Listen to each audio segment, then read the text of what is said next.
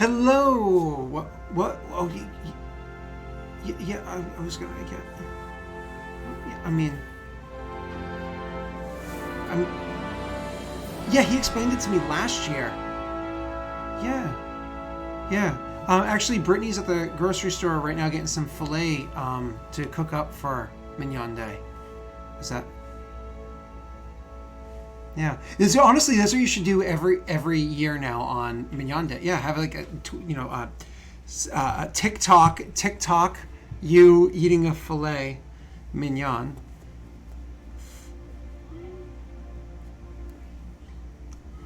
Like a quality filet mignon. Yeah, like a really good one.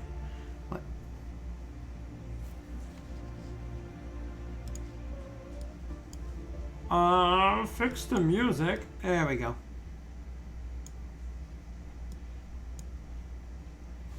Thanks. Oh, I know what it was. I pressed the button, but it's stuck. That's why. It has nothing to do with the music. I pressed the button and it's stuck. So they did not hear. Oh, no. All right. Never mind. Rory, did you say you needed help finding something? Yeah. Good call. Good thing we got these things on standby. Dude, Can they hear us now? This is gonna be great whenever we just need to get rid of Scott. Just pull out the cameras. I do like the crazy eyes whenever I like. Yeah, I gotta really. And we gotta just add the voice to it. Hi, Scott. Scott. Am I the droid you're looking for, baby?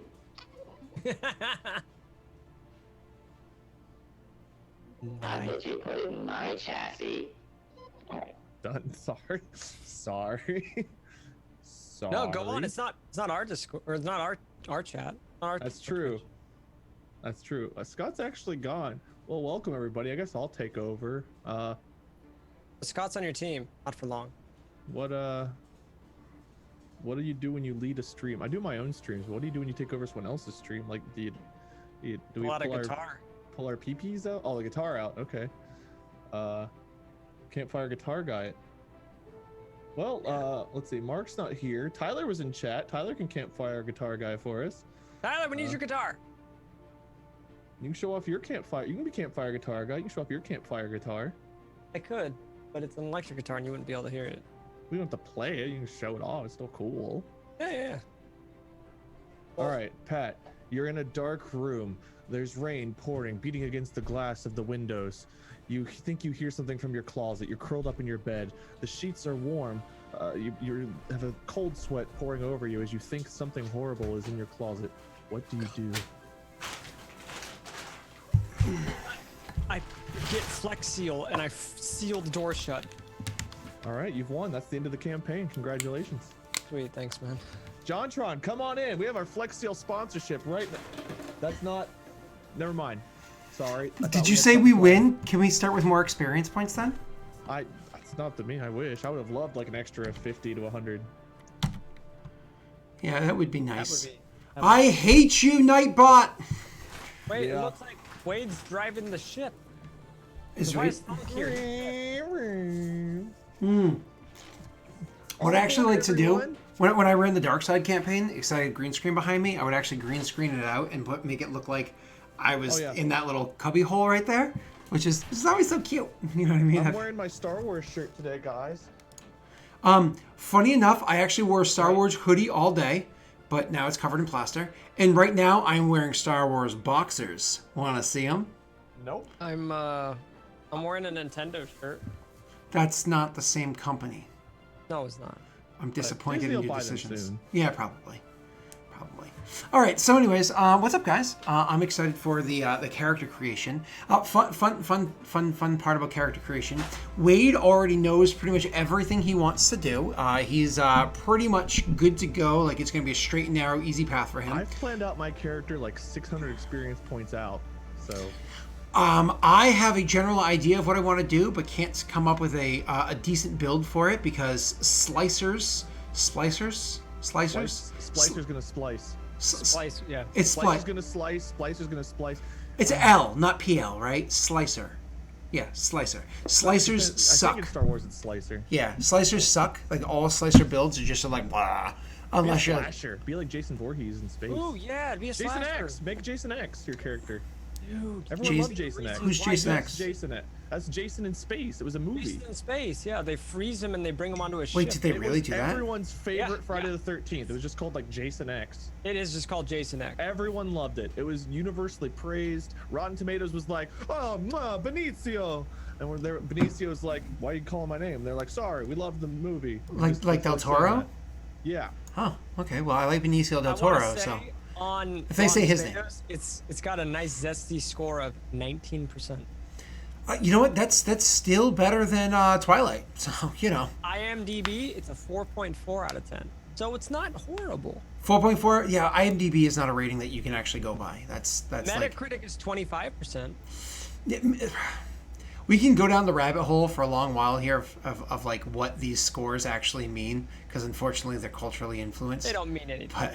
But ooh, That is a very cool mask. Wade, could you do me a favor? Wade, do you have any like tissues or cloths, or can you like polish your helmet? For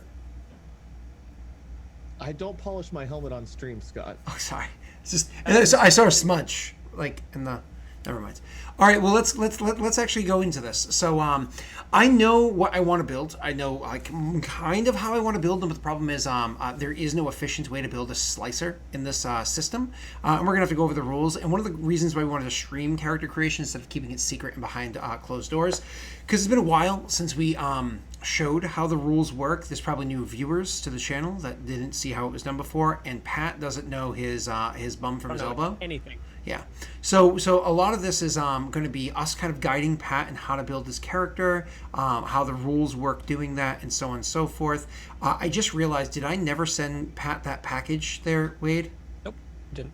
No, I don't know. I was busy polishing my helmet when you were sending out your Sent me package. one video, and I went across and I watched 4 Mandalorian videos, and I watched one on Revan. Why are you watching our Mandalorian videos?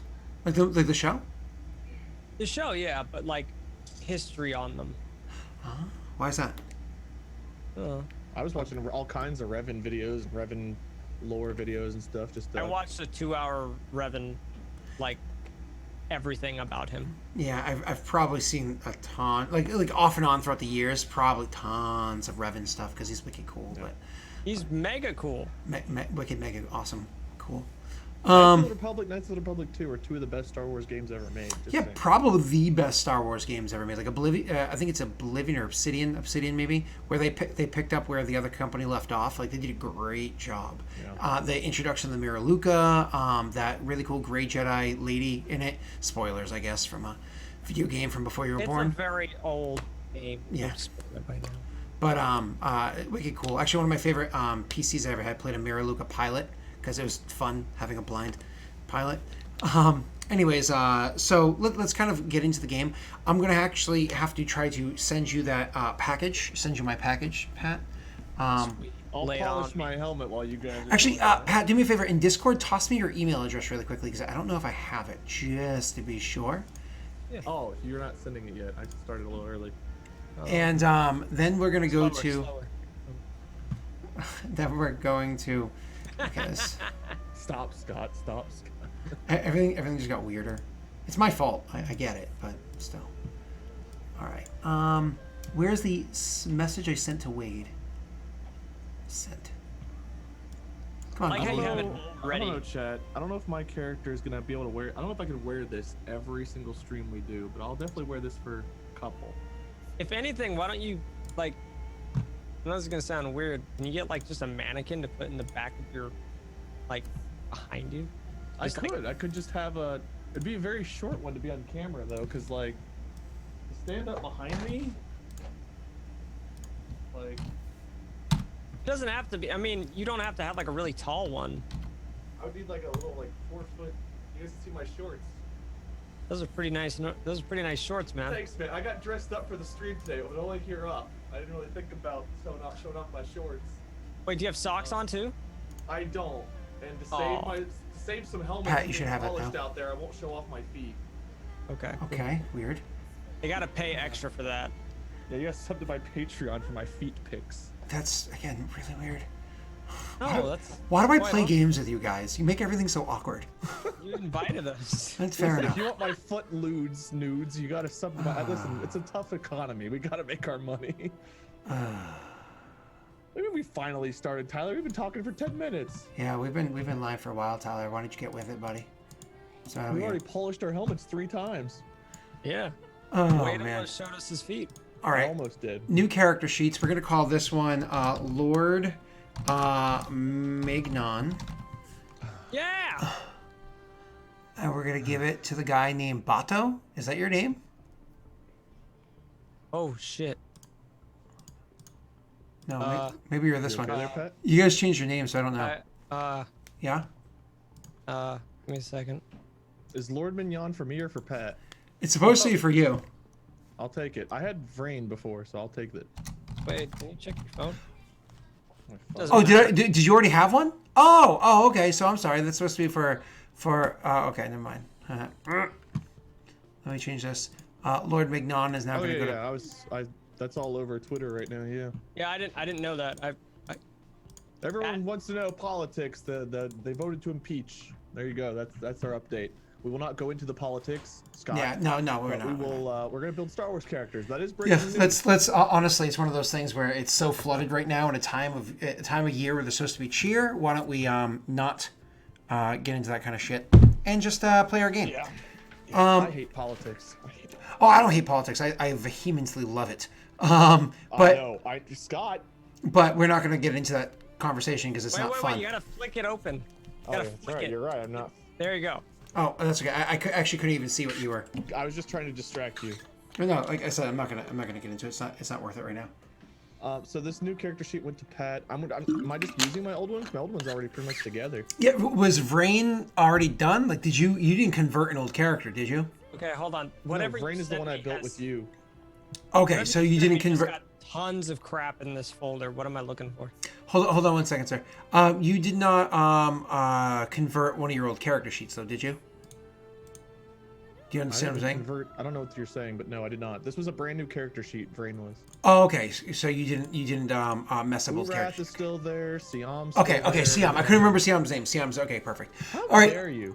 So we don't know what book you're going to open yet, there, Pat, because there's a lot of conversation we have to go over. So first and foremost, why don't we go over what our basic concepts are? Because we really didn't want to give that away on the last stream last week. So we've already announced I'm going to be playing a Chiss Slicer, so people already know that. I'm most likely not going to be changing any details about that, but we'll figure it out. So I suppose, Pat, since you're the one that we're going to kind of have to focus on, and the one that we would like to take advice from people that know the system. What system are we playing? FFG Star Wars. We're actually using a mixed book system, which you're going to get to in a moment. Kind of like if you were to play White Wolf, and you were to choose like werewolves and vampires and Geist and changelings and whatnot. So why don't you describe your concept at its core there, Pat, and we'll kind of go on from there. My concept of my character? Yeah. Not your backstory, but just like what you want your character to be and the build you have in mind, like what you envision of your character, basically. Like race-wise as well, or just basic stuff? Yeah, including race matters. And technically, you don't have to divulge your race, but you're more than welcome to do so. Things you I can guess say my in race Star would be- Wars RPG and not in real life, Scott. What was that? I'm sorry. What? I'm sorry. If it was a joke, I went over my head because I Mine was. was. Yeah. Oh, I'm sorry. I said race matters. I said things you can say in RPG and not in real life. Oh. Because you were just dead on, like, yeah, Pat, tell us, race matters. Oh, that's. Oh, sorry. That was. I guess I would be just basic human. I'm gonna be I guess, medium to long range rifleman. Okay, cool. So, race human, medium to long range rifleman. Any other details you want to share, or no? I would have a blaster for short to medium or close to short range engagements. But aside from that, nothing, no physical or melee built thing. Okay, awesome. So keeping it nice and vague, beautiful. So with your actual concept, how it is to build them. If you're, I can actually tell you that with that concept, the way that if you want to be a medium to long range rifleman, most likely what I'm going to suggest, as long as you're not saying I want to walk around with a heavy repeater, is you're probably going to be assassin as your core class, specification. So just so you know, Pat, in this game, after you choose your race, you choose your classification, which think like D&D class, and then specification, which is like subclass, like when you went warlock, when you went like sorcerer, and then you chose specifically Phoenix sorcerer, or whatever. right? Yeah. So you choose classification and specification. You can choose those both at once. The cool thing about assassin is I believe assassin is inside 2 different classifications. It's the same exact thing, but one I believe is under the bounty hunter classification, and one I believe is under the soldier or hired gun classification. And the reason why that matters, why you're like, why do I care if they're both exactly the same, is because Probably have different unique traits for either or. yeah, well there's general and specific skills. So the general skills will be a little bit different between the two. So technically is a little different there. But also when you're building your character, jumping between different specifications within one classification is pretty easy to do. It's kind of cheap, if you will, experience-wise. But jumping between one specification inside a classification to a specification inside of a different classification, I know these names are annoying, is much more expensive, if you will. Here's So the basics. This game requires, like, unlike the D&D 5e, we don't just level up. In this one, we, like, every session, Mike will give us 5 experience points, 10 experience points, somewhere in that range. woo! Thank you for all this gift subbing, everybody. Woot Oh yeah, woot. Void Soldier, Glasswell, thank you. Yeah, thank you, everybody. But Mike will give us a set amount of XP after every session. Sometimes we can earn bonus XP, whatever have you. But we'll get like a set amount of XP. We're working on how and we have much. to spend it ourselves. So we're not just like looking at the chart of how to level up. We have to decide if we want to like increase one of our skill points, like we want to make our athletics better. We have to decide if we want to save up and get 25 of them to buy like a really expensive, nice perk like dedication, which increases one of our base stats. We have to decide if we want to buy into a new tree. So you start off with one tree. So like Scott's saying, maybe assassin you start off with. And then that tree builds off into like a bunch of like RPG stuff. Well, that tree has its own set amount of things you can buy, but that tree falls under an umbrella of like, let's say bounty hunter is its own tree. Maybe there's assassin bounty hunter, there's like gadgeteer bounty hunter and something else. All of those are pretty cheap to buy into, but if you want to be also a noble, you can buy into the whatever tree the noble falls under. It's just more expensive because that's not your starting umbrella tree. But all of it, it's all about spending experience points and trying to min-max where you're putting those points into, whether it's skills. And thank you for specifically saying that. You have to min-max in your design. Not min-max in your concept, but after you come up with your concept, you have to min-max the design. Otherwise, you're like, why do I feel like after 6 years of playing this game, my character is barely developed? And you're like, well, you know, you should have spent your skills a little bit better. Well, everybody else seems to be progressing very well. So this is why like a whole stream dedicated towards character building concept is very important. For Siam, my old character I used to play as, he started off as a smuggler, was the overall tree. He was a smuggler. And I bought into the scoundrel tree. So there'd be classification, smuggler, specification. Classification was smuggler, then I bought into the specialization of scoundrel. And then once I finished doing the things I wanted to do on that tree, I bought into the gunslinger one and started getting more stuff on that one. I can't find the books on this computer, which is really annoying. I'm gonna go grab my laptop real quick if you want to keep going. Did you find it worth? It was just stuff to wait, I guess. Did you find it worth skipping into different trees like that?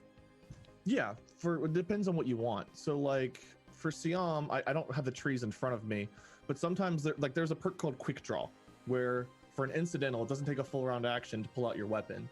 So if I got into a battle unexpectedly, I could just pull out my weapon and fire right away without having to waste a turn. But the second tree I bought into also had that as a perk. And while there was another thing called Improved Quick Draw, where I could do it with 2 weapons, having 2 perks into Quick Draw is just a waste. There's no reason to do it. Would there So be a benefit to having 2 quick draws? Sometimes there are. So like if you're looking at force users in Forces in Destiny, there's stuff like parry. And for each rank you have into this skill, the better it gets. But some skills don't work like that. So some skills you just want the perk one time. Some skills you want it multiple times. And sometimes you might feel like it's overkill. You don't want to have a character that's just got 30 points in parry and nothing else. So it's about building your character the way you want. You can always rush down to a perk you really want and then buy the other stuff later. But you have to follow the lines on the charts and buy them like in the order. It has to make sense, kind of a thing. Yeah, so there's a certain way. Let me pull out one of the books. I'm going to show chat a little bit so that way it makes sense here. Like, look, I can't read this while I'm holding it up, but if you look at this tree, This is the warrior. Is the special Okay, Pat. classification. Aggressor is a specific tree. Now, do you see how there's 4 boxes at the top? Each one has a line down. Yeah. Yeah, Pat, I'm actually going to give you specifically a book to look at. In the folder that I sent you, look for EOTE hyphen CRB. That's Edge of the Empire for those of you that know the books, and Edge of the Empire core rulebook. Okay, and then I'm going to specifically give you a page to go to. So in these books, these charts, you have to follow the lines from perk to perk. So all of these are pretty connected, but you can see like this one that I'm pointing at right here doesn't connect to the blue one next to it. You have to either go up and work your way down, or go down, over, and then back up again. So you have to follow those charts around, but you don't have to buy all these perks. You can skip the ones you don't want. So do you have that book open, Pat? Yeah. PDF page 59. Whoops. That was my microphone I just punched. 59, you said? Yes, sir. Tell me when you're there. I don't even know how I know that I'm there. Or just It'll say at the bottom of the page, Bounty Hunter, Assassin, Talent Tree. Which book are you in? Edge of the Empire, sir. The basic one? Correct. Core rulebook, yes.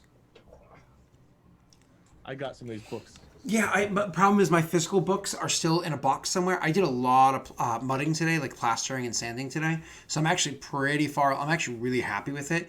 If tonight got canceled, I legit would have finished all my plastering tonight. But I was like, we can't cancel. We need to get this ready. Especially since my game this morning was canceled because one guy's in the hospital and the other one's having a rough time. So I was like, well, I need to. I don't know if I'm on the right page. Would it be where 4 people are standing on the page? No. It should look like this. PDF page 59 It should look like this, Pat. is what I typed in. At the very top of the page, it says... Right, that's what I figured it looked like, but... It says Bounty Hunter Assassin. At the bottom of the actual physical page, it should have a 59, like on a little blue Millennium Falcon thing. The PDF page number and the actual book page number are 2 different things. But Well, actually, the actual book page number is 59 as well. Maybe the PDF page number is 68. Maybe, but I don't know. When I typed in 59 onto Adobe, it popped up the correct page. So, if I remember right, wasn't Kuka Bounty Hunter Assassin? Bounty Hunter Assassin's an awesome starting tree. it is. There's another version of Assassin. That's what I was trying to get to. So I'm going to choose the classification with him in a second. But go ahead. Counselor heal chart. I'm not on 59 and 60. Okay, maybe you didn't. Maybe you didn't open the right book. So back of the folder that I sent you. No. EOTE. Oh, I did click the wrong one. Edge Yeah, of yeah. the Empire, and you want the core rule book, or CB, or CR, or whatever. Neil was in the hospital. Nag Height was in the hospital this morning. He's open about that. He went in a couple days ago. He's just having Okay. issues. And yes, 68. I see that now. Okay, perfect. 59 is what you're looking for, isn't it? Yeah, 68 PDF. 59 is where it starts. Yeah, yeah. Gotcha, gotcha. Yeah. So all right, sir. So Bounty Hunter Assassin Talent Tree. So to pick up where we left off, I wish I can kind of display this on here, but I don't want to break any rules by displaying this information on. So you can hold up your physical book, and that's okay. But I think holding up a digital image might be a bad thing because I don't know what's against, what we get in trouble for. So if you guys have this book, feel free to follow along. Anyways, so what you're looking at, Pat, is in the talent tree at that very top. So you're going to go to the top of the tree. Thank you so much, Wade. I'm actually going to make Wade's image a little bit bigger for everybody. Probably a wee bit tiny. Yeah, so I'm going to make this a little bit bigger for everybody. And thank you again, Wade. You're super awesome. So right at the very top of the talent tree right there, you can see that those first 4 things you can easily buy into for the total cost of 5 XP each. We'll get to how much XP and how you spend it in a minute. So Grit, Lethal Blows, Stalker, and Dodge. You can grab any of those a la carte however you want. But just as you can imagine, those piped lines going down mean if you grab, say, Dodge, you can get to Quick Draw. And as Wade's moving down there, from Quick Draw, you can either go over to Quick Strike or down to Anatomy Lessons. Let's say you go down to Anatomy Lessons and you grab that for the 10 and the 15 XP listed I there. cannot go to Lethal Blows. I have to continue down. To Lethal Blows, funny enough. But yes, you are correct. Yes. So you have to follow the piping. So Yep. But an important thing to note, and this is super important because of how some classes are structured, all the slicer classes, sometimes you have to go, wait, can you show us the bottom, please? Sometimes you have to go, it's not true for this one. Sometimes you have to go down to go back up. Actually, go up just a hair more. Thank you, stop. So if you see targeted blow, goes down to stalker, goes over to sniper shot, then goes up to stalker, then goes up to jump, you know what I mean? So like there's things like that where sometimes it's literally walled off and the only way you can get to areas is by going all the way to the bottom where they're super expensive, going over and then all the way up. Sometimes they do that to you. That on like other trees. Other trees, exactly. So what we're looking at right now is specifically the bounty hunter classification, and the subcategory of that is the assassin talent tree or specification. If you go to the next page, what's your face, Pat? You'll see gadgeteer. So you're still a bounty hunter, but you're now a gadgeteer. Now, what I was saying beforehand, and if we actually wait, it pulls back the book half a second, you can see that there's gadgeteer, and the next page over is survivalist.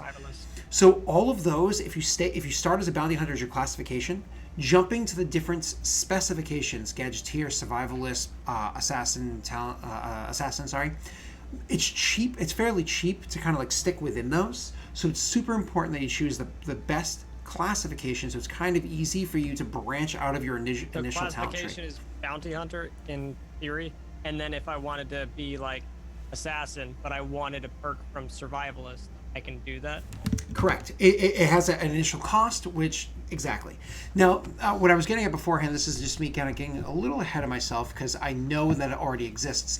It's either soldier or in a different book. Actually, probably the book we're going to be pulling from for you, depending on how we go. It's either soldier or hired gun. There's an assassin talent tree that's almost identical. All of those little blocks Susan, you can purchase are identical. It's just the skills are a little bit different. All of those are going to be for that other classification with other specification options. So you and I kind of need to choose that.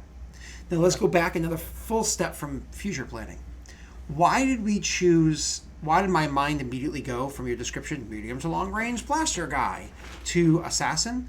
Well, I mean, I have a rifle and I'm not going to be in combat. I'm probably going to be away from it hunting thing. Yeah, and these give you some pretty baller abilities, if I remember correctly. Like, where is the one that's super nasty? I mean, just lethal blows sounds great. Master of Shadows. Hold on, am I on Gadgeteer? That's why I got confused. Actually, the one that's gonna mention dedication. Dedication's a skill I get on here. Every tree should have dedication on it, so that should be one that we all get. Dedication's a great one to get. Well, dedication's of course great. Precise aim is really good. Sniper shot is really good. And what's the other one that's like super amazing that Wade was like, wait, why did I never get that ability? I'm trying to remember because there were some great ones on here. Is that not on here? I thought that was on Assassin. I thought it was too, because this is what I swear this is what Kuka had, and Kuka was great from range. Kuka was assassin. I mean, there's all these things like deadly accuracy that adds more damage. Anatomy lessons adds more damage. I mean, you can add a lot of damage. You add blue dice to your stealth and coordination skills. Well, deadly accuracy is incredible. Like that is a really good one. Well, that's why it's at the bottom. I imagine is because this actually. You don't have to activate it or anything, right? It just automatically happens. Correct. And I actually had a different classification and talent tree. I actually grabbed deadly accuracy like for only 10 points, like way up the tree. And I was like, I actually had it twice for that character for 2 different types of weapons. And basically, this tree is about adding range to your attacks and adding damage. Like a lot of this is adding a lot of damage, and I feel like precise aim is a really nice maneuver. Reduce targets melee and range defense by that number. Okay. So you'll see that like precise aims on here twice. Those are ones that it's good to have multiple ranks in. Dodge is one you probably want multiple ranks in. Now your tree is really nice. I mean, this one you have to go like straight down for some of the perks, it looks like, but not very much. I remember one of the trees I did, it's like you had to go down, back up and around and over because there was only one path to get to like some of these skills. And it was like, it took forever to get to some of them.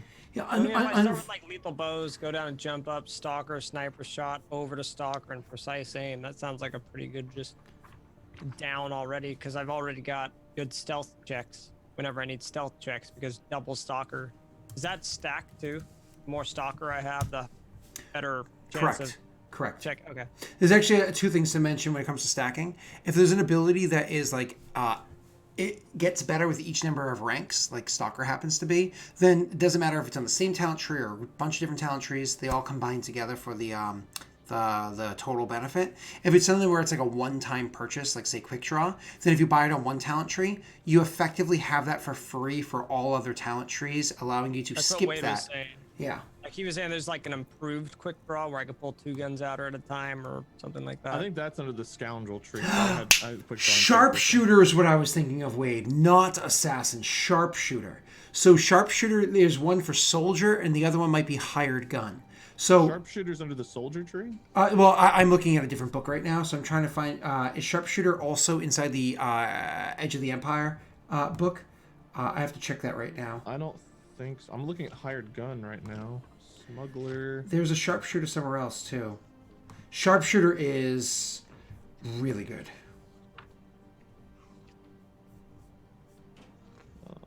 Sharpshooter would be a red perk or a blue perk?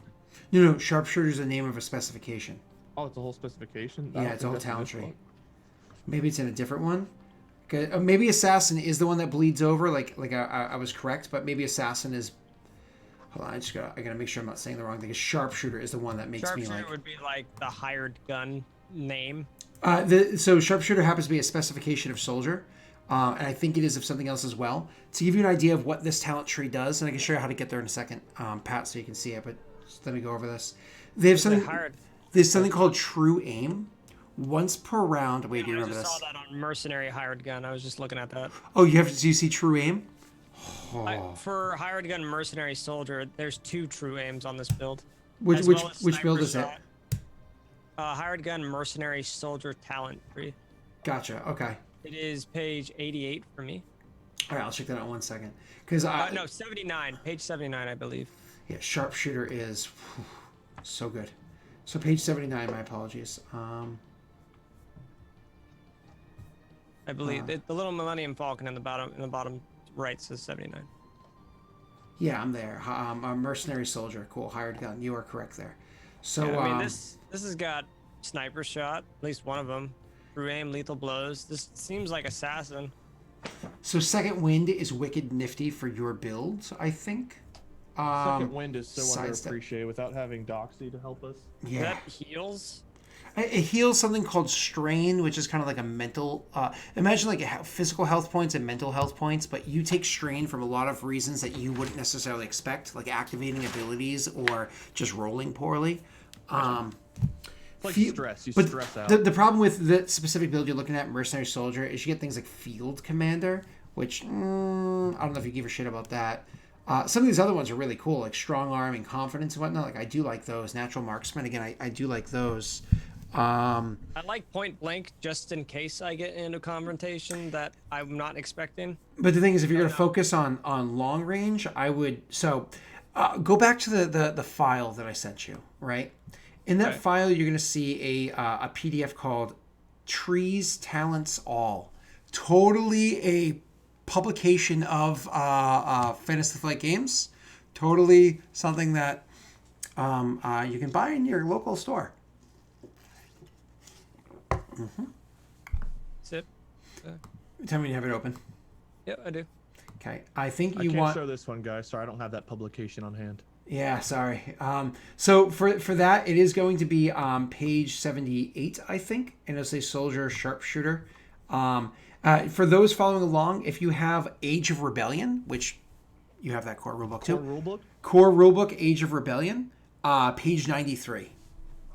I got you, chat. Thank you, Wade. Soldier I have Sharpshooter. some of these books. Correct. All right, I have to zoom in. But, oh God. Okay. Now, I need to go and buy these books. I feel like a nub. Don't even worry about it. So Soldier Sharpshooter. This is. I wish you had something to hold that up to make your life easier, Wade. So, anyways, looking at these. Disgusting. What looks disgusting? The whole tree, it just looks disgusting. Disgusting? Why? You mean in a good way? In a good way. Oh, okay. I was like, is there like a smudge on it? It's like it looks like a stupid perk tree. It's like. I know.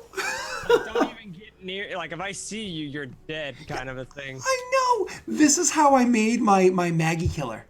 So when Maggie killed my my character in our old campaign, and I had to spoilers. The campaign ended a year ago. When Maggie killed my old character and I made a new one, he was a soldier, and it was a combination of, if you're on that PDF that I have for you, Pat, it's both this class, sharpshooter, and the next class down is heavy. You probably won't go heavy. Maybe you do. It's up to you. But can I do that? Well, I guess I'd be under the same skill. Classification. Yep. Classification. Yep. Okay. And just so if anybody wants to find heavy, wait, you might not have this book. It's Heroes of the Rebellion, page 29. That is also stupid. Is that an Age of Rebellion? You're a one? disgusting Correct, man. sir. Yes. I don't have that. I've only got the core rulebook for Age of Rebellion. Gotcha. Yeah, the cool thing about heavy, one of my favorite parts is I think it's called Burly. My That's what I computer's. just reduced any wielded weapons cumbersome quality. Yeah, that's what I was just looking at. It's actually it's not just the cumbersome quality; it's also the encumbrance rating. True aim. I'm gonna keep studying it. True aim. Sharpshooter's true aim is. Oh. Yep.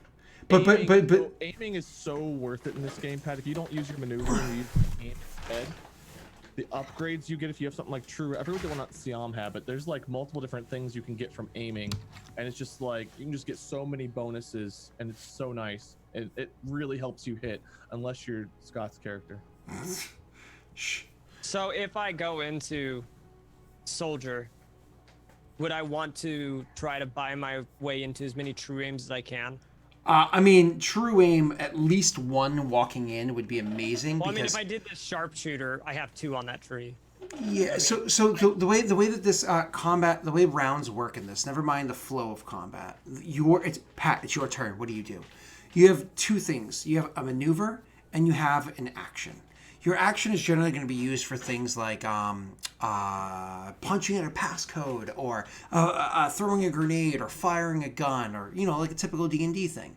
Your maneuver is going to be used for things like I run down the hall, or I get something out of my backpack, or something like that.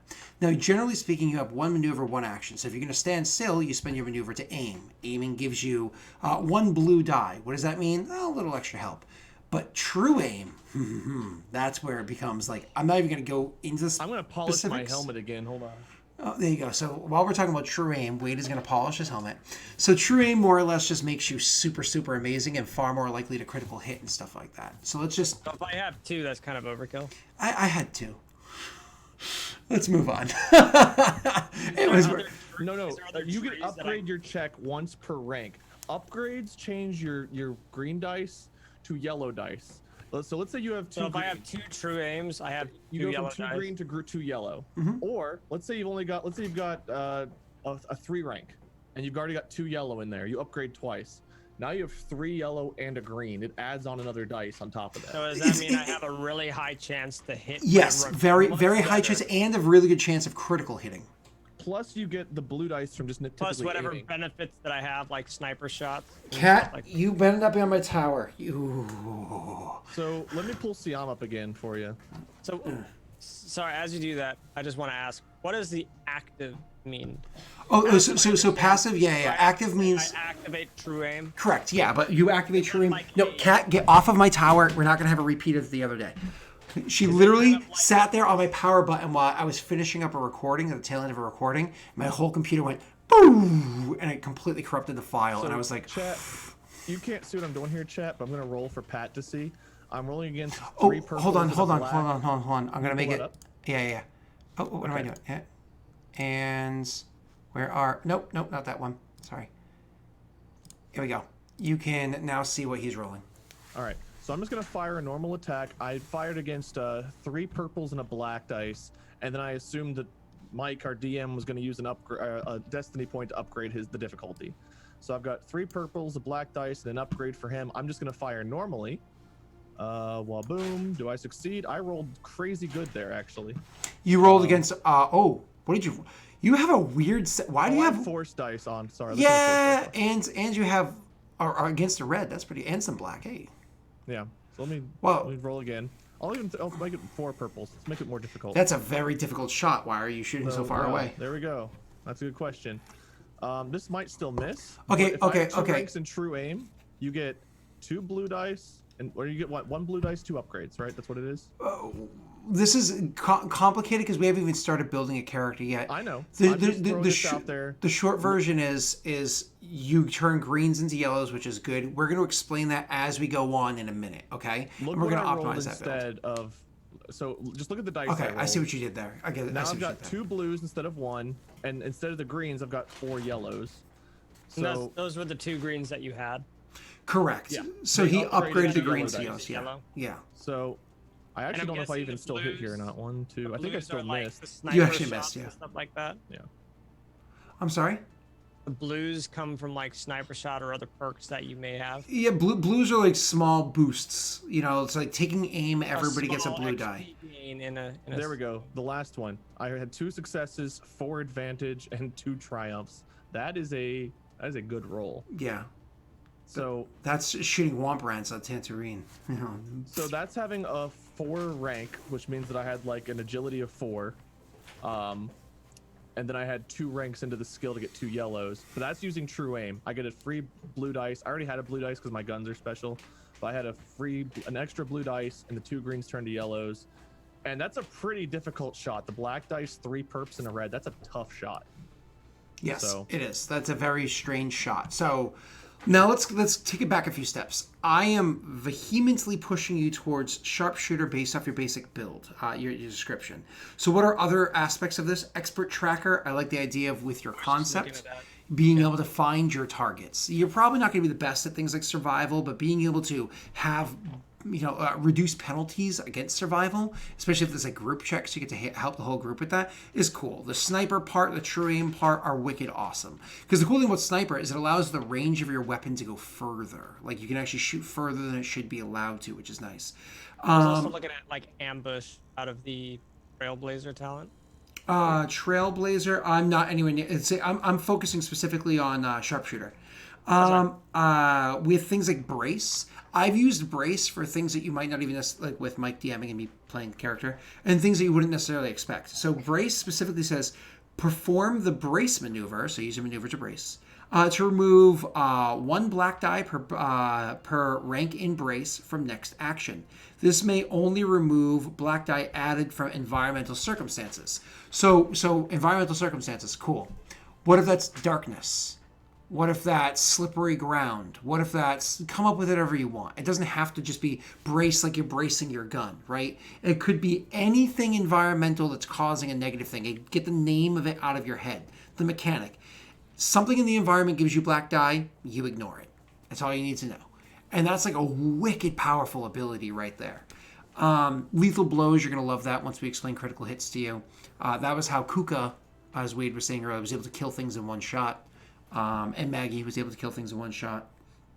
Usually you can't do that. Usually it takes like many hits. And so on. Honestly, sharpshooter sounds like what I was aiming to go for. Yeah, because even just the top tier stuff is awesome and so on. All right, cool. Awesome. We know what you want to be. Sharpshooter, just looking at the other specifications, we have heavy as an option for you. Trailblazer, as you said, is another option down the line. God, this PDF knows crap on me. Vanguard is actually kind of a cool one, but it's probably less for you. And I think Look at that's Quick Fix too on Sharpshooter. Quick Fix is a very good power. Yeah, I was looking at that.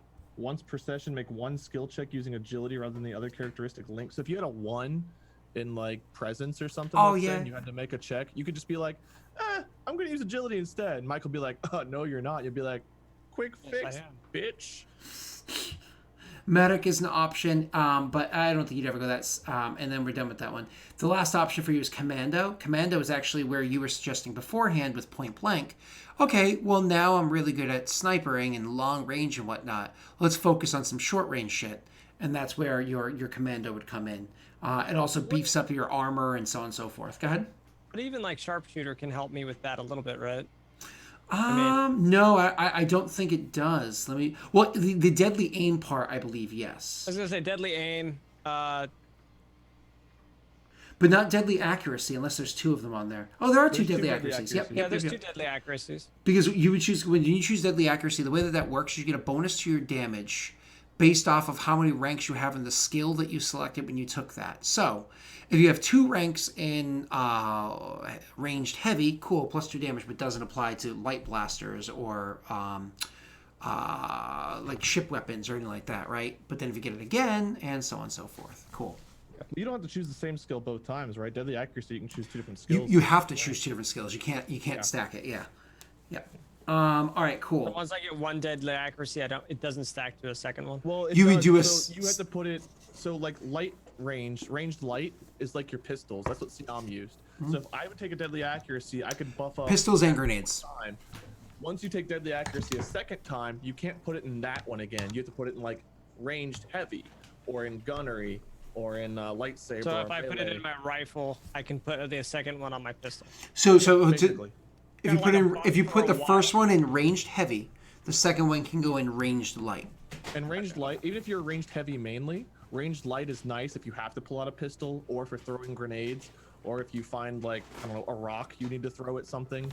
You need to, like, wasn't it one of the Star Wars movies, the original trilogy, where someone takes a rock and throws it and they hit like one of the button pads and close a door or something? Yeah. Pull off a Star Wars-y feat like that would be ranged light to throw the rock. Yeah. Gotcha. So there's 5 combat skills, just to finish up what we're saying, and then we can move on. There's 5 combat skills, and it specifically says choose a combat skill. There is ranged heavy, ranged light, so think heavy blasters like rifles, think light blasters like pistols, gunnery, which is like think ship weapons. There's melee, which is like I have a sword or a knife or an axe, and then there's brawl, which is I punched you or kicked you in the facey nuts. Adrian! Yeah. The last 2 will not be my forte. Well, for now, you might you might actually be like, no, it's useful having a melee option. Would melee count? Would that fall under like? Oh no. With like lightsabers and all that junk. Lightsaber has its own thing. That's a 6th combat skill, but you don't get A that. vibro sword or a vibro axe, one of those. If you have a dagger, like all those would be melee weapons. Brawl is just your fists. Unless you had like brass knuckles, I assume those would fall under brawl. But like everything else, I imagine melee weapon. It counts as a melee weapon. You are 100%, unless it specifically says otherwise. Anything in your hand other than brass knuckles is melee. So unless it says otherwise in there, yeah. There's also lightsaber, but shh. You don't get that. All right, moving on. Cool. So I think you become force sensitive throughout, and sometimes like Siam may have become force sensitive toward the end randomly, and I was not, which was a spoiler alert surprise. So we chose your classification. Soldier.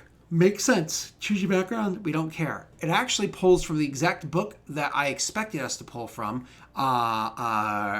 What's it called? Age of Rebellion? Age of Rebellion. Because I'm going to be Edge of the Empire, and Wade's going to be Force and Destiny. We'll get to him in a minute. I think he kind of figured it out with him polishing his helmet. I said Faith and Destiny. I think I meant Force and Destiny. But moving on. So, this doesn't mean you can never buy into the bounty hunter assassin tree. You can. It's just it's expensive to buy into the It'll be second tree. expensive. So when you say expensive, how? Experience points. I don't know, like 20 Well, or like something. if it costs 5 to buy into the first perk, would it be like 20? Buy Well, into the Yes. perks cost the same, but there's like a fee to get into the tree. to get into the club, kind of. So Scott, quick question. Mm-hmm. Let's say he starts off as a soldier. He goes through the sharpshooter talent tree. Maybe he goes through the commando. Mm-hmm. He buys into assassin. Let's say it costs 20 experience points just to buy into assassin before he even it's gets hold on, not quite how it works. You get into your first specification or talent tree, whatever you want to call it, for free. soldier sharpshooter. When you leave that talent tree, all new talent trees cost 10 times the total number of talent trees you now have. So if you're buying into a second talent tree, 10 times number 2 is 20 experience points. So to go from sharpshooter to say heavy or commando, whatever it is, still soldier, costs you 20. If you go to the third one, it now costs you 30 more for the total of 50. Even if it's Cool. a different classification. Now, Let's if say it's a third different one- classification, same rule applies, plus 10. Okay, so it would be 40 instead of 30. Correct, or 30 instead of 20 if that was your, you went straight from soldier Once you bought into to... bounty hunter once, if he buys into bounty hunter again, is it still different than his original? So it would be the I honestly don't know the answer to this one. I believe Wait, the so answer if I leave- I believe the answer is no. I If believe leave I the believe sharpshooter talent tree, do I lose the perk? No, you No, don't leave it. no, you keep just it. Keep adding. Yeah, you keep it. You just start plucking. It's like you grabbed all the apples you wanted, and now you're getting oranges too. You know what I mean? And then you start grabbing I'm some grocery celery. shopping. Yeah. It's still your Yeah. base. It's still the foundation of your house. Just now you're adding a nice Still second who story. I am. Yeah. Okay. Yeah, exactly. But what do you mean buy into it again?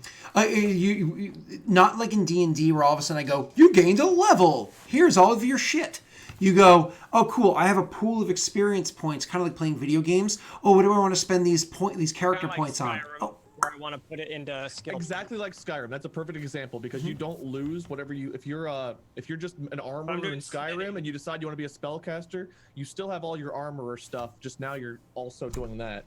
But there's a penalty for buying into it later. Is what he's saying is like now you got to spend 20 or 30 experience points to start doing enchanting before you can start enchanting. But you can still go down every route eventually if you wanted to. You could literally have every tree in the game theoretically eventually. But you don't lose them. Once you've selected, you can't unselect. What do you mean buy in? Like when I leave my tree, you never leave your tree. You just keep adding. You add a new You just tree you to just it. you just plant a new tree in your grove. You can always go back. So let's say you don't, for some reason on Sharpshooter, you don't ever buy that dedication. You just skip it. And then you buy into that. You go and you start doing commando talent tree stuff. Anytime you want, you can go buy dedication because you're already in that tree. Yep. You can always go back to something that progress you've is already never started. lost. Correct. It's just- Correct. You can always You go just back- you're just any planting tree new you trees in your started grove. working Mm-hmm. on, Any tree you started working on, you can go work on it any time. You can buy stuff in whatever order you want. Gotcha. So Some- right now, if you wanted to, Say you it. could spend all of your experience points and just have 3 trees with no skills. Yep. Theoretically, if you wanted to. Yeah, you can legit buy into trees and not even get any of the talents on that tree just because by buying into the tree, you now turn certain already skills did into the hard class work. skills for you. So yeah, you already did the hard work. Yeah. So, So if I wanted to say I did like, shoot, I forgot what I was gonna fucking say. God damn it. It'll Hey, come gu- back to me. guys, by the way, sorry if the stream title is wrong. That's just because Nightbot's not working for me, as you can see. I've already texted. Oh, that's not what I meant to do. That's Pat's email, but that's fine. I imagine that's an email that's public, right? Yeah, that's probably good. Yeah, I figured it was a professional one. Well, I only put my social in here on accident. Oh, that is 045666. Stop, Scott. I found out that the first 2 digits of your social actually pertain to the state that you were born in. I didn't know that. Really? Yeah, so if somebody knows what state you were born in, they know the first 2 of your social right off the bat. Hell yeah, 69, bros. There's 50 states. Let's just Shit. say that. So, Are you saying mine's forged, bruh? oh god, when you say that, it hurts. And it hurts me too. But there might be. I don't know if it's different for like say Puerto Rico or like any of the other like islands or whatnot that we own and don't allow them to be citizens. So, which is terrible. But away from politics. So moving on. What were we saying? Question. Sorry. So, say I bought everything in Sharpshooter, and I'm now working on medic, soldier medic. Say I've already bought into it. Is every single perk I buy from that plus 20 No. you said it is? The perks are only the cost you see there. It's just to get into the trees, that initial cost. So okay. So you fill out Sharpshooter, you 5, spend 10, 20 15, experience 20. points. You can go into medic, and everything is the cost you see. So just to buy the tree, Just to physical buy the tree. Yep. it's $20 or whatever, 20 points. or Yep. whatever. $20 to access the DLC. Then once you have the And then- DLC, everything in and it, then you can after access I normal do that, price. Okay, so that's why it's almost beneficial to buy a bunch of perk trees if I want to go into those perks. Yeah, but I mean, you can also save up and do it later. So like Right, with okay. Siam, I did a whole bunch of stuff with Smuggler Scoundrel, and then after I finished what I wanted to do there, I was like, okay, he's pretty cool, but he could be better. Then I bought into Smuggler Gunslinger because I wanted him to dual wield pistols, and there were a whole bunch of great perks for dual wielding pistols and Gunslinger. So then I spent 20 points to get into that tree and started filling it out. And with how you guys are running it, Scott, I can pull from different books, and that price is still the same as long as it's the same classification. I mean, technically speaking, Like if I wanted to be of Age of Rebellion, and then I found one from like As long as there's soldier in it, I would say that if it's a soldier tree, it would be the same. I can't go from like soldier to like I don't know, counselor or diplomat or anything like that. Right? why not? Why not? Yeah, as long as you have GM approval. Yeah, yeah. Oh, okay. It's just it's the 10 times the number or whatever, so it's 20 to buy into the second Plus one 10, on Soldier. But if you wanted to go into Politico instead, it would be 30 for your second tree. It would just be 10 more. I won't do that. Politics suck, but You could.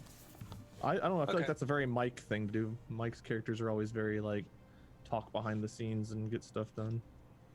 Mike didn't spend a single experience point the entire time he played that evil campaign. He never even not finished. surprised. He never even finished building his character. You didn't spend all of yours as Kyle either, did you? You had a whole bunch whenever you right? oof, man. Too soon. Too soon. So let's get into actually building your character.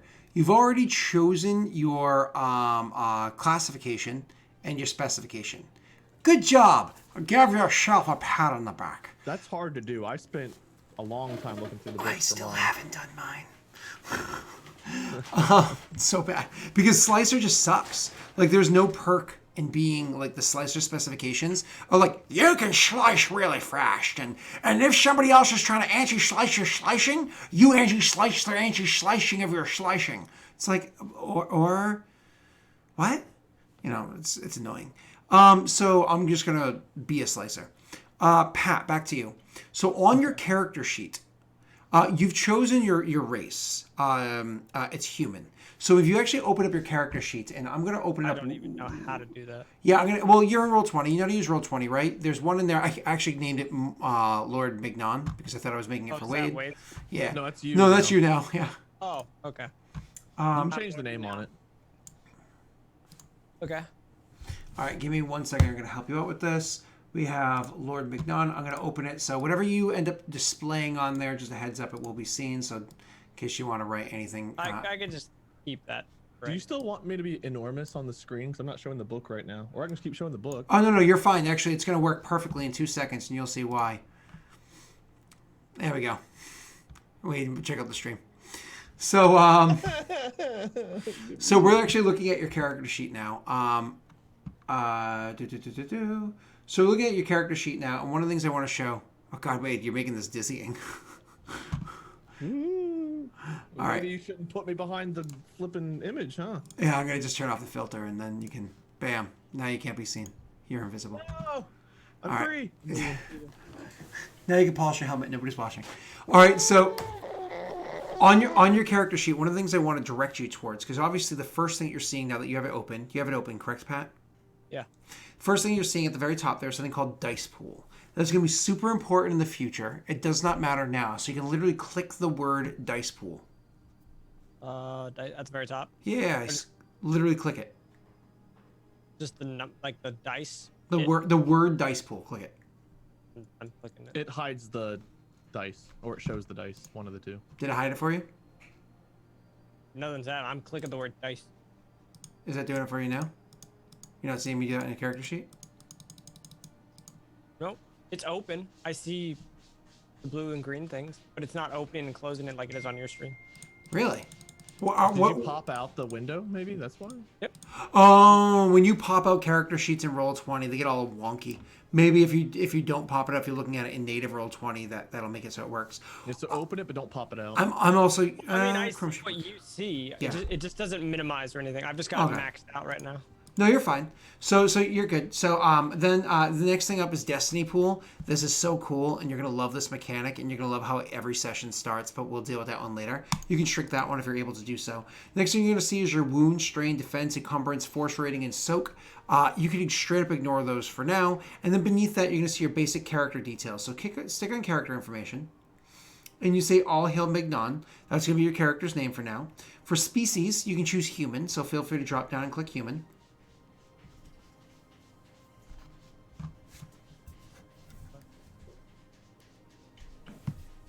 I love the sound of a cat playing in their cat box. So much fun. I love owning a cat. It's my favorite thing ever. I totally don't want to just murder the thing. Nope. Cool. I'm good there. Cool. I'm just checking something really quickly. It's just loading. And then how many experience points you have? I think it's 110 or 105. Give me one moment to confirm that. There we go. 110 sounds good. Yeah, I just have to check that. I think human is 110 to start. Yes, but he's Oh, not different races get different amounts of XP. correct. Oh, you're looking at the other variant of human too, aren't you? Correct. Because there's multiple variants of human. There's You actually have humans, and then there's 105. humans. You have 105 experience points for your starting. So change it to that for your total. And then the way I personally like to do it is, and I think it's good for us all to be uniform for the sake of tracking for Mike, is total XP. And because you haven't spent a single point yet, your available XP should also be 105. Because you haven't spent any yet. So the number on the left will always be how much you've ever accrued in total. So and then I'm one on the never right is touching that until Mike tells me to change. Like, oh, we got 5 more points, so I just add it onto that. correct. And the one on the right, you'll eventually zero out as much as you can. All right, cool. Now, the next thing we want to look at is the player name. You can write Pat, doesn't really matter. Credits, I mean, I ain't giving you no cred, man. Ain't got no street cred here. Yeah, that's how these games work. We never see that number change. So you can write Pat if you want, doesn't matter. After that, you're gonna write career. It might even be a drop down for you. It's not. Okay, so that's right. If you press add, it becomes a drop down. Doesn't really matter though. Type in soldier and I was saying classification specification because I'm a dumb fuck. It's career and specification. Add and it put in bounty hunter. Yeah, but you can change that to soldier. Soldier. I was like, we're not bounty hunter. What's the other one called? Soldier. Soldier hired gun? No, Yeah. it's soldier Sharpshooter is what you're Sharpshooter. getting. Yeah. And then So click away. soldier's your career, sharpshooter's your specialization. Is it in your career? Yes. There's a crap ton. Yeah. Oh, So you just Lord, find the right okay. one. And then just keep it. Yes, is my career. Yep. It's your first one, so anything soldier will be your career. Anything not soldier will be out of your career that you add. For the description, I guess I can add that later. I don't even have a description on that. You have description on that? Oh, description down below. Yeah, you can mess with that whenever. That's not necessary right now. Unless you already know what your character looks like. I do. Add whatever you want people to know. I won't do it while the stream is active. Okay, moving on. Gender, age, height, all that stuff. It doesn't really matter quite at the moment. So we can move past that. Why don't we click that? You see the red box that says character info? Click the one that says skills. Wait, red box is character info. Correct. Right above it, all hail Mignon. He's scrolling back up. Oh, scroll back up. Gotcha. Character info. Okay, skills. Correct. Now, right there, you're going to see Braun across the board. Why don't you churn all those to 2? Because for a human, those all start off as 2. All across the board, brawny, agility, intellect, cunning, willpower. Yeah, presence. all your starting characteristics All are 2. 2s. Cool. Click the check marks for career skills. Thanks, ma'am.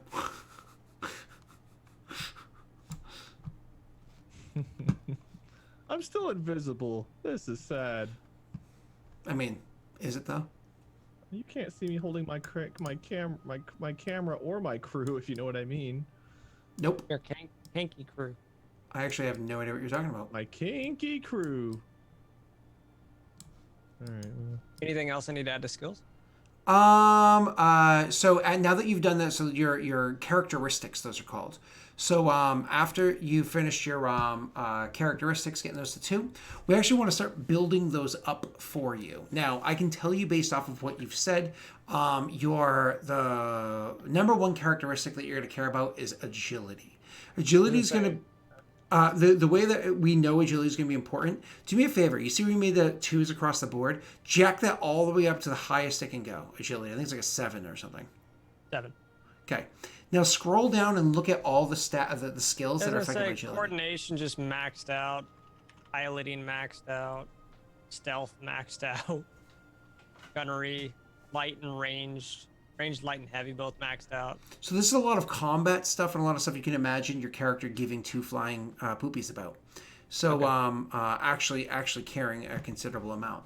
So why don't you? My opinion is, if you're looking at those skills, do you agree that those are very important for your concept? The most part, yeah. Okay. My suggestion would be we're going to want to bring that up. Am I allowed to bring that up to 7? No. You're not going to be able to afford that. Sorry, buddy. We'll go over that kind of. Get something to a 4. Getting something to a 4 early on is very tough. We're probably going to get you agility 4 just to walk in. But for a sharpshooter, you definitely want to focus on agility. Your shooting is like your entire focus of your build, right? Mm-hmm. But even at 4, it doesn't really change. Oh wait, no, I had to select it. It Yeah, changes 4 brings it. up a lot. So Pat, I'm going to give you a task now, and you can just choose to say none of them. But I'm going to give you a task now, and I'm going to bring my attention to Wade because we haven't even talked about him that much. Pat, we as a homebrew rule that I found on a forum somewhere and talk Mike into because I think it's awesome. We as a homebrew rule allow at character creation for you to choose one attribute of your choice and drop it. Only one attribute, only one drop. For you, a What do you mean human. attribute? So, So, like, sorry. willpower? Characteristics. Yeah, willpower, presence, brawl, whatever you want. It's called brawl. What is it's the called... difference between the two? So, Willpower? I'm gonna get to that in 1 second. Okay, So, sorry. you're gonna choose one of those if you want to and drop it. Why would you do that? Because that hurts a lot of skills, right? It actually will earn you 20 more experience points. Is what you're gonna get by doing that. You'll earn Or the 20 more first- experience points to spend on the rest of your character, including things like increasing your agility and whatnot. Agility. Okay. Now, before you find out which ones do what, two things that are super unique I need to point out. Go if you look at right above where your characteristics are, you're going to see wounds. The number of wounds your character has is, Wade, correct me if I'm wrong, isn't it 5 plus your brawn? No. That's wrong. Race. It's based off your race. So for you, it's going to be 11 plus your brawn. So automatically to 13. And your strain threshold is going to be 10 plus your willpower for your race. 10 plus your willpower, Pat. So that's important to note that brawn and willpower directly affect your wounds and strain. Brawn also affects your encumbrance, which is 5 plus your brawn is your encumbrance, okay? So right now it's 7. So now that you know that, take a moment, fiddle Wait, with you your... said presence does encumbrance? No, brawn. Brawn, okay. Yeah. So brawn is wounds and encumbrance. Willpower is strain. Correct. So now take a moment and one at a time increase up to 7 or whatever it is, those attributes or characteristics, whatever you call them. Look at what it affects, drop it back down, do the next one. Fiddle through there and see if there's any of those that you're like, I could probably live without this one, and just drop one of them, okay? I'm going to give you a moment to kind of like work on that on your own while I turn my attention to Wade. Hi, Wade. Oh, hi there. How you I doing? didn't see you there. Oh, How you doing? It's because my pants are on. Oh, that's unfortunate. Yeah. So we'll let him kind of fiddle with that. I'll actually leave what he's fiddling with on in the background so people can kind of see as he's playing with it. But Wade, why don't we talk about your character? So why don't we go over your basic concept? What are you playing, sir? Well, when I found out that we were doing this Old Republic style game, I had this cosplay sitting around of Revan that was very expensive, very expensive, and I wanted to make a Revankist or a Revanite of some kind, someone who is devoted to following the path of Revan, not necessarily like the fanaticals directly from like SWTOR or anything, but someone who truly was interested in Revan's fall from the light and then come back to the light and then the gray Jedi he eventually became. So I am going to be playing a Force user who for one reason or another is starting off, relatively not too strong, but is going to be trying to follow in Revan's footsteps, and who may fall to the dark side, may rise to the light side, may find himself somewhere in the middle depending on how this all goes down. Revan is not necessarily Sith, Jared. Revan was a light side Force user who rebelled against the Jedi Order and went and fought in the Mandalorian Wars. Then there's different theories as to how Revan fell to the dark side. None of it's canon anymore, but basically Revan fell to the dark side for whatever reason, became Darth Revan, then came back and was redeemed, and then settled somewhere in the middle. That's how Revan used to canonically be. My character, I'm not going to go into backstory, but basically my character is following in the best footsteps he can to pursue knowledge of Revan, but also to become a Force user like Revan. So I'm looking at a good mixture of Force powers and just combat prowess. And so I'm actually starting off pretty weak on the skill tree. I'll hold the book here. I'm looking at the consular tree at Neiman Disciple as my starting tree. And the reason I like Neiman Disciple is because it is a lightsaber form, so it's got some lightsaber skills in here, but it's one of the only, if not the only, lightsaber tree you can go into that also has a plus to force rating. And I do want to get my force rating up to a 2 or 3, as fast as I can, while also building up my skills. So I know I can't be a video game character like Revan, so my goal isn't to necessarily do that. But a nice The balance. video game character Revan started off with 0 force powers whatsoever, and had to but you spend level a up third of the pretty game. fast in No, those, you spent a third of the game with 0 powers, and that's like a 50-hour game. which is like 10 weeks of us playing. That's not true. That's actually 12 weeks of us playing. Okay, it's actually 12 and a half weeks of us So, playing. Sorry. Nonetheless, in one season, I don't expect to be a master of 7 lightsaber forms with 18 force rating and every force power maxed out, but I do want to be somewhat well-rounded, a nice mixture of combat ability and also force powers. Maybe if you showed up on Mike's doorstep sometime after midnight wearing the full Mortifer garb. Or nothing, which is basically Mortifer garb. So the nice thing about Consular, like I said, Neiman Disciple, it's a lightsaber tree that gives you your parries, your reflex. It allows you, Neiman Technique allows you to use Revan your was lightsaber supposed to roll. be in the Clone Wars, I think. I don't know why Revan would be a clone. Revan is like That's like thousands of years later. You're yeah, like, that's like 3,000 years before. Molly! Malu, welcome. Thank you, Gem Squad. Welcome. Whenever you guys say got here welcome, just in time for me. whenever you say welcome, Gem Squad, I always think, so is this like a My Little Pony character? Oof, it's my wife, man. Yeah, well, Gems, jewels, the cold hard cash. Yeah. Not. Hey, it's me, Fuzzy Buns, the new pony. No. I'm looking at a whole bunch of Fuzzy Buns pony emotes as the raids come in. So Where do you see Fuzzy Buns ponies? There's this dancing skeleton. There's Gem Squad. What? Presley is a reindeer. Our dog. Where do you see ponies at? just saying, there's a lot of like my daughter owns pony crap, and that those colors are very pony crappy. To answer your question, Molly, it'll be Scott or Mike. We'll be wearing the Leia slave outfit. One of the. Oh, definitely me. I have a hairy chest. You can That probably should do be the a hair buns too. Patreon item right there. That should definitely be a Patreon reward. Oh God, a reward. I've been working on my Wait. twerking. You know what I'm saying? I would. It would be very Stop, weird. Scott. Stop, Scott. Thanks, definitely Risen. do a calendar version of Scott and Leia outfits. Just Stop, Pat. Stop, Pat. Stop, Scott. Stop, Scott. Oh, that was so confusing. Hi, Wade. That was I like more it. confusing. So back to me. Look at your man. Now back to me. So I'm going with Neiman Disciple, and I've kind of built my character up a little bit here. I don't know if you want to show off my character sheet or not, Scott. You Yeah, I can do that. Let me do it over here. What did you say human wound threshold was?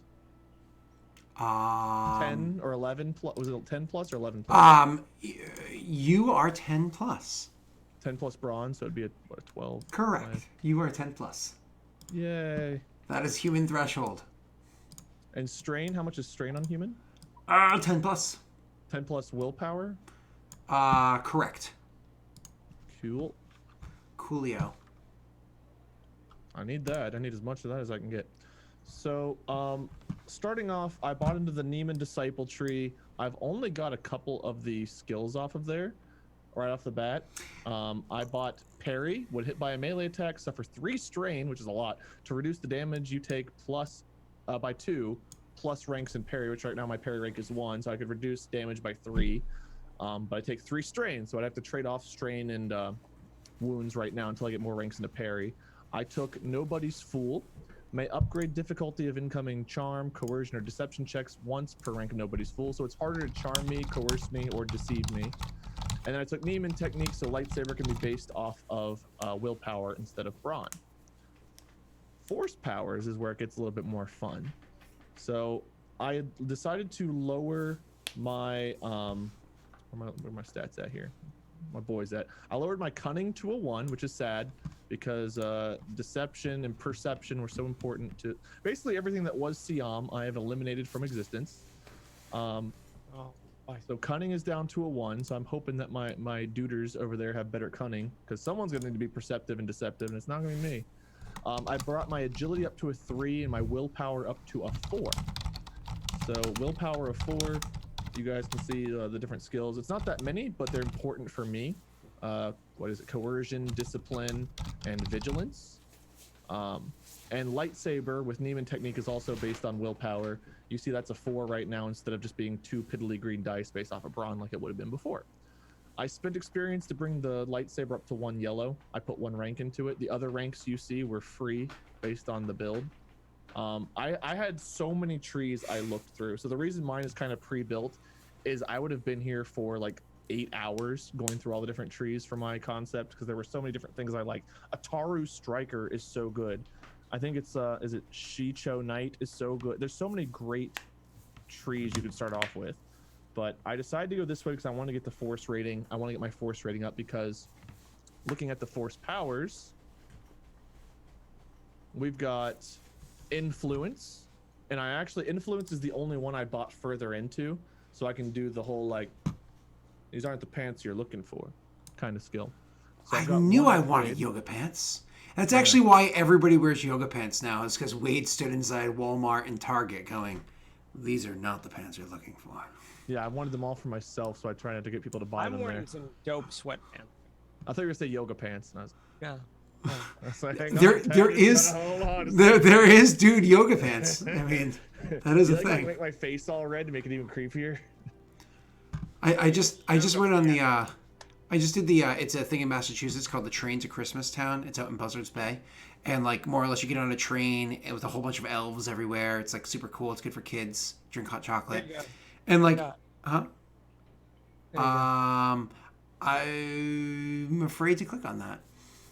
I'm not breaking the rules. We have a house rule here. I just typed it in chat. We have a house rule that we can lower 1 stat to get the experience points from it. Yeah, I think Mem just came in late or didn't or wasn't like paying attention at the time that we had said that before.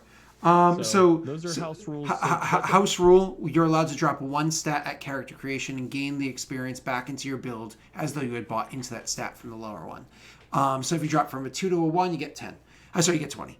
I'm sorry. So on the why was I talking about this? Train thing. Oh, my mother wanted everybody to wear pajamas because like they kind of like, oh, wear pajamas. I don't own pajamas. So she's like, come on, get some pajamas. I was like, listen, you have 2 options. Jeans or the way I really sleep. And she's like, ooh, jeans. It's like, thanks, Mom. If she'd reacted in a different way, you could have had a Pornhub channel. So I also got the move power, which is where you can move objects. There's some really great... yeah. Hang on, Scott. I like that face. Just keep that. Let me make my face nice and red again. Hang on. It's kind of a skill of mine to become beat red at will. You just gonna have to hold your breath and really get the blood veins to pop. But move power allows you to move stuff back and forth. Later on, you can kind of like throw objects and use them as weapons, which is pretty cool. Seek is more of a fun one. I got Seek mainly just to let Mike have fun with it. So Seek allows the Force to lead me to the way something lost or forgotten. And being as my character is enamored, infatuated with the pursuit of knowledge of Revan, I imagine I'm not starting off with a lightsaber, so perhaps early on it'll be pursuit of like getting the pieces to build my own lightsaber. Maybe it will lead me to something of Revan's or some knowledge of Revan. Like there's all kinds of stuff Mike could use for the Seek power, and I'm excited to see what he does for that. So I took that one for that reason. It's more for story, less for me to just use it on a whim. Pat, check Discord. And that's really where I started. I'm looking to some of the other trees I could buy later on. There was what was it? Age of Rebellion has a tree. The Force something or another. I'll find it here real quick. Force Emergent, I think is what it's called. Force Sensitive Emergent. I might buy into that eventually. That might be like my 3rd tree. My 2nd tree, I believe, was called Sentry. I think it's a Sentinel tree called Sentry. It's in Forces and Destiny, whatever the Sentinel book is called. It's got a picture of Luke on the front. So I'll probably go from Neiman Disciple to Sentry, maybe Force Emergent, and then I'll be working on some force powers along the way. There's some other force powers I would like. There's some great force powers. But this is where I'm starting off. Pretty good at discipline. Okay at negotiation. A little bit of leadership, not a whole lot. Okay at lightsaber. Ranged light, a little itty bit. Some lore. And that's about it. Again, cunning down to a 1, agility 3, willpower 4. Is soak supposed to be a 1 by default, or should I have a 0 there, Scott? It's supposed to be a 0, but I believe you have a 1 because of your clothing that you're wearing. Which I've not added, so I've got no clothing right now. So hot times. All right, so let's go back to thank you, Wave, for describing your character. I know you've built a ton into it. Do you have any experience points left over? I didn't hear that part. I have exactly 0 available. Ah, look at that. You're all done. Going back to the whole dropping of an attribute thing, it's not that big of a boon of your character. It's actually a very small boon. Actually, what it kind of does is it ends up giving you a ton of flaws for a teeny tiny little wedge of experience points. Because in theory, the average person's only dropping from a 2 to a 1, which is 20 experience points. 20 experience points goes a very, very, very short distance. It feels a lot when you're first building your character, but after that, it's like, meh. You know, it's a very small according to what Pat and I were talking about, like, was it 2 streams ago or whatever it was that we were talking about it? The average game suggests that you gain 10 to 15 experience points a session. So that's like 2 sessions worth of experience points. That's nothing in the grand scheme of a campaign. And you're harming a characteristic that can, in theory, never be increased again. I mean, it can be, but it's difficult. They can never be increased again for the entire campaign for a tiny little of experience points at the beginning. So it's in the grand scheme of things, it's actually a detriment, but it helps you to build your concept and build in niches or pitfalls to your character that you might like your character having. So How just many kind of experience explain that points out. do you get from lowering from a 2 to a 1? 20. 20. That's it. You know what I mean? If you wanted to start off as a drawl and drop from a 4 to a 3, okay, well that's a big old boost. But your character only has like 80 XP to start off with to begin with, you know, so that's not that many. But anyways, so let's go back to building your character there, Patty Boy. I cringed at that nickname. Pat, you had questioned me on the side. Maybe drop presents. Let's talk about presents and bring it all I up to was 7. looking at it a little bit. So charm, you probably don't give 2 flying poopy cookies about. Cool, you probably don't even know what that means. Leadership, you're like, I thought we mentioned something about that in the different careers and specifications you looked at, but I don't really remember what it does. Negotiation, hold on. Yeah, that Negotiation. was the only one that was like the only thing that I kept that I wanted for presents. And then beyond that, it's just a basic general idea of like when you have a higher presence, people just like, who's that guy in the room? Versus like they don't, oh, you even noticed you were there. You know what I mean? So that's kind of like a difference, but that's more meta It's or tempting. esoteric. Yeah, you've tempted me to almost put cunning back to a 2 and just not have any starting abilities. Ooh. So the what's your name, Pat? Cool. What cool does is on top of the idea of like it's kind of like how you react to situations, like maintaining your cool. All right, guys, just walk and act natural. That's not deception. That's actually cool. Act natural. But it basically plays off as deception. Yeah, deception is actively telling a lie. Cool is like that passive kind of, you know. Faking light. Yeah. But other things too. But cool and vigilance are actually the 2 different ways that initiative works in this game. So if it's an initiative roll, when you weren't prepared, they caught you off guard, like, the door opened up and there's a bunch of stormtroopers. That's vigilance. Cool is, all right, guys, you ready? All right, here they come. They're coming any moment now. Get ready. That's a cool roll for initiative. Composure almost. Yeah. So you can kind of get that. So that's something that you probably care about. Leadership. Leadership is your ability to command a situation, like give orders, even if they're not necessarily directly like followers of yours. Is the ability to like give orders that people like bark and listen to, not coercion, which is intimidate, but like, you know, to kind of like take command of a situation. You know, like I said, get me your manager. Get me your manager. My name's Becky. And the last one is negotiation. We all know. is gonna be a good one. If I mean, to be fair though, when Mike's the DM, negotiation allows you to multiply the amount of credit rewards you're going to get. But when you multiply, so I go from 1 to 4. no, you're multiplying by 0 actually. So Okay, so negotiation's kind of a useless perk. only because Mike's a useless, only because Mike's a useless GM. That's the only reason. I was honestly, I toiled with a couple things here and there, and I was just thinking about maybe just keeping it at all 2. Hey, Well, maybe negotiations you're- useless. you're I got gonna 2 want yellows agility. in that. that's important for you for non-credit negotiations. Say that again, Scott. You're going to want to increase your agility, but that's not dropping, I think, is what you're talking about. So you don't want to drop any of them. You don't want to take the extra XP. I don't know. Cool. We're going to tempt you with that. Okay, as no, a for now, new- you're fine. Yeah. For now, you're fine. We might tempt you with that in the future. Let's go back to actually building your character. You currently have 110 experience, 105 experience points. 105. Let's start spending some of those, sir. Actually, let's take it back a step. You see all those general skills and all those fun skills there? There's a career tick box there. I'm going to read off a bunch of shit to you. You're going to click the boxes next to the shit that I read to you. And as we click those off, you're actually going to... How many clicks to career do I get? I'm going to tell you in 1 second. You're actually going to fill in some things. So, nope, that's not what I wanted to click. With modifiers or? Hold on 1 second. So, soldier, I'm going to tell you a bunch of skills. Click these boxes, and I'm going to tell you what to do next. So first, click athletics, brawl, which is like halfway down. It's in the combat area. Knowledge warfare. I love that skill. Is that also? It's way down.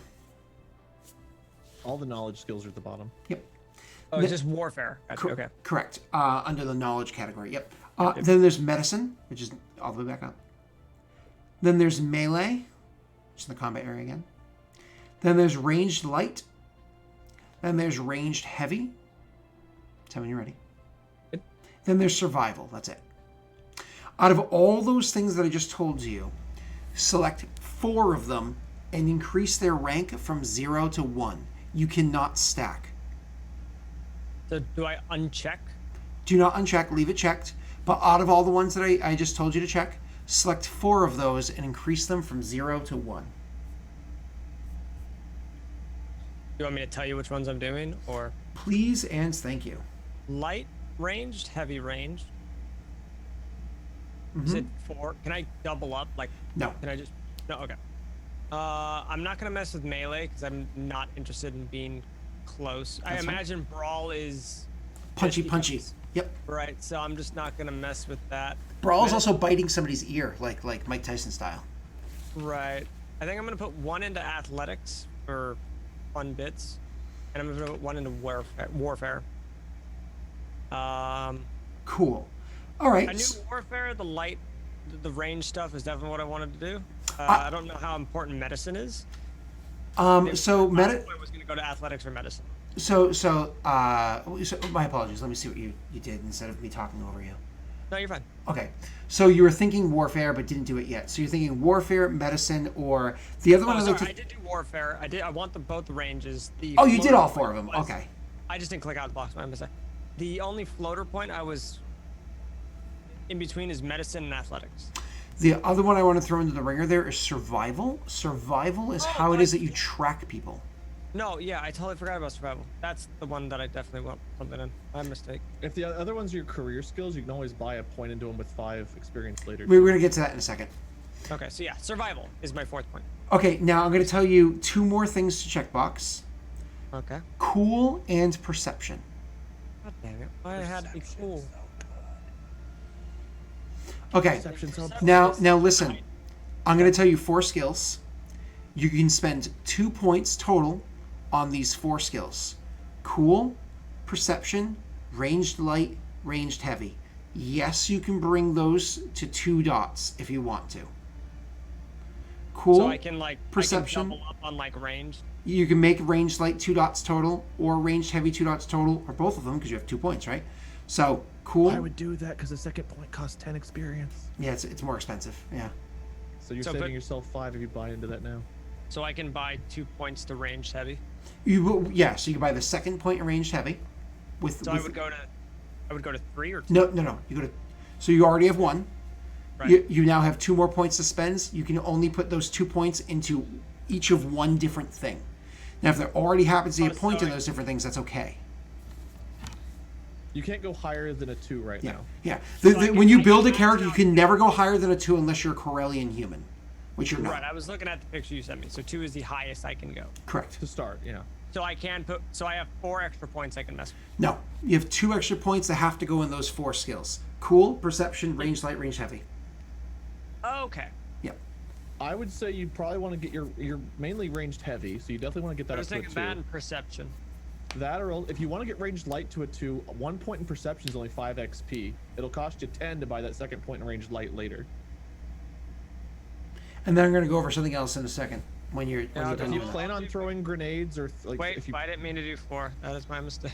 Yep, Yeah, that's I'll fine. just max out range heavy and light.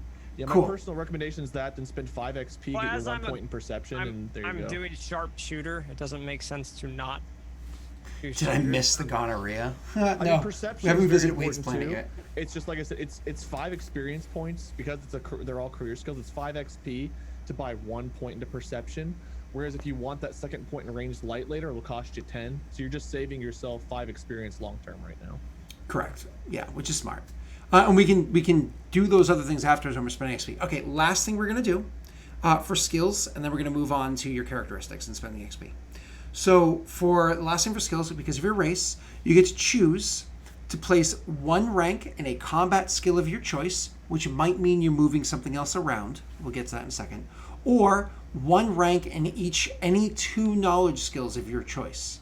And technically, that could bring warfare to a 2, as well as putting 1 point somewhere else, like say Outer Rim. What does Outer Rim do? It's just knowledge of Outer Knowledge Rim. of the planets in the outskirts. Correct. So like your core Basically world where is like I live. Coruscant. Mm-hmm. Then you move to like mid Mid-rim. rim, outer rim. Yep. And then I what do they call it beyond that? It's like there's actually a word for anything that's on like the There's not a knowledge for it, but I know I know what you're talking about. I don't know what the word is Yeah, I Yeah. just watched. so Underworld and Outer Rim are 2 probably good ones for you. Xenology, maybe. You know what I mean? If you've seen the Mandalorian show, he pretty much knows everything he's looking at, like the race he gets. Pacific Unknown Rim, regions nice, and Rosin. wild space.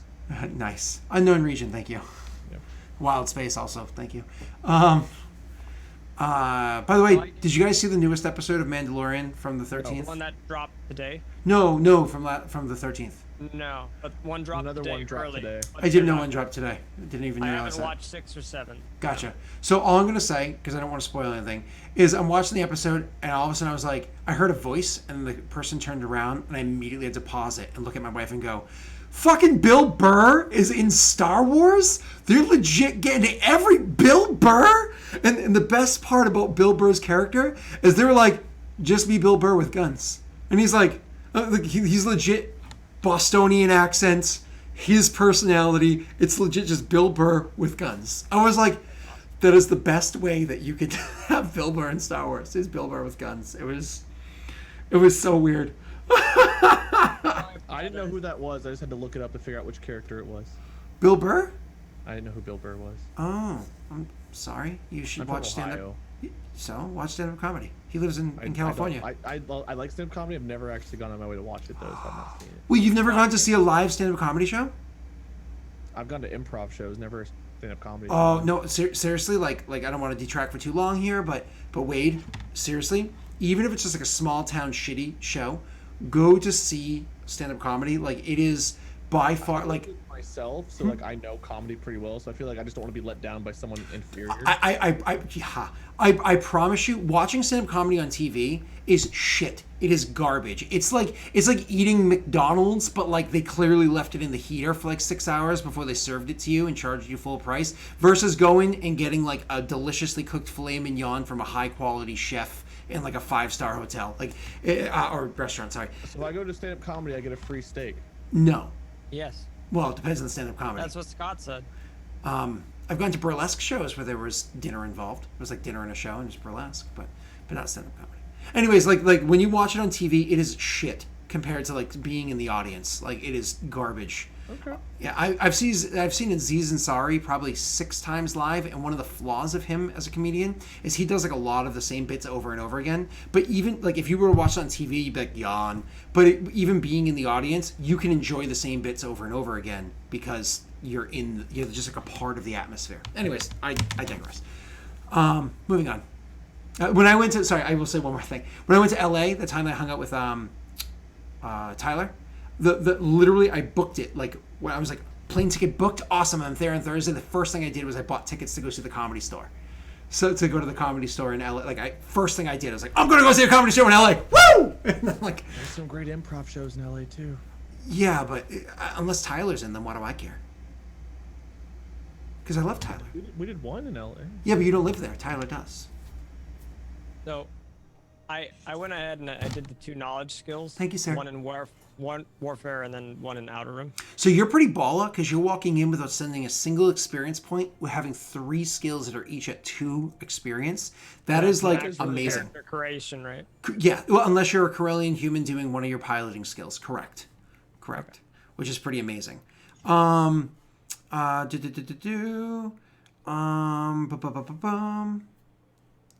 What is the... All right. So next thing we're going to do, now that we have experience points to spend, we know that we're currently sitting, you have 105 experience points. Sorry, got to get it out of my head. Where you can spend those experience points immediately are 3 different places. Okay, Pat? Place number 1, your characteristics. It costs 10 times the number you're purchasing to buy a characteristic. The next place you could spend them is on your talent tree. We've already gone over that. You can see the cost on there. You get it. The third place you can spend it on is skills. The way skills cost is, and again, kind of bear with me, sounds complicated. Once you get it, you're like, oh yeah. It costs 5 times the rank that you're purchasing. So if you're buying rank 1, it costs 5. If you're buying rank 2, it costs 10. If you're buying rank 3, it costs 15, and so on, right? So 5 points per first level. 10 for 5 on second. top of that. Correct. Unless it is not a class skill, a career skill, whatever you want to call it. If it does not have a check mark, then it's exactly what I said, plus 5. So 10 for the first one, 15 for the second one, 20 for the third I one. already own it. Say like perception, it's 5, then 10, then 15. Yep, but if you... It's a discipline, which I don't have, then it's 10, 15, 20. Perfect, you get it. Awesome. So that's how you can purchase it. So 3 ways to spend. Talents, characteristics, and skills. Last detail, then we're going to jump into this. You can always, at any point in time in any campaign, usually the GM might have the rule, unless you have to do it between sessions, or they might have the rule. You can do it pretty much any time your character rests or whatever it is. You can spend your skill points whenever you want on skills or on talent trees. However, the only time in the entire game you're allowed to spend skills on characteristics is at character creation. That's it. Could you say that one more time? So characteristics, so like your agility, intelligence, cunning, those can only be spent, skill points spent on them, at character creation. Right now. Right now, that's So it. Right now is the only time you can bump your agility up. However, if you buy dedication for 25 experience points, you can bump it up that way. Yeah. But like you can't just put straight up experience toward characteristic point except for right now. So, So if I if you wanted make to, your agility a 4, right now you can do that. Otherwise, you gotta wait till you get a dedication point how and much use is that it? on agility. 4? Channel points are live in every channel now. Please adjust the point value for stuff. It's so something. it's not I can spellable. go over that with you later. I Yeah. still haven't read about it. My mods are upset with me about it, but I've survived. You will survive. What is spammable? You could just No- do. Nothing here looks spammable. Just the highlighted messages thing. Oh, I like the highlighted messages thing. That's fun. You could do those. Yeah, cool. Yeah, there's nothing wrong with highlighted messages. You might want to put a highlighted message there saying Wade has a better beard than Scott. And then I just, ban you from chat. So how much is it to up a characteristic? I apologize. Um, Trying to remember everything. I know 20 you- for 2, 30 for 3, 40 for 4, I think. so it's 10 times the point you're buying. So if you're going to 3 agility, you're going to spend 30 experience points right now. Then when you go to 4, you're going to spend 40 more for a total of 70 experience points to get to a 4 agility. Holy shit, Scott, that's most of my experience. that sounds expensive. It's worth it. It is. I was it gonna is worth say, it. it sounds worth it I would get your agility to a 4. because And that's then I half wouldn't of regret my, that's half of my bars that I would be like. If I were to do that, I'd be 4 out of 7 Just on range. so you know, after 2 or 3 seasons of playing Siam, his ranged light was 2 yellows, 2 greens. You could start off as good at shooting as my character was, but you'd be even better because you'd be that good with 2 different weapons. Yeah, I'm telling you right now. So, sorry, wait, I'm going to interrupt you for a second. Go ahead. You want the 4 agility because walking in with 2 yellows, 2 greens means that later on we get the deadly accuracy, whatever it's called, the aiming thing, precise aim, whatever. True Yeah, I can true get aim. True aim right now. It I can. get that and So sniper so shot. so right now, exactly as it stands, you have 2 yellow. What does an upgrade mean? One upgrade, and we're actually going to display this. So what I want you to do in 1 second, not quite just yet, I'm going to have you actually make an attack roll in a moment. Not an attack roll, a skill roll in 1 moment. Yeah. Just That 1 also second. that would also get your stealth up to a 4 green rather than a 2 green. So I mean that would be twice as good without even having to put any ranks in it. For Piloting. Space and planetary goes up to 4. Oh, Wade has the best hairline. My stealth is up to a 4. D-Jam, was that you? That was you, D-Jam. All right, so what I want you to do, the average attack roll, honestly, more often than not, the average attack roll you're going to make is going to be against 2 purple. I already have it set for you. So what I want you to do, Just hit range heavy with the little dice at the end. correct. Do me a favor and click that. That. Perfect. Your character's still named Lord Mignon. Wait. Why do you have yellows? Why do you have? Oh. Do me a favor. Actually, go back to agility 2 and then do it again. Oh, my mistake. You're fine. So you see how you actually succeeded with countermeasure. Don't worry about it. You succeeded with stress or with threat. Sorry, but don't worry about what that means. You did succeed. Yay. That's what it means. If you actually do me a favor, scroll all the way to the top of your character sheet, and you're gonna see up by dice pool, on the left hand side, not the right hand side. On the left hand side, there's a little thing that says upgrade. Click up once. Okay. Now do me a favor and hit that skill again. Because that's what True Aim does. It gives you an upgrade. You see it gave you a green. Now click upgrade a second time. And then do it again. Because it upgrades twice for you. It gave you a total of 3 yellow. That's pretty cool because it added a whole extra yellow, for the first time upgrade, a whole extra green die. The second time, a whole extra yellow die. Awesome. However, if instead you had the agility 4, let's go up to agility 4, and then drop those upgrades to 0, Okay. and then roll again. Holy shit. Good roll. Yeah, that's 3 successes with some advantage and a triumph. That's pretty amazing. Triumph, like the highest roll you can get. Triumph's an automatic crit. Yeah. Triumph's an automatic crit. There's other ways to crit too, but that's the automatic crit. Does that factor in True Aim or anything like that? Is that just a basic roll? That's anytime you roll a yellow die, you have a chance of triumph. There's 1 face on the yellow die that has triumph. 0 on the green die, 0 on the blue die. Gotcha. Green, yellow, blue are the good ones. Purple, red, and black are the bad ones. All right. Now if you upgrade once and then click the button, and then afterwards upgrade a second time. Honestly, I think I'll just keep the 4 agility. I think that's the smarter way to go. Correct. Because more often than not, when you upgrade twice, I'll just do this right here. When you upgrade twice, technically aiming also gives you a blue die. So more often than not, you'll actually be making your attack rolls like this. Boom. And, well, you can see how that turned out, can't you? So what does each one of the success means? So that when you hit, let's say your weapon has a base damage of, for simplicity, 10. If you have 1 success, just 1 success, so look at that final result where there's 5 of them. 1 success means you hit for 10 points of damage. So I hit for 50 Each, in that scenario. No, each additional success adds 1 more point of damage for a total of 14. But it's also got a triumph. Triumph and advantage do different things, which we can get into later on, but they do different things. Critical hits actually don't do more damage. Critical hits actually make you roll on the critical hit chart because Which has a bunch of different values, like a dismemberment arm or something like that, right? Or blindness or whatever. correct, sir. Perfect. Okay. And I Remember you think showed me that chart once a long time ago. Correct. No, Wade showed me that. It was one of you guys. Whoever it was. Somebody welcome. showed you. Yeah. I think for you to kill somebody, Because we were in a call after recording one day. whoever it may be. I literally put Gar to sleep. JP was like, eh. And then I don't Pat was understand. watching. Wade and I were just nerding out about how this all worked. Yeah, I was All going through the entire system for 2 hours. Gar literally fell asleep, and JP was just like, "Oh, I'm here. I'm JP." I'm like, oh, good. Dude. So- I'm glad you're here. The way critical hits work, Pat, is you roll a D100. So you roll 1 to 100. On that chart, wherever you roll, when you do a critical hit, that's the result. If you roll 141 or higher, I believe that's the number, that starts to get to the area where they can die. And I think auto death is like 161 or 181 higher or somewhere in that range. So Wait, Scott, if I roll a 155. D100, how do I get 141 or higher? Good question.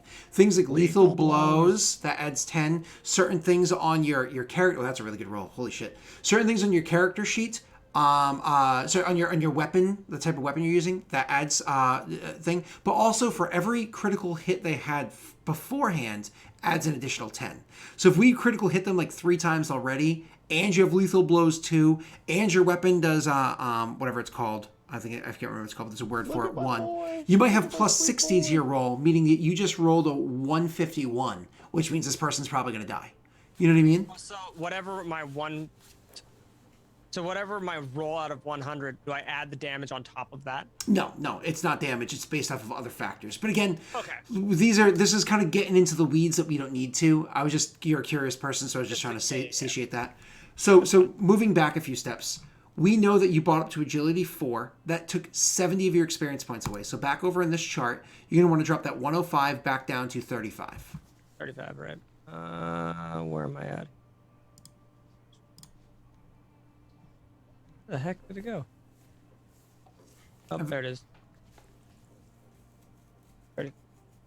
And then now I'll want to go to the tree or whatever. Correct. So now you're going to want to go over to your tree, and Wade can show off this tree, I believe, so that we can see what you're going to spend your points You got on. 2 options here, Pet. You can, I don't know if there is a max, but you can use your experience to increase skill points. Thank you, Madam even more, Vicious. Or you can buy your talent tree stuff. I was just gonna buy 2 shots or 2 trees, talent trees right off the bat. Yeah. You're gonna buy your 2 talent trees off the bat? Now, so that's No, good. no, I was just gonna stick into sharpshooter, but I was gonna buy sniper shot and true aim, and that was gonna, because that's 15 more points. What but page I was don't this know on? how- Was this 59? Was that what it was? I honestly was reading chat, trying to catch up if 93. anything important was said. What are you saying there, sir? 93 with. 93. I was thinking about buying the sniper shot talent tree, or in the Sniper sharpshooter shot and true aim. true aim, since it's like right. It's literally. Those are That's great. only 15 experience right off point. the bat. Those are great. Yep. That means I would be left with like what, 20. I So- believe so, yes. If you still wanted to increase perception, which you know from D&D 5e how important perception Wade, is. I'm going to make you big if you actually hold on 2 seconds so we can... Oh, he's gonna make you. Yeah, he will. But like you can get your perception up, Pat, for 5 XP. You can get 1 yellow in there. So some of the skills that you think are more important to you, like athletics or perception, if those are important to you, Perception, getting a yellow I think, dice. would be pretty big. One of us needs to be perceptive, and it's not me. I can tell you that. Right now I have 2 green dice to it, but If you upgrade it once, you'd have a green and a yellow for only 5 experience because it's a career skill, right? I think Right. I think I have Cunning of 3 is how I was looking to build my character, which we haven't even started that yet, but that's fine. I think I have Cunning of 3, so I think I'm going to have a baseline okay perception, I believe. So I think I'm going to be the perceptive one to you. So Pat's looking at sniper shot and true aim right off the bat, which I definitely agree with. That leaves you with 20. So you gotta go down, or else you can look at the upper ones. Yeah, down to lethal blows, because down to lethal blows also gets you closer to deadly accuracy. Do you know what Sniper Shot actually does mechanically in the game there, Pat? Feel free to read it out loud, and then we can... before making a non-thrown ranged attack, may perform a sniper shot maneuver to increase the weapon's range by 1 range band per rank in sniper shot. Upgrade the difficulty of the attack by 1 per range band increase. So you can Now, shoot further than your gun's capable of, but it's 1 more difficulty to I do. want to show him what that means. So I'm actually going to put this on stream. So wait, I'm going to make you small again real quick. Yeah, that's fine. So looking at the actual map, like the Roll20 map there, Pat, you're going to see on there, there's something that I'm going to move some of these guys out of the way because this was just like us playing our old characters. I'm going to try to make this as easy as possible. So this game doesn't work with maps the way that regular D&D does, right? It doesn't have like, okay, you move 15 feet to go attack that guy. It actually just uses range bands. How far those range bands are is kind of vague. More or less, the DM doesn't have to be like, they're 30 feet away. You can ask those questions, they can answer them, but it doesn't matter. More or less, they say the medium range. Range away. Correct. So I'm going to use the Sion Mini because we love Wade. I'm going to use the Sion Mini as what your character might be. So yay, this little mini here is you. If you're engaged with somebody, that more or less means that you're within a couple of feet of them, or a couple of meters of them, I should say. You can get up to them, punch them in the face, back off. This is melee range. This is a range where if you try to shoot them in the face, they can kind of grab the barrel of your gun and it's kind of like affect your accuracy. This is where I don't want to be. Correct. Then there's something called short range. Short range is a little bit further than that, maybe up to say like 10 meters or so, but it doesn't really matter. Again, I'm giving you an like an arbitrary number just to give you like a basic understanding. It's called like say 10 meters away, right? Like 35 feet, somewhere in that range away. You can move up to a short range as a maneuver. Remember, you have one action and one maneuver. Can I get a second maneuver? Sure. How do I do that? Fuck you. We'll talk about it later. Can I use my action to do a second maneuver? Sure. Cool.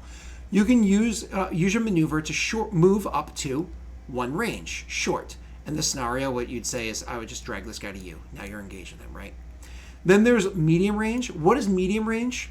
Medium range is about 2 short ranges, which means it takes 2 maneuvers to get from short to medium range. You understand that? Cool. Then there's long range. Long range is 2 medium ranges or 4 maneuvers to travel that distance. And then extreme is technically anything beyond long. Okay. So anything past long. What is long? I mainly be dealing with things in between medium and extreme range with my rifle. Well, you're going to be dealing with whatever the GM throws at you. However, you are going to try to deal with it that way. Yes.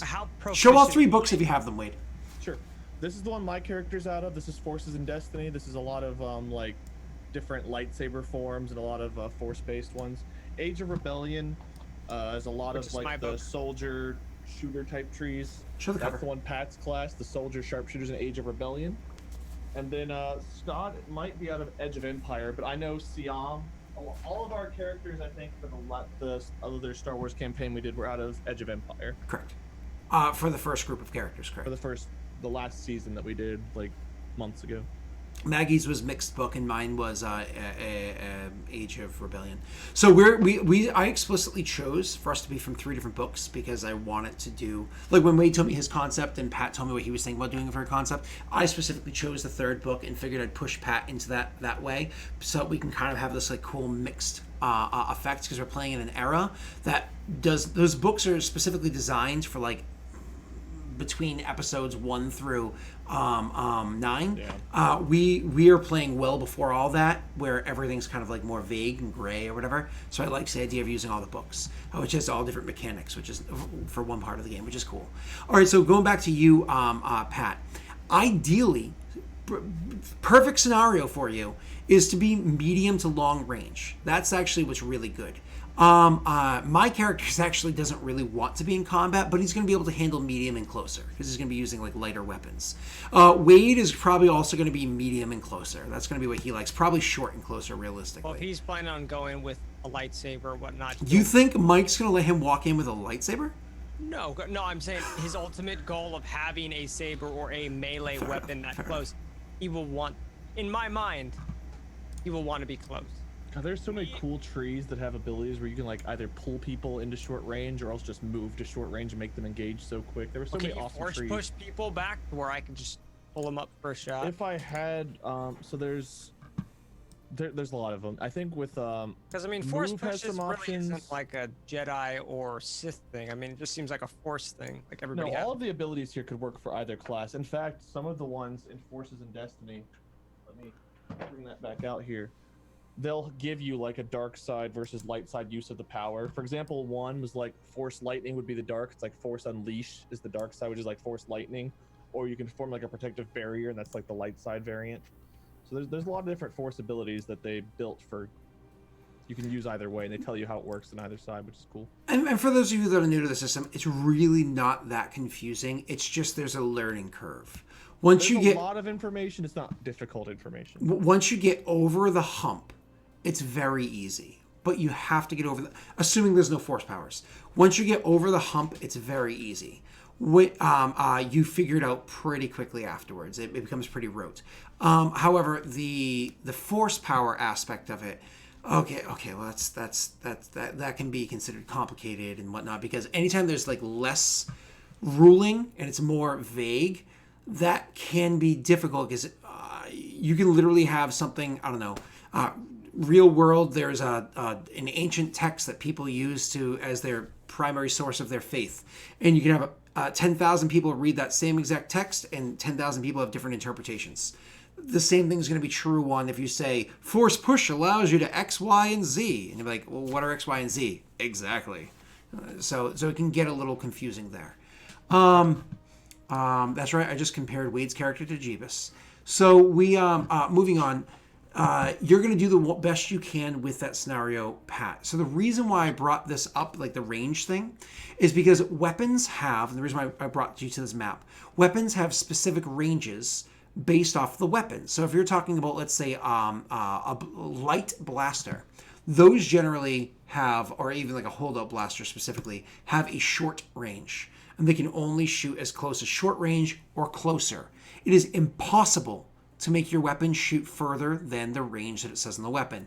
Yes, it can shoot closer. Unless I have a perk that says so. Correct. And then let's say a blaster rifle goes long range. Most heavy blasters go medium range. So again, like you can literally, with your sharpshooter ability, you take a penalty to it. I'm going to have you reread in a second. I can hit stuff in medium. You'll be able to use a holdout blaster to shoot medium. You can use a heavy blaster to shoot long, and you can use a blaster rifle to shoot extreme. You can push the limits of that weapon. Now, we're going to look at something else. You've been looking on this map with me, right? Yeah. That's true not just for those weapons. If you scroll down on that map and you look at this other map that I have set up down here, this actually is ship combat. I zoomed out way too far. Let's go. You'll notice 16. the middle circle says close instead of engaged. It's very different, very complicated compared to the other one. Yeah, very, very, very complicated, yes. And with ship combat, the same idea applies. It's just you're going to be using ships. So close instead of engaged. Oh, yeah, sharpshooter. Does that apply to just one or all? Any Any non-thrown ranged weapon. Oh, so it would work for gunnery too? Correct. Oh, that's so good. Because so many ships, and this is again one of the reasons why having this makes you awesome, because so many ships have a limitation of short or at best medium range. Very rare do you have a weapon on a ship like we're gonna have access to that's long or extreme. You're gonna have to be like a fucking Star Destroyer to have extreme or long. And even there, if you watch the really boring episode 8, you'll see that even they have limitations to their range. Was that episode 8? Yeah, that was episode 8, right? Yeah, episode 8. They have like limitations to their range. You can push those limits, which is amazing, even in our spaceship. Okay. That is very good. Now, and your gunnery is 4 greens by default, right? By default, 4 greens. Isn't that sexy? I know. That's what Kyle had. Oh wait. My piloting is 4 greens, and my gunnery is 4 greens. Yeah, so more than likely, if we're flying around, you're we'd have you pilot, on right? guns, not piloting, if we're going to be in a fight, because gunnery during the fight would be more important than piloting, I think. Well, that and I can hit further things. Yeah, exactly. With your abilities, yes. The fact that we could stay further away, theoretically, and you could shoot from further away is awesome. The way I kind of see it, and again, you're going to design your character. We're going to find our niches. We're all going to fall into our place. But the way my mind's eye kind of sees it, your character does not hang out in the cockpit. You're hanging out in your room, polishing your pistol and Your helmet. and whatnot. Well, you got to polish your helmet too. You're doing all those wonderful things with your armor and weapon and armaments. And then all of a sudden we get into a dogfight, and they're like, what's your character's name? Lord Mignon. Lord Mignon, Polishing over here. We're just polishing. get to the gunnery bay. Oh god. Oh, Okay, moving on. So Sorry, but helmet. get a tissue to clean up your mess there. So, Yeah.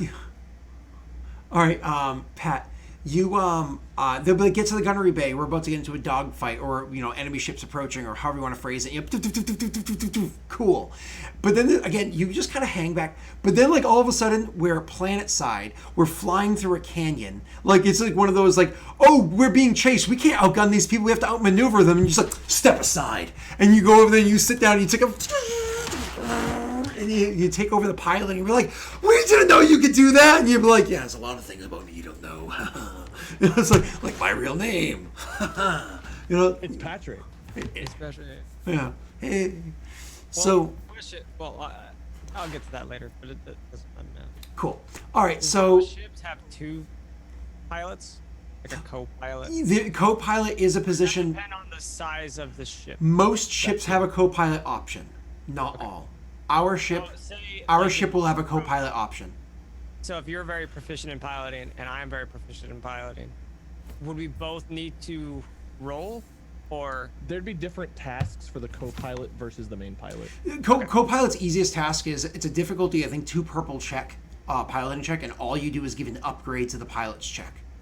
So you literally just like, do I give them an upgrade? advantage is basic? You get an upgrade. Okay. Yeah, and if you That's my only question. and then there's ways that if you fail horribly with that co-pilot role, you can also cause problems. So, yeah, the game's very fun. All right, moving on. So we've explained ranges and why it is that you're amazing. Could you do me a favor? Could you reread your sharpshooter ability so we can now understand what it was that we just went over? Sharpshooter. Sniper or shot. aim? Sniper shot. Sniper shot, and thank you. Okay. Before making a drone ranged attack, may perform a sniper shot maneuver to increase the weapon's range by 1 range band per rank in sniper shot. Upgrading the difficulty of the attack by 1 per range band increase. So since I have 2 sniper shots here, that would increase to I can now shoot 2. Right? So let's say your gun has a range of medium max. 1 sniper shot would allow you to shoot long range for now an extra purple dice. But if Or I if have you had 2 2 sniper ranks, shots, I can shoot an extreme. extreme, but it's 2 upgrade, 2 more difficult, so it'd be 2 more purple. So going back to our look in the map, if pretending like we're not looking at ships, just for simplicity, let's go back up to the regular one. The difficulty to attack somebody for the average person is going to be the amount of purple that's listed there. Again, purple die and the bad die, the way you're rolling against, okay? So if somebody is medium range, there's this dude right here, shooting this guy that's medium ranged is against 2 purple. We've already rolled it a bunch of times. That was fun. Yay! Now, if they're instead long range, but your weapon is maxed out at medium range, that's what it can do, you can sniper shot it, which does 2 things. 1, you're actually rolling against 3 purple because they're long range, not medium. Okay, that's the core rules. But also, upgrade the difficulty of the attack by 1 per range band increase, right? So you're actually upgrading the difficulty of the Oh, attack. it's upgrade. Yeah, you're not adding a purple. So by upgrading, what that means is I'm going to have you make a roll in 1 second. By making it 3 purple with an upgrade, you're actually going to be rolling against this. Could you do me a favor and go ahead and roll your ranged heavy roll, or ranged light? Doesn't really matter. Whatever one. Oh, that's a perfect example. Thank you for rolling that. So you're really good. Don't get me wrong. You're awesome at what you do. However, not only did you fail, you see 0 successes means failures. Any additional failures means nothing. Just 0 successes means failure. You rolled 2 advantage. Nifty. Maybe you didn't hit the guy, but you made them kind of like dodge your blaster fire in such a way that you give advantage to my character so that they have a chance to shoot them better. So I get a blue die added to my attack. That was my plan, obviously. Of course. But then you rolled a threat. Is it called a threat? What's that called again? Despair. Despair is fun. That is the opposite of a triumph. That is the GM says, excuse me, Patrick, could you do me a favor and grab your ankles? Oh, unfasten your belt first. Despair, at its lightest form in blaster combat is, your power cell's empty. I hope you brought a spare clip, which takes a turn to reload, mind you. Maybe he doesn't want to do that. Maybe he simply says, oh, you were attacking that guy and he had the lightsaber that Wade's character really wanted to get, right? You actually shot his lightsaber in such a way that it's still functioning, but as soon as it powers down, it's going to explode.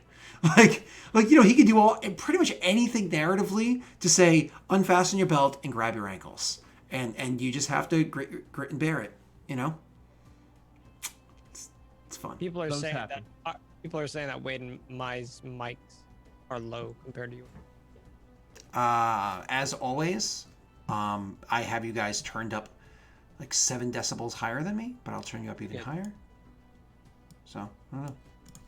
I'm also just a We loud didn't person. come up till like halfway through the stream. Yeah, I know. Part of it also is that the two of you guys have soundboards, so you don't peak, whereas I just get exponentially louder with... Stop, Scott. Stop, Scott. Stop, Scott. I do have a soundboard. Thanks, Wade. That example was needed. Without it, we would have been... Moving on. I can do this one. All right, so now you understand the significance of that.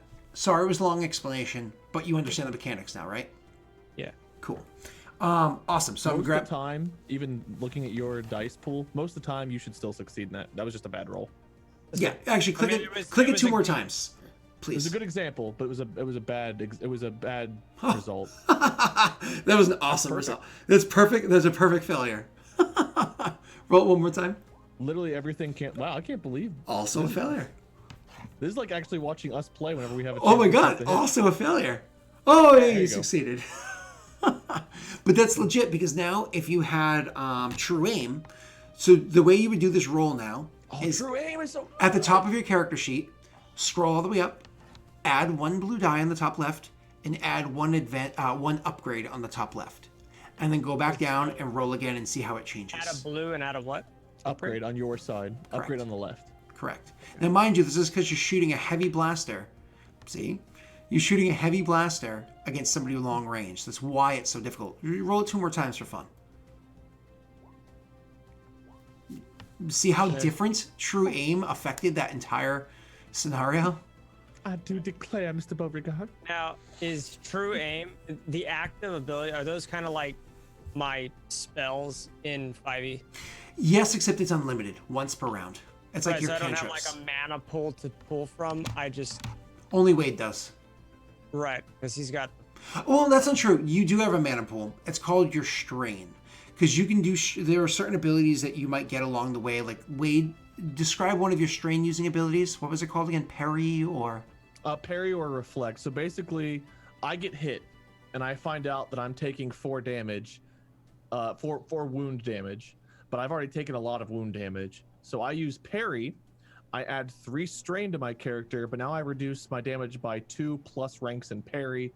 Right now that'd be 1, so I could reduce my wound damage by 3. So instead of taking the 4 damage and being knocked out, I take 1 damage, and I'm still in the fight. Now I'm just a little bit more stressed. Yep. So strain is everybody's mana pool for other abilities. Another super mundane thing you can use strain for, Pat. Remember how I said, yes, there's a way to get a second maneuver in the rounds, but let's talk about that later. Let's talk about that now.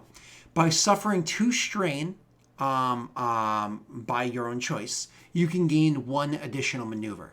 It is important to note you can never have more than 2 maneuvers in 1 round unless a rule specifically says otherwise, because there are a couple of super niche, you'll probably never see them scenarios where you can have 3 maneuvers, but generally speaking, it's only 2.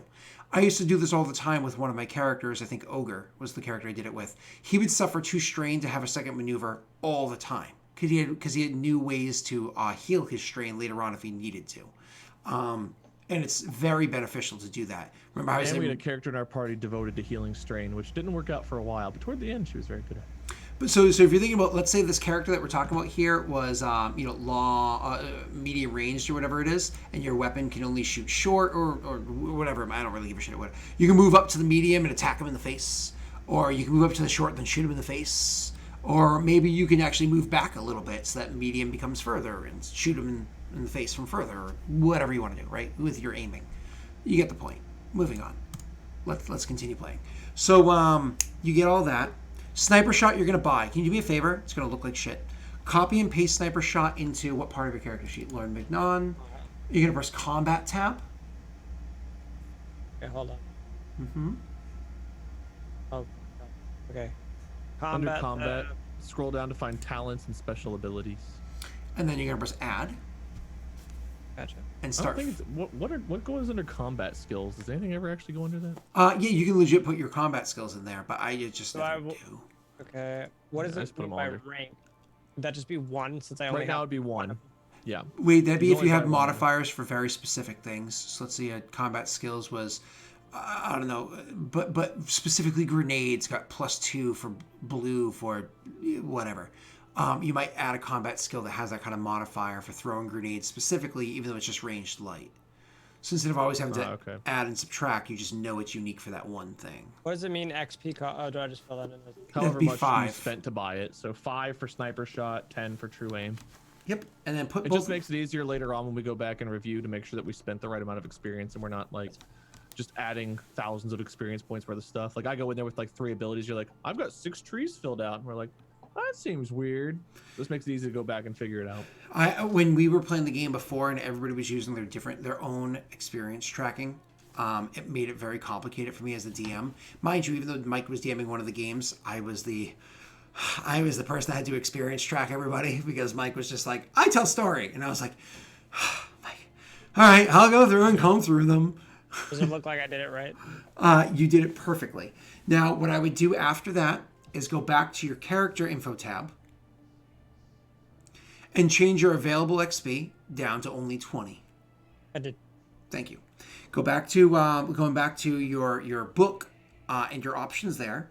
Knowing that you have 20 XP, would you want to say grab grit, brace, expert tracker? Would you want to grab just drop down to the 15-point lethal blows? Like what would you? I have my suggestion. I mean, I was thinking of doing 5 points and going 1 into perception since that's a check mark thing I already have. Oh, because you want to be more perceptive. Understand? I mean, would that be for my class? Wouldn't that be smart to do? Perception's good for every class, in all honesty. Like that's never a bad thing. I know Scott's that. class is going to be mainly perception. No, not mainly perception. I'm just going to be more naturally You're gonna be perceptive. more perceptive than I am. Yes. He's gonna have naturally. greens, As we more start. greens in it, but I don't think any of us are gonna have ranks in it other than maybe Just you. like you're the best pilot, you're not trained in it. You're just naturally good. Naturally good at right. Yeah. right. So, my personal, if you're talking specifically talent trees, my suggestion would be go grit and lethal blows, because you can grab both those right now, and you're only need 15 more experience points to get a second true aim, which you've already salivated over a bunch of times. Or another sniper shot. If you grab, or the it also gets you closer to the sniper shot, but you'd have to grab the lethal blows the other way to do that one. The way I was suggesting get you the lethal blows for 10 and the grit for 5 versus just the lethal blows for 15. So for true aim, if I were to do that, say I had extra points to get another true aim. Which you Just can for- in a second. Yep. If I got the second true aim under, this is just classification for combat, would I just make it rank 2 and then total, instead of 10, it'd be 25? Correct. Yes. Because I bought 2 ranks, so you would be Yes. able to go back and see like, oh, Yes. bought the 10 and, okay. What he's talking about, in case you guys didn't follow, is Just in still here. organizing it. Yep. In here, this is what he's talking about. In here, he's saying, would I bring this here to rank 2 because he has 2 of them, and this to the total of 25 because he spent 10, as Wade was showing you in the book, for the first one, and 15 for the second one, 25 total. That is what he was referring to. Yes, True Pat. aim right there. Yeah, I True might aim I right might there. just do that, grit and lethal blows. So I would just add those 2 to here, and then I would be down to 5 points. Correct. Now, you can just spend those 5 points and grab 1 point to perception. Totally an option. I have a question for you first. If you had the choice, never mind dropping an attribute, okay? If you had the choice to go 5 in perception and call it a day, or get 10 more XP and spend 15 to get true aim, like, let me hear the deal, Scott, which would you prefer? Just spend the 5 and call it a day, or how do I get this 10 more?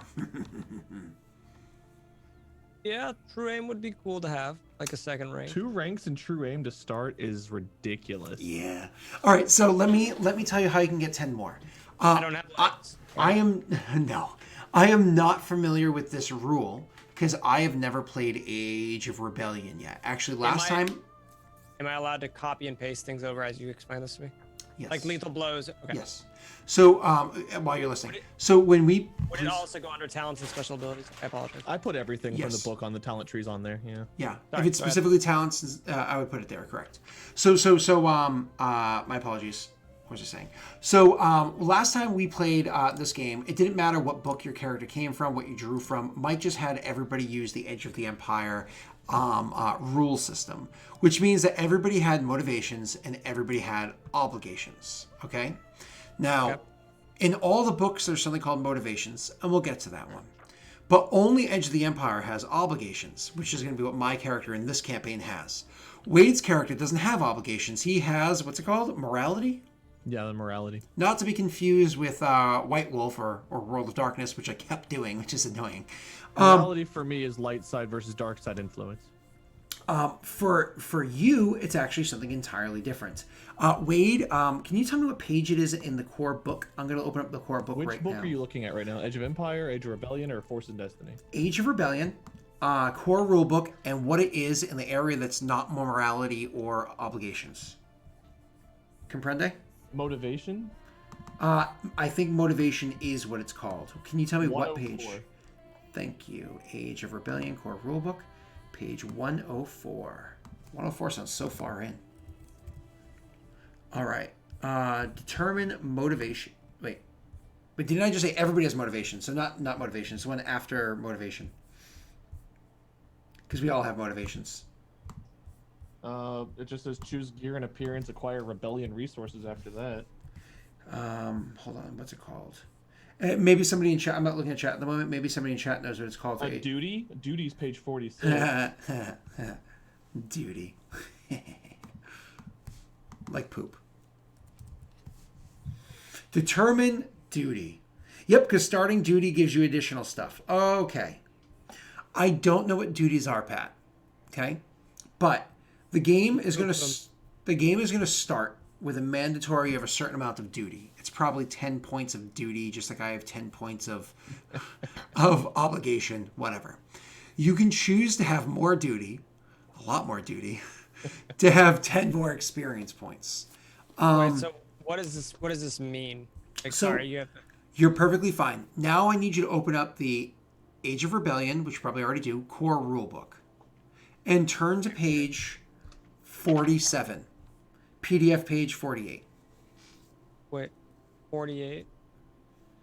Yep, on the If you guys are watching this VOD later, you can pause and read this if you would like. Okay, I'm looking at Wait, shaky You want hands. me to look at? hold on. 46 should be duty. If you're on Age of Rebellion, AOR, Age of Rebellion. not Edge of the Empire. Oh, I bet. I don't know if this is actually like legible. I don't know if it's focusing or not. It looks like it is, but I'm seeing it kind of tiny at the moment because I'm like a window and a window and a window. 48, you said? It's on your smart TVs. Okay, I see duty. Okay, so what is duty? It's poop. All right, so I'm going to read the what is duty area really quickly, and then we'll kind of like go on from there. Give me a moment. So you're not actually part of a rebellion, so ignore this part. Ignore that aspect, but I'm just going to read it verbatim. As a part of the rebellion, each player has a commitment to a specific kind of duty. This is his main focus, not just on a single mission, but in everything he does for the Alliance. You can kind of see, Pat, where these equations are going to work for your concept. You know what I mean? For the Alliance. It might be one of the driving factors for why he joined, or it could be the area of focus for which he has a particular talent. Whatever his reasons for adopting this expression of duty, it has become how he is judged in terms of his successful contributions to the effort to overthrow the Empire, or whatever those efforts might be. A player may choose duty that best fits his character concept from the list on table 2-3, duty. If the player prefers a more random approach, they can roll blah, blah, blah, blah, blah. Specific duty is expressed with two elements, a title and narrative description. This is the story and role-playing part of the duty, presenting the player and the game master with what they need to incorporate the duty into the game sessions and stories, and a numeric value. The level of accomplishment a player has attained with regard to duty is measured by this value. A PC begins with this value being 5, or with a value between 5 and 20, and work to increase this over time. Starting duty. Duty values. one say value between 30 and 50 points before blah blah blah blah each. So number of parties recommended starting default is 15. We're just going to go at 10 for just so we're not overladen, because I know Mike's going to go take a more narrative approach and he knows we're going deep in. So you need to take 10 points of duty automatically. This is required of you. So if you're looking at that table, Pat, what this means is if you're looking at that list from combat victory all the way down to support. Saying recommended default starting duty per player, it's 15. Yeah, ignore that. Oh, okay. Yeah, it's recommended. We're ignoring it. Okay. What's it? More guidelines. So you're going to choose either one of those duties and say it has a... One on the other page, the table. Correct. You're going to choose between combat victory and support. You're going to choose either one duty and say that has a 10-point value, or you're going to choose two duties and say those each have a 5-point value. That is mandatory for character creation. So after you're done with that, you can then expand it for the total of 20 points in value, however you want to spread it out, to gain additional experience points. How are we going to... All of these duties are very much focused on... Rebellion? Yeah. We can adapt those. We're being very vague about Pat's concept, but if you heard the way I was reading that initial paragraph, you can kind of imagine how that can be adapted to his... I know how it can be adapted, just... So we're going to be adapting. Sure that we're taking that into account. I'm bringing my American iPhone charger to Australia. I'm going to need an adapter. Go ahead, sir. I got one of those upstairs. So basically, I could have 2 10 duties or 4 5s. Is that what you were saying? Mandatory 2 5s or 1 10. But if you want the extra experience points, 4 5s, 2 10s, a 15, and a 1. I'm totally confused. Is having duty bad?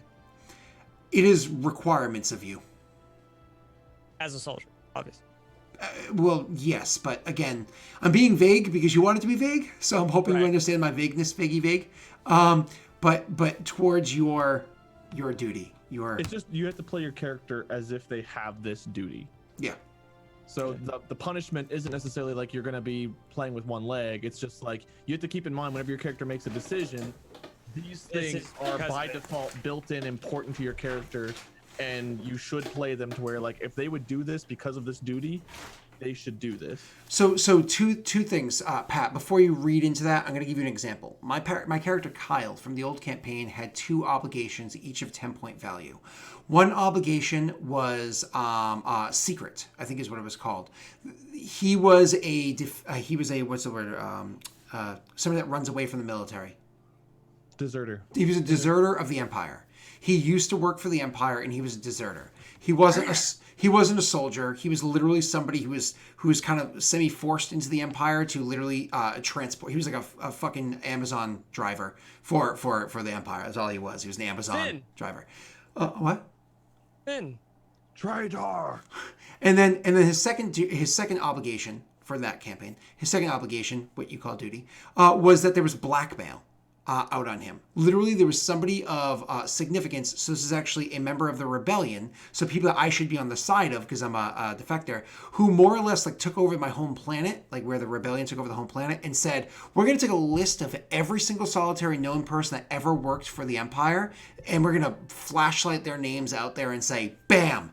Everybody that's ever been known for the Empire, you're now going to be burned. Much like how people can be burned on Twitter for things that they said like 30 years ago, even if their entire mentality has changed over the course of the past 30 years, and they're an entirely different person, you can be burned for it. My character is getting burned for something he did a long time ago, even if his entire mentality changed, right? So I was being like hunted down, and that really affected me in the game. Didn't it, Wade? When you're like, I could turn you in for how many credits? Thanks. Hey, we had no other way of making money, man. Yeah.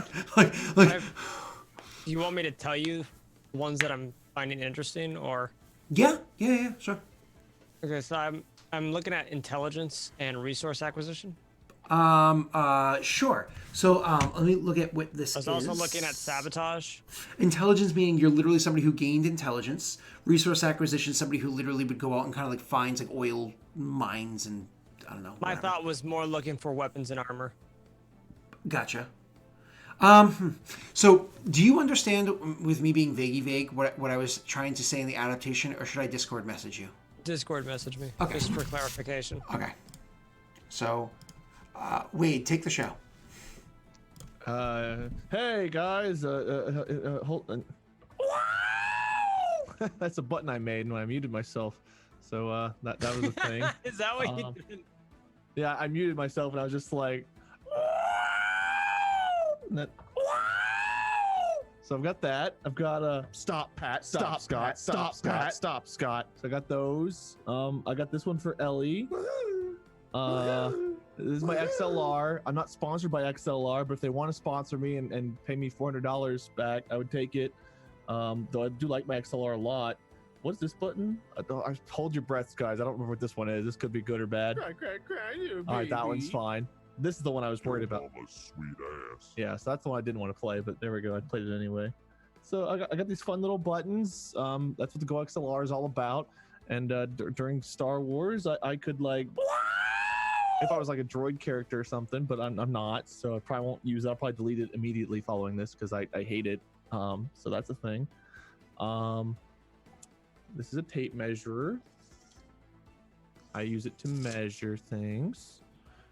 And that's I don't know how to entertain. You'd think after running a stream and YouTube channel for 7 years to know what to do, but like whenever you just put on the spot, it's tough. So here I am. I've got all these books in front of me. But I'm excited to play. Am I going to speak as a droid eventually? Well, Error. Processing. Systems failing, master. I was thinking of HK47 from Code. You know, irritated inquiry. Why would I do that, master? And then like everything you came on. Systems failing, master. you know, so I got that one set aside in case I ever want to play an HK droid, I guess. I thought about, so if I ever were to get like a dupe of Revan's mask or Revan's actual mask in the game, it's like, how would I make myself sound kind of like that? But I actually wore the mask and it does muffle my voice a decent amount, so kind of cool if I do wear the mask. I've got that going for me. I'm thinking of also wearing a mask of sorts. Thoticus, if you were a PC, you want to be an R2 series, I could totally see JP doing that too. You and JP could have a session where you're both just R2 units, and your goal is to actually do all the work but make it look like the Jedi are important, kind of like in the original trilogy and the prequels where R2 is just a badass. Sweet hairline. Thanks, DJM. I'm balding. Thanks for constantly bringing it to my attention. I really appreciate being sad about my loss of hair and being frequently, I'm not going to curse, I'm going to say nice things like frequently instead, because that starts with an F, reminded of my balding. So thank you for that, DJM. You pull off being bald very well. Thank you. I also pulled off having hair and a shaven face well one time, way back when. I wooed Molly with a hairline and no beard. I still can't think of you without a beard now. It's just too weird. It's weird to go back and see the images, but I think I looked more appealing to myself then. But now that I don't have the hair, it's like I gotta keep the beard at this point. It's like now if I got rid of the beard, it'd just be like creepy guy you don't want to like. Well, I can't imagine Scott outside. You got like a kid in the stroller, and you see me outside. You're like, we're going back inside till later, honey, because I look like that creepy guy is outside. Like, I actually just had my beard a few days ago. I can't remember what day it was. Let's say Tuesday, I think I trimmed it, or maybe Monday. It was like the longest I've ever had it, so it was extremely bushy. Like we're talking like it was pretty fucking so big to the point that when I trimmed it, it literally, usually when I trim, and the hair goes woo, and it falls away. But instead, when I trimmed it, it didn't fall. It balled up. So literally, I'm trimming my beard. Instead of the hair falling, it clumped and it rolled until finally I got to a point where I hit a spot and a chinchilla fell from my face. And so I did that literally like two chinchillas and a hamster fell out of my face. And I looked down and I was like, wow, that's a lot of hair. And this section specifically, the hair is so thick. I totally get that. Here, it's like still pretty my, thin. My wife's saying, "Rest in peace, beard. Still miss you." Oh, sorry. My friend Zach has I went to a concert with him last night. He's got this really big, bushy beard. Like it goes down to about here, and it's just all, all beard. And I'm like, I don't know how the hell you grow that, man. Like I'm happy with just this little scruff that I have, but I keep it tame. like it's one of those things where one of the reasons why I ended up trimming it is because like I don't know if you noticed, I'm a pretty low maintenance person. I don't sit there and I don't like moisturize my beard or put like any of those creams or oils. Neither do I don't even use shaving cream when I shave or aftershave after. So I'm just like, nah, I'm good. So like I was starting to get like dandruff on, like I'd be wearing dark clothes and like look that way and all of a sudden my beard would be like dandruff and I was like, beard drift, ew. Zzz. No, I'm good. So, meh. So after you and I talking a bit,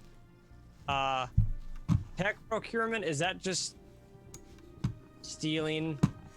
So whereas like say resource procurement can be, there's many different types of resources. Tech procurement is more about understanding of technologies. Exactly that. Yes. My ears, So- I still have pretty big ears, but they fit my head size now. Is me having a higher duty in this? Who's Mama Minion 666? I'll give you 3 guesses. Is that your mommy? Is it really? Oh, my mommy comes on my streams sometimes too. Hi, She's Wade's been coming to my mommy. streams for a long time. I've never actually noticed her username in chat before tonight. I just texted her, I was like, I finally noticed you in chat. Oh, that's your Oh, actual mom? That's awesome. Unless it's an imposter, my mom did make a Twitch with the username Mama Minion 666. Yeah. does she Brandon know? made Does she know what 28, 666 means? Yes. Oh, She gave birth to it twice, so she knows. oh, there you go. I've got brothers. Yeah, well. Wait, only twice? What do you mean? Is my math wrong here? Wait, hold on. Joke's done. Wait, hold on. Wade's mom also misses your beard. It's my wife. So honestly, is it better to take on more duties than it is to just take on like 1 or 2 being at higher value? I'm gonna hold back from the jokes because Wade's mommy's here. But yes, more duty is good. You take on having all that more duty. You can make poop jokes. Listen, my mom is not an uptight mom. My mom. I'm also gonna avoid those jokes. I'm gonna avoid giving wait, my mom's backstory here, but my mom, you can say what you want in front of my mom. Pat, so the idea is that 10 points of duty is mandatory. 10 more points gives you 10 more experience points. As you can see on the chart, the page before that, the bottom right of the chart. Yeah. So if I want 30 points, I need to take 3 duties. If you want, my apologies. If I want to have 30 points, just for example, I have to take 3 duties.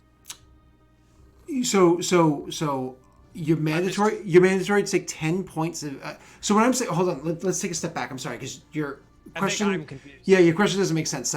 So when I say 10 points of duty, either 5-point value of 2 duties or 10-point value in 1 duty, what does this 10-point mean, Scott?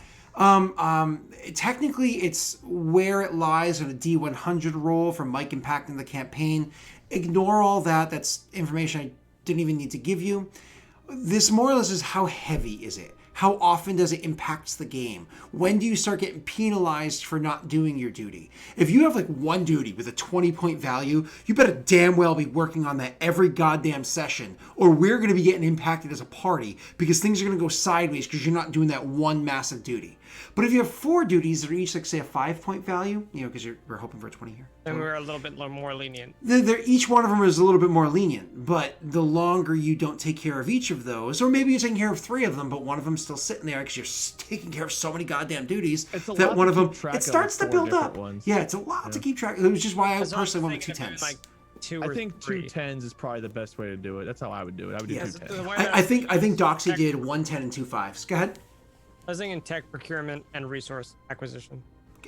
Cool. And again, you're welcome to do that. But again, it's one of those, because they have a 10-point value, occasionally, it's one of those like, it'll come up like, have you procured that? And how does the duty really play out? What do you mean by like it come up or you took care of it?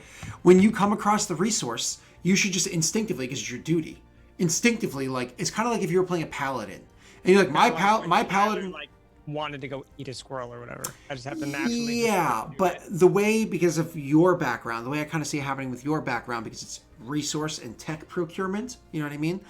I can almost imagine seeing like a paladin being like, I have earned 10,000 gold pieces on this quest to slay a dragon. I'm immediately going to tithe 2,500 of that gold back to my church. because I need that church to have the money to take care of the peoples and so on and so forth. That's a D&D explanation of it, right? So, Why resource acquisition over like combat victory or something? I'm curious because resource acquisition isn't credits, right? It's like other stuff, or can it be credits? I can be either, actually. It depends on what you I think I can credits determine. makes sense for a bounty procure hunter, so- that I can just sell. I mean, I won't lie. I liked resource acquisition. I agree with Wade that combat superiority, whatever it's called, is a good one. I almost think I would lean combat victory and resource over the tech procurement one. I think that's a better idea. Support's not bad either. Everybody, I'm gonna go like this, and this means I'm gonna talk about the Mandalorian for a second, and then when I go, that means you can come back. So if you haven't watched the Mandalorian, Oh, please, no, just go away. Don't do that. Can I just do? Can I So, do the 1, 10, and Mandalorian- 2 5s? so support, Pat, I would say in the Mandalorian is like him kind of like throwing stuff away to protect the baby Yoda, because that's like he went for the Yoda first.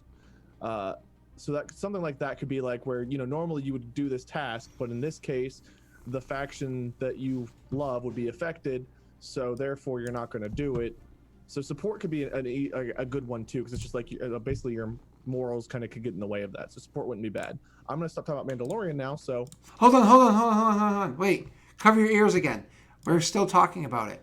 And procurement would be things like how he got the metal and literally hand delivered it to the place because he's literally collecting a resource to give it to them. This is, again, explaining in a way that I understand that you already know, Pat, but also so other people might understand that are listening and aren't afraid to listen to what we're talking about. Okay, Wade, you can baby seal time. Yeah, can I just do the 1, 10 Welcome as back, resource everyone. acquisition, and then 2 5s as combat and support? You can do whatever you want, and we're all going to I say don't know you're what awesome. I'm doing. We're all going to say you're awesome. basically, they're just things that are going to come up often. Mike will Combat look at victory, we're Mike gonna will be look at your fighting obligations, and he'll find a way to make you have to. Yeah, he's going to make you Conflict. miserable based off of whatever you do there. Yeah, you'll have to choose. Like you might have to choose between money or doing one of your duties, and you'll. Because if supposed to you're choose that not duty. doing those, and you might not be doing those, by the way, not even your fault. Just Mike has not presented an opportunity yet for you to do any of those, and then all of a sudden, in the middle of space, you get a message sent to you of people being angry because you haven't done your duty, and you're like, "But Mike hasn't given me the opportunity yet, and now Mike's punishing me for this." And he goes, "Yep, you want an extra duty." Like, Yeah, I'll just do that. I'll do the. I don't know. What do you think is the most important out of those 3? Combat, victory. wait, I'll let you weigh in here. I'll be quiet. For a bounty hunter, if resource acquisition can be credit focused, that's literally what your job is to try Yeah, to make credits. As a so that you- hired So gun. if you can get Mike to agree to do resource acquisition as a focus on credits, totally makes sense. Support, the rest of it's kind of you figure out your character's backstory and figure out what's important to them based on that. So you could say I've been it's trying to do support. that. Yeah, so once you figure out your character's backstory, then I would say you could figure out whether you want 10 in support or 5 and 5 in combat victory, or I think just I'll 10 do in combat 10 victory. I think I'll do 10 in acquisition and 2 5s in combat and support. That works. Just whenever you're building your character's backstory, take this stuff into account because there's a reason you're credit focused. There's a reason you have this support duty, and there's a reason that combat victory matters. So build that into your character. It helps make it easier, but it also makes sense. Because if you're a person who's like, my whole life I've been giving my money away, but I'm obsessed with accumulating wealth, that doesn't really make sense. So like build your concept based on your concept. Take things that make sense for your concept, I guess. Where do I put my duties? Sorry, I was actually just on the tab. I was on the tab for you. There's a few Right here. places in the house you can put it. One's JP's head, Scroll two's down. the toilet. You'll see under Where? game mechanics, all the way at the bottom of the Okay. tab. Duty, yep. Now I just copy and paste. Correct. And your contribution rank is going to be a total of a 20, as you'll see, because you're going to copy and paste. Well, copy and paste actually is terrible. You're going to want to rewrite that to what makes sense for you. Can I do that after?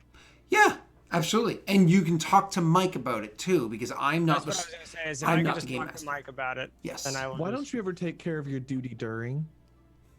We want you to do your duty on stream. I'm sorry. I love the movies, the Wreck-It Ralph movies. They're both so good. I haven't seen either one. Oh my God, Wade, they're It's so the good. first one, not the second Wade, one. you're literally like the person that those are made for because you grew up with all those like retro games and you're a big time gamer. They're so good. Like, Just play They're so mobile good. games now. Yeah. there's just one part in the second one that like is creepy for my daughter, so she can't really watch it because there's like this bad guy. He's like a villain that's kind of unnecessary in the movie, and he's unnecessarily creepy looking as well. And so my daughter saw him once and it freaked him out. Probably I like wouldn't over a watch year Home ago. Alone as a kid. I was afraid of. I thought Home Alone was a horror movie as a kid. Well, there is a monster in the second Home Alone movie for like I don't know 2.5 seconds. So Oh no, the furnace. yeah, that's Yeah, the first totally one, the it second was- movie. Fuck. The I was- second movie, he's second making a one's- political joke. The first I know. movie, I'm it just was saying, it was the basement. furnace The is basement. scary as Unlike dog whistle, he's like human whistle. Yeah. He's like the skin basement flute. in the furnace in the first movie. Yeah, I would not watch that movie. I thought it was a That horror was movie. scary as fuck. Sorry, I was My mom and frozen. dad turned I on know. Home Alone, and I was out of the room.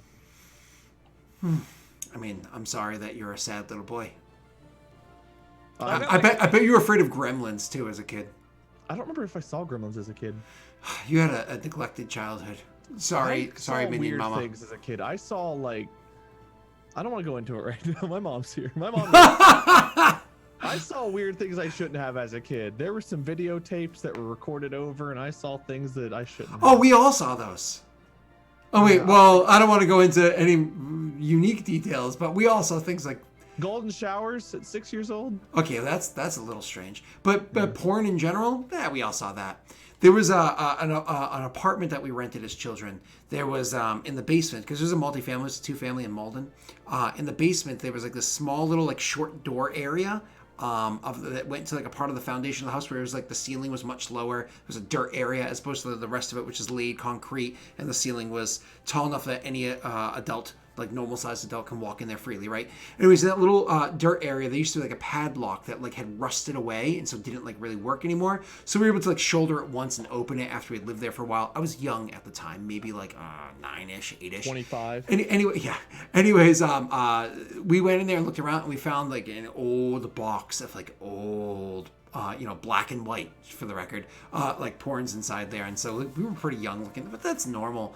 And nowadays, it's like the only difference is the porn moves now when you look at it at 9. You know, like it's pretty normal. Yeah, everybody gets exposed to exposure. Sorry. So, we got a bunch of stuff. Cool. So you did a 5, a 10, and a 5. Nifty. Love it. Thank you, sir. Goodbye. All right. So in doing that, you earned yourself either more credits. Don't worry about that. We didn't even go over money with Mike yet. So I'm just going to say we have tons. Or we're going to, or experience points. You took 10 more XP, meaning you have a total of 15 more. So on the same tab on the character sheet. Wait, I took 10 plus 10. I'm at 20. Correct. Is that right? Correct. Okay. 10 was mandatory, 10 was optional. That optional 10 earned you 10 more experience points. So, Okay, so now I'm at 15. Okay. so you're going That's to turn your total XP up to 115. 120. No, 150. You're right. Right. And then you're going to be able to, you technically now have 15 more XP, but you can just change that to a 0 if you want to, because you're immediately going to Hit spend true that. aim. True aim again. Just found out we can go in the negative XP. That's fun. Everybody has a messed up childhood. I mean, I'm going to say Machiavelli. Everybody has a messed up childhood, just some more extreme than others. And to them, we have hugs. And I changed the XP cost to 25 for True Aim. I'm sorry? I changed the True Aim's XP cost to 25. Correct, like you discussed beforehand, exactly. Cool. Correct. All that perfect. Great job. So, your grit, did you increase your strength threshold accordingly when you added grit to your character sheet? No, I didn't. It says Kane, not Gain. That's weird. Gain one. Oh, that's because they use a funky font Yeah, in the font book. was weird. Yeah. So a lot of So things are what becoming strength weird. Threshold? Do I just? So yeah, so your threshold was 10 plus 5. willpower, so now it's a 13. So threshold should be 13 instead of the 12 that it was. And your wound should be 13 as well. So wound is. I'm sorry. What? Wound and strain threshold should both be 13 in your character sheet. That's your new total for both of those. strain and threshold. So just keep that in the threshold at the top under Destiny Pool. Correct. Now, fun fact, technically speaking, your current should also be 13 for both of those. Unlike D&D where you count up damage, you're kind of counting down health. Or maybe Okay, you so do should both. I just change it to 13 right now? The current for both of those should be 13. You currently have 13. Okay. Because a lot of people like to count down as opposed to up. Defense won't be messed up. So isn't messed up right now. Is encumbered? Encumbrance? Your encumbrance total is going to be 7. And will the current be 0? Correct, because you're naked. Your soak should also be a 0 right now. Okay. I can't change it to 0? Oh, that's funny. Well, I'll deal with that later on. Oh, there we go. I got it. Okay. All right, moving on. So, ow, cat, your claws are inside of me. Ow.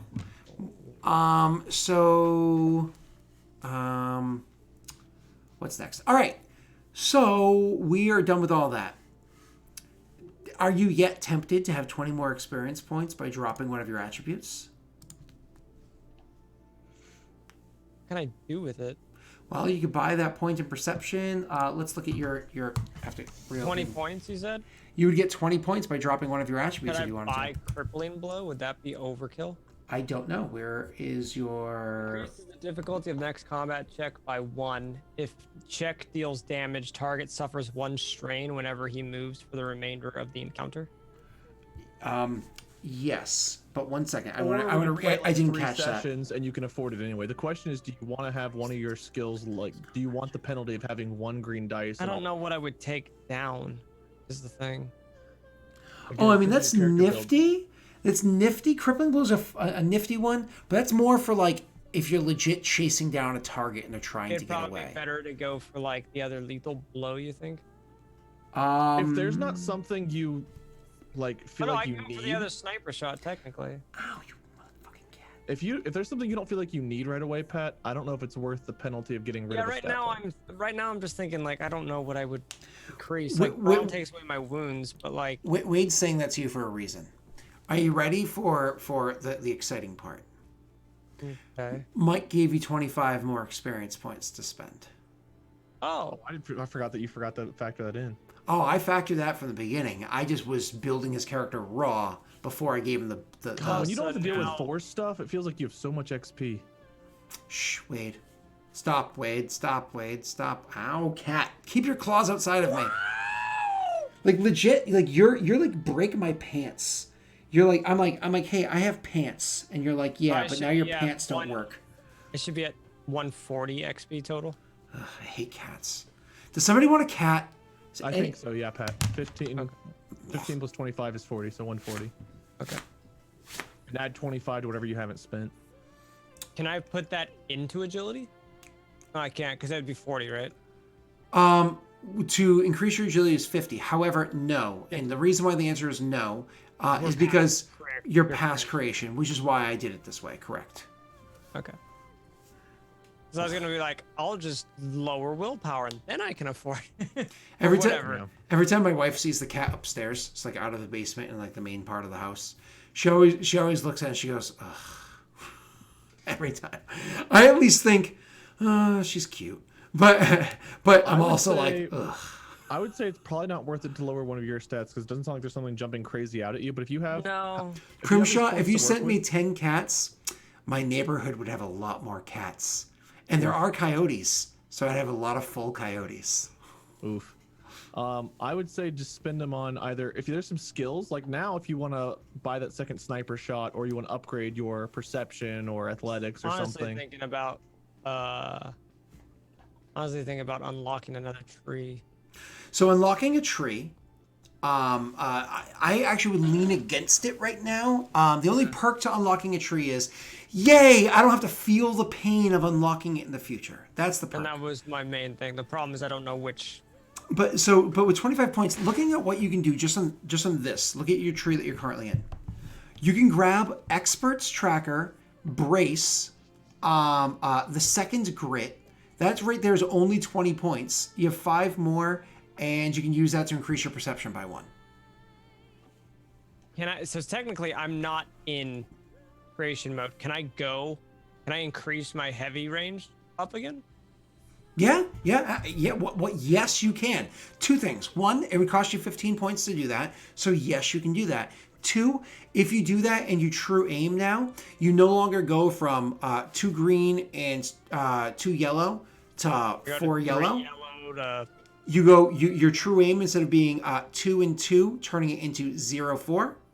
It then goes from 1 and 3 to 1 and 4. Right? Yes. Because That's So just it going up changes. one rank? If you had 3 yellow and a green, the last green would change to a yellow. Then it would add a dice that would be a green dice. correct. So OP basically. it is, but I don't know if it's. I don't know if that's good. necessary until if you get a dedication point and you add another point to agility, then I would think about making that 3. But having 4 yellows and a blue, that 1 green might. It could make a difference, but more than likely, it's not going to make as big of a difference as if you spent 15 experience points is a lot. That could be 15 experiences points you're spending toward getting to that dedication. So, if you want to get to that dedication, Because he's putting more value in his mind. He's putting more value on increasing your agility, which is all the abilities, including combat abilities along the way, as well as gaining the talent tree abilities along the way. So Wade is kind of in his mind working towards dedication, unlocking the abilities and the talent outweighs the having a always one more yellow. I just think if you're aiming, I'm not disagreeing with you, Wade. I 4 actually think the same thing. So 4 yellows versus 4 yellows and a green. I just don't know if that's worth 15 experience points by itself yet. But if you had a 5 agility, then you're talking about getting 2 more yellows. Yeah, like then that's pretty good. So But would I I, think it takes would away I from want to true try aim a to little bit. just, would I want to try to bum rush? And I'm not going to be able to do it right now, but just try to get the quick fix, you think? I would actually, I would kind of go it personally. I would go a different route. This is what I would do. Wade, can you hold up the book for for his page, if you don't mind? Sure. You have the page open? Perfect. So just so everybody can follow what we're looking at, the top tree there, he currently has Sniper Shot and Grit. On the second row, he currently has True Aim and Lethal Blows. And in the third row, he currently has True Aim. My suggestion would actually be, with your 25 experience points, I would actually say grab that next Lethal Blows, which costs you 15, leaving you with 10 left over.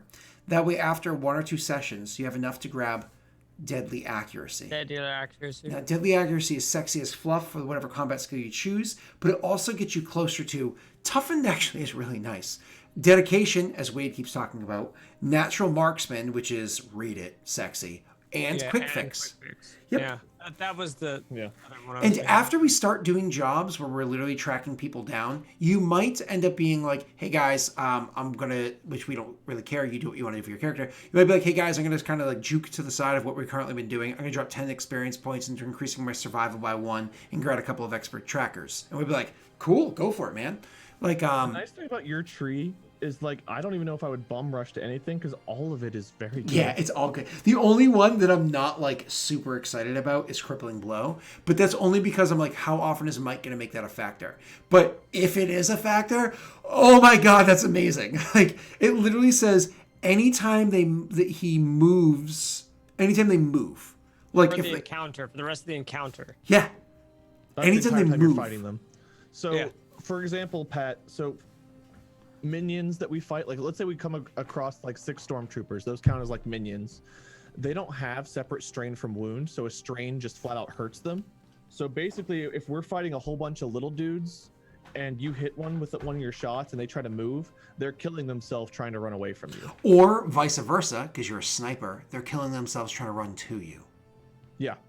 So you can fire a shot, one like extreme range later on. Let's say you fire a shot, they move up a couple bands, you fire another shot. These two like are almost dead by the time they get to you, so we can just focus on the main dude because you've wiped them out and made them wipe themselves out by rushing us. Or if we're fighting like a bigger boss who needs a lot of strain to do different abilities and you're increasing their like that can be very good. How is And targeted blow? may spend a destiny point to add damage equal to agility to 1 hit. Targeted blow? Destiny Point is kind of interesting. We'll get to those afterwards, but the short version is nifty. I mean, 4 points of damage is not If we're as fighting amazing. like a boss guy, Yeah. would Yeah. it be decent to use? Or If Mike describes yeah. you guys look like, let's say that we're not looking so hot, but Mike describes the other guys not looking so hot either. Maybe you use that destiny point to do targeted blow to finish him off, because it's like this. Hold hit on, needs to do a lot not of finish them damage. off. So important thing. So yes, what Wade said, but Or not knock finish them them off out, because whatever. the way it works is, you know how you have 13 wounds. Going down to 0 wounds, all that means is that every additional hit is a critical hit. Are you still awake until you? Yes, until you're Okay. until something on that critical hit chart says you're unconscious. If you're dealing with a PC or if you're dealing with a nemesis, not with an adversary or minions. If you're dealing with a nemesis or a PC, every hit after 0 wounds is a critical hit. So it gets Is you that true of quicker. strain too? Yes. No, that I think strained and just switches over to wound. You just suffer wound instead afterwards, I believe. But that one I have to double check. Maybe Mem is in chat and knows. So you get Nemesi quicker to critical hits every hit. And you get, what are they called? The other people quicker to drop, like Wade did say, which is correct. Yeah. okay, so as of right now, I have 10 points, and I went ahead and got that other lethal blows. Is it Nemesis or Nemesi? Nemesis is. Nemesis. Also, do I need to Nemesises. Do I need to add anything for my lethal blows? Like, it says add 10 plus per rank of lethal blows to any critical injury, or just do I do that? It's when you actually, because you actually don't do nothing. When lethal blows take effect, I'll actually show it to you because I am the GM right now. I am captain now. Do you have 1 rank or 2 ranks in lethal blows now? So you would just add 20 per. So you'd add 20. 20. Correct. So do You I just leave make it a add note? 10, and then whenever you say I've got 2 ranks in it, then we know to add 20. So you just put that on that same area you are down here where it says lethal blows. You do the thing you just did, which is awesome. Thank you. All right, give me 1 second. I'm going to show NPCs. Didn't Maggie's didn't Tara add like 50 or something by the end? Her lethal blows were insane. Correct. Give me 1 second, though. I need to make sure I do this correctly. So this is going to be a modifier is... No, not that. So modifier is going to be 20.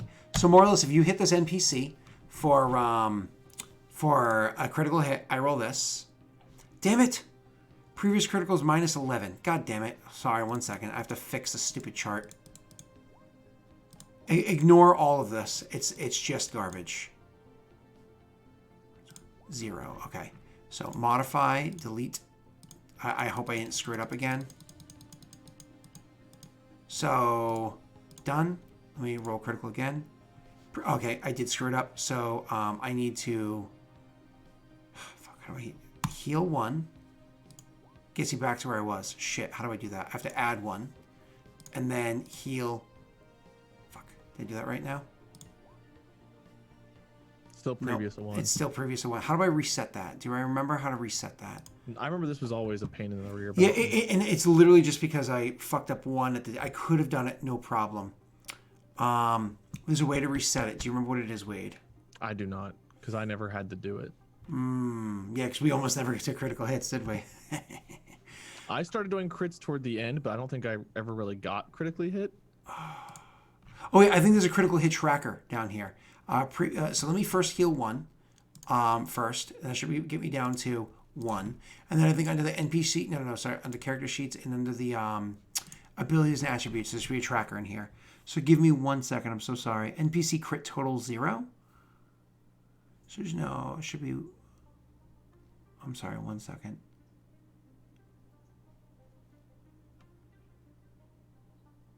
Feel free to chat while I figure this out because I'm a dummy.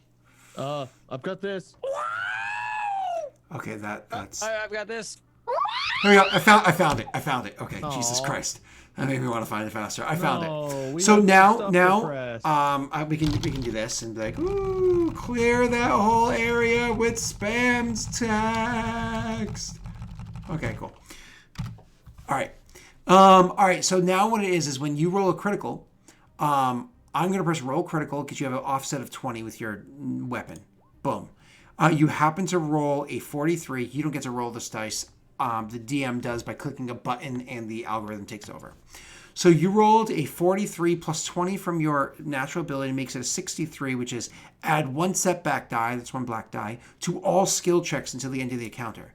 Now, just to be clear, had you rolled a 43, this is what it would have done. A 43 would have been bowled over, knocked prone, and suffer 1 Is that strain. just like a basic attack? What is? This is if you get a critical hit. Oh, Or okay. if someone's at 0 wound, or if you get a critical hit with your weapon. They take a critical blow, a critical injury. So had you rolled a natural 43, they would have gotten bowled over, knocked prone, and suffer 1 strain.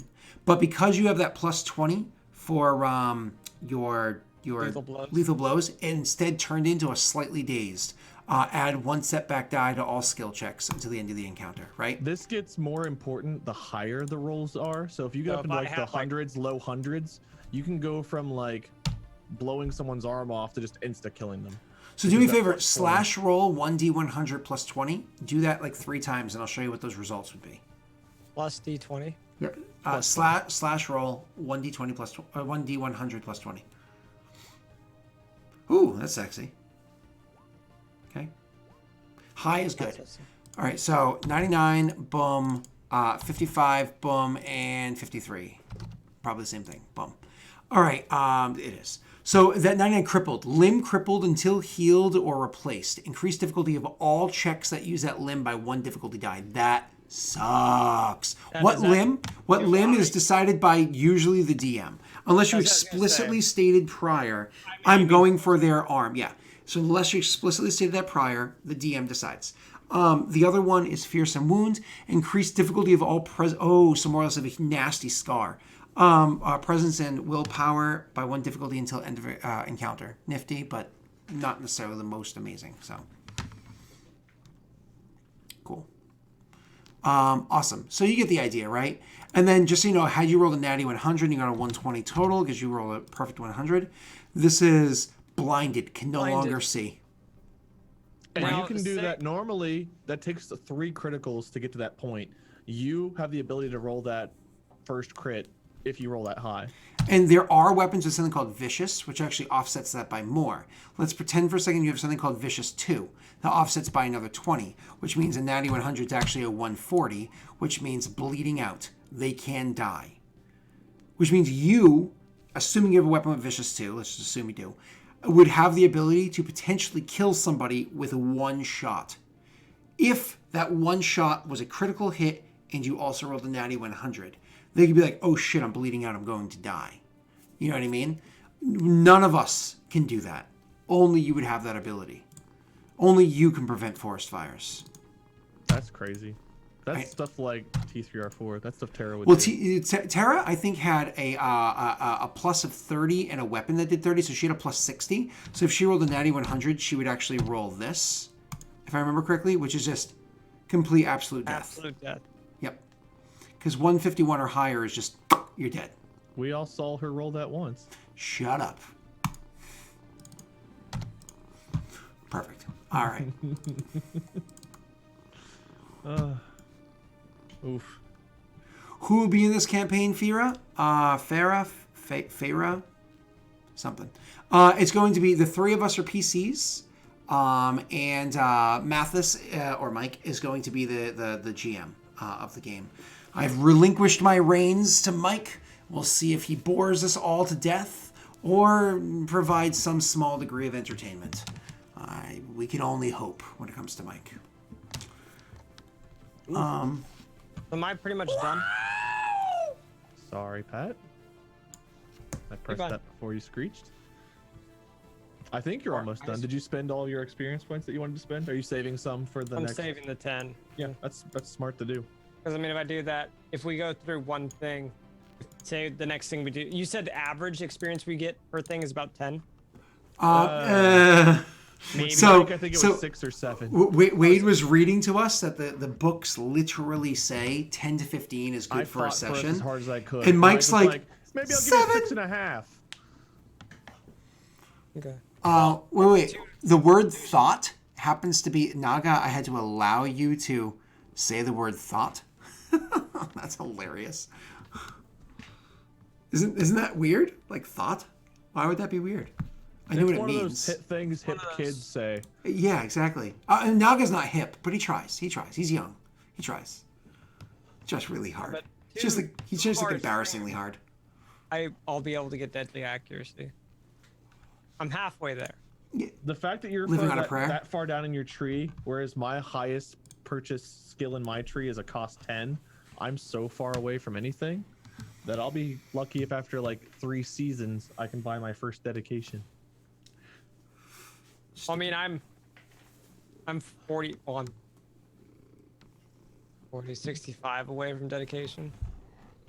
You know what's so upsetting, Samurai, is that all of those old YouTube videos from Mike should be ported over to Lost. They're all Lost Initiative, but like, never mind. They should be ported over because it's all YouTube VODs. Never mind. So. It can hurt your channel to port over a whole bunch of stuff at once, though. I know. Because then you have a whole lot of videos at once that people But aren't it's watching. it's just backlog. I mean, I think the Lost Initiative YouTube it's just channel the way the subscribers algorithm works. It can actually hurt your channel to port the other old stuff out. I get that, but Yeah, it's annoying, but either way. So the But I'm pretty much done, right? Does everything look okay? On so my... aside from your equipment and going over some basic scenarios so we can teach you how this game works. Cat, go away! Stop trying to cuddle with me. I don't want to cuddle. I don't like your species. Ugh. get wrecked. What is it, Gar that plays Khajiit? Get wrecked, Gar. He's I was playing Nord or Orc, man. You get a bonus to blacksmithing, which helps you level up faster if you're punching things to death. Did you have unarmed Steve, damage? Yes. Thank you. But like, oh no. Is Gar typically no? Gar's usually Argonian. He's usually the lizard people. Woot! Steve hits the 100 subs. Oh, nice, Steve. Thank you. This 100 doesn't gift affect me subs. at all, but thank you for contributing to Lost Initiative. Yeah, you're amazing. I mean, it does affect Wade. Scott can get a new beard trimmer or something now in celebration. Shave the whole thing. In honor of Steve hitting 100 gifted subs, you can shave your whole beard and just go full like. Should. I mean, Come on. No balls. no, you're right. The only way I would do it is if I threw a charity stream and hit a certain goal. It's the And only that's way I what would I do said. it. Then I just kept it gone. No, I'm not talking about I'm not talking about that. I know. I'd shave that. I'd shave that, no problem. Yeah, I would do a charity stream, and I would shave my head for one value and my beard for a much higher value. And What about your eyebrows? so in real life, my coworkers don't know any of this. Trying to explain that away without them knowing anything about my internet life would be very difficult. Grilling and you Like put a you- little bit too much kerosene on the charcoal. Yeah. Like if I just came in with everything shaved, they would be like confused and weirded out. You'd be But like, no it was a brows. crazy weekend, man. yeah, no, I probably would never shave my eyebrows again because they don't know, and that'd be really, really hard to explain. As it is, it's hard to not. Yeah, I'm sure you guys already went through this at some point in time in your past, where you literally had to live 2 separate lives and keep them completely segmented. So like, it's awkward.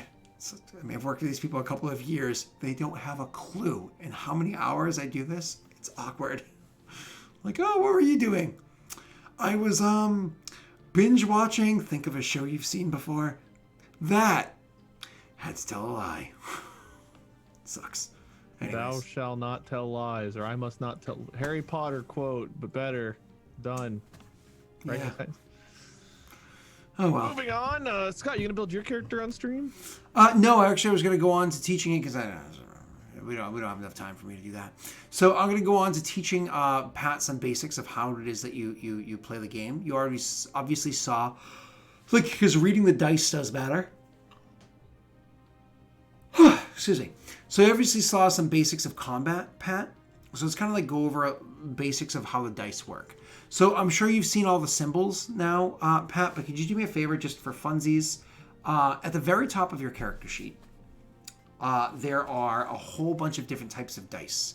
Can you just, for all the blues, greens, yellows, blacks, purples, reds, put 2 on each of those? Just 2 straight across the board, basically. Not the white. We don't want no white. The one right in the middle where it says under dice pool. Correct.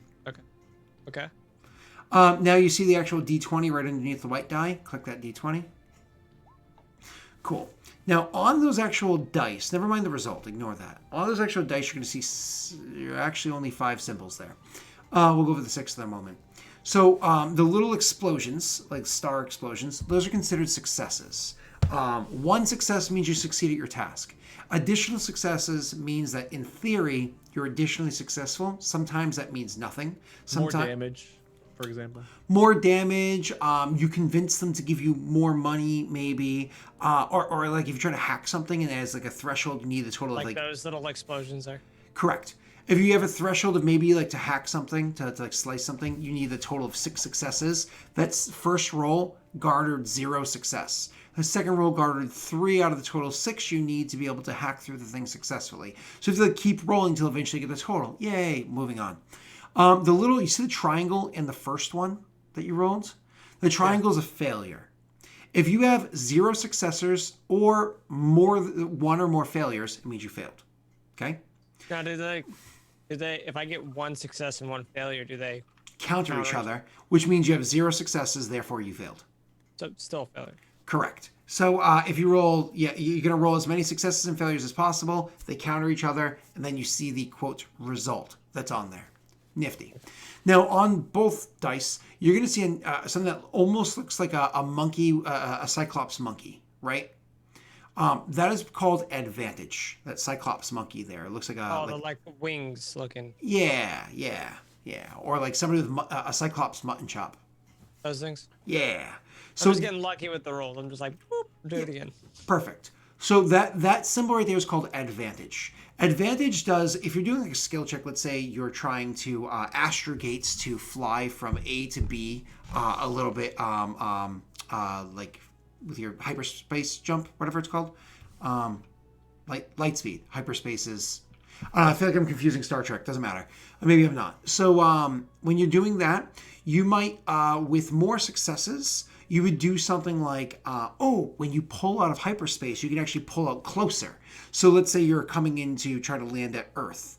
You might pull out too soon with just 1 success and just say land at over by Jupiter and then slowly make your way in. Whereas like a ton of successes, you may be like, bam, you pull it right as you're entering the atmosphere. Kind of like what you saw them do in episode 7.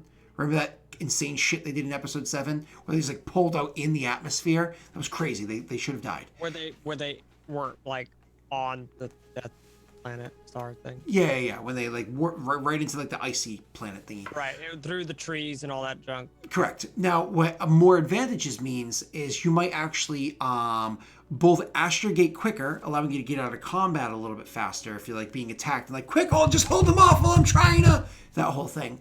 Or you might actually shave off time during the actual hyper jump. You might be able to track the stars and the grav fields or whatever a little bit better, that instead of it taking, say, 14 days to get from A to B, it actually only takes, say, 11 days, which is really important for certain jobs, right? So nifty. Or if you're being tracked by the Empire, you get there 3 days ahead of what they do. You might be able to land, have a cup of tea, do a couple of jobs, go visit the brothel, and then get back in your ship and leave a whole day before they even get there to start tracking you. You know what I mean? So that's why like advantages are super good. In combat, advantages are actually how you critical hit. Most weapons require 3 advantage on an attack roll with a success. 3 advantage. With the success, I'm assuming. Yeah, to trigger a critical hit. But there are other things you can do too. If you're a dual wielder, you require at least, I think, 2 advantage to actually hit with the 1 success and at least 2 to hit with the second gun. Or Maggie's weapon had cool things where she could also, like, I think, like disarm people with so many success advantages. You get the point, right? Right. With so many successes, your grenade doesn't just blow up. It also hurts other people. Cool. Moving on. Those are counted by, if you look at the second to last roll you did, a whole bunch of looks like almost like Death Stars. Mm-hmm. Those are called threats, I think. Threats are the counter. Threats, you know how you can use advantages to do nifty things? You can also, did you cover that you can use advantage to heal strain? I didn't, but yeah, you can also use advantage to heal strain. The GM, when you roll threats, the GM can take those threats and do fun things to you. 3 threats with certain types of weapons can trigger your weapon to be empty. 3 threats with certain types of weapons can trigger your weapon to take damage, meaning you start taking penalties using it. 3 threats can be used to make you drop your weapon or something like that. They can use 2 threats to give one of the bad guys a blue die on their next attack roll, so on and so forth. The GM gets to choose how to spend those threats in a way that screws you over. On the flip side, the GM open rolls in this game. If they roll threats, you get to spend those threats in a way to screw them over. It's a lot of fun. Are we allowing us to say, I'll take it as strain? Or Actually, does Mike get to say first what he wants to do? Correct. Whoever gets to spend it gets to choose first. Okay. Yeah. So Mike would So in choose that first. case, since I rolled 5 threat, what would happen? Mike could actually actually look at the character. So character sheet. I thought when we played before, we decided whether we wanted to take his strain or give it to Mike. No, that was just us loosely using the rules, and then later on we got more strict. Okay. So if you actually look at this right here, show to players, and you expand that, it shows right there ways that threat can be spent. So 1 threat, suffer strain or lose the So benefit. can he use 3 of the threats and then the other 2 for something diabolical, or can he only get the 1? He can spend all of them however he sees fit. Oh, so he can use all 5 of them. Correct. And he can legit just say, take 5 strain. Oh. Also, threats can be used for doing something more narrative, less mechanical and more narrative. And this actually comes into effect when you're doing things in the game that are not necessarily combat related, when you're using skills. When you're making a skill check, threat can do something more narrative related, like, oh yeah, you jump into hyperspace, no problem. Why'd you say it like that? Well, it works. You plot and you go. What are you saying? Oh, no, nothing. And then all of a sudden, like, you get there after 3 weeks instead of in 2. You're like, no! And you also left a trail of where it was you were going. No! So they get there a whole week ahead of you and set up a whole armada waiting for you. No! You get the idea. You can spend And those. They ate all the bread. Oh, dude. Are we ever And you're Tucci's? not Because, getting like. paid. Not getting. I'm telling you, Pat, get used to that one real quick. Yep. I'm not the DM. Like I was mean in our last campaign, but I actually, as a DM, do give money. Mike never gives money. Like, again, I run several shows over my other channel, and they get cheddar. So they literally are in the middle of a war right now, and it's not even scratch. Like, war is expensive. You have to spend tens of thousands of gold every week, and they're like, it's literally. To them. So, and that's a D&D campaign. So, and they're not even high level. So, I've not seen credits since I first met Mike and Scott. I thought you were gonna say in 86 years. It's been 84 years 84. since I've seen credits. No, you're meme, Scott. Moving on. What was I gonna say? So it can also be something narrative, you know what I mean? Like, let's say, for instance, you were trying to run through the door, and not only do you not get through the door quicker than this guy, but, like, narratively, the guy behind you blasts the door, and it actually shuts and locks in front of you, and you're like, no! There's so many things that he can do to spend those, okay? Next, triumph. What does a triumph mean? In combat, auto crit. You crit. Good job, buddy. A triumph doesn't just count as a triumph, which we're going to get to those in a second. It's also a success. So if you actually look at... Advantages are your crits, right? Triumphs can be crits. They don't have to be. Triumphs are automatic crits as well. Oh, they are in addition to? They're a success and a triumph. I thought you had to spend certain amounts of advantage to trigger crits, and then you could either use a triumph for a crit, or you can do other stuff with them. You can do other stuff as well. Again, get to that in 1 second. So when you see, like, your failure up there, and you're The like first roll. the first roll, yeah, we say is a failure, 2 Death Stars, and a triumph. The reason why there's only 1 failure instead of 2, even if you mathed out everything, is because when you math it out, you're gonna be like, hey, why is there not 1 more failure? It's because a triumph is also a success, and that was factored in to cancel out one of the other failures, just so you know. So it's both a starburst and a sword. Okay, so triumphs can be used, like I said, to just automatically trigger a critical hit. Nifty. Triumphs can also be used to activate certain abilities you can buy on your character sheet, or to activate certain abilities done by very specific weapons. Nifty. They can also be used to tell a huge narrative point. Like, where's that thing I just had? Spending advantage and threat. Triumph. Add 1 difficulty die to the enemy's next roll, or reduce 1 difficulty die from yours or an ally's check, or do something vital changing the scene. This is where Wade was talking about beforehand. Wasn't there the scene when somebody picked up a rock and they threw it and the door opened up, or whatever it was? Yeah, that. Yeah, cool. That's a triumph. You know what I mean? Wait, what's something else we used a triumph for? Oh, I think at one point in time we used a triumph to. Oh, and there, because our characters were like returning, is like their characters walk in now.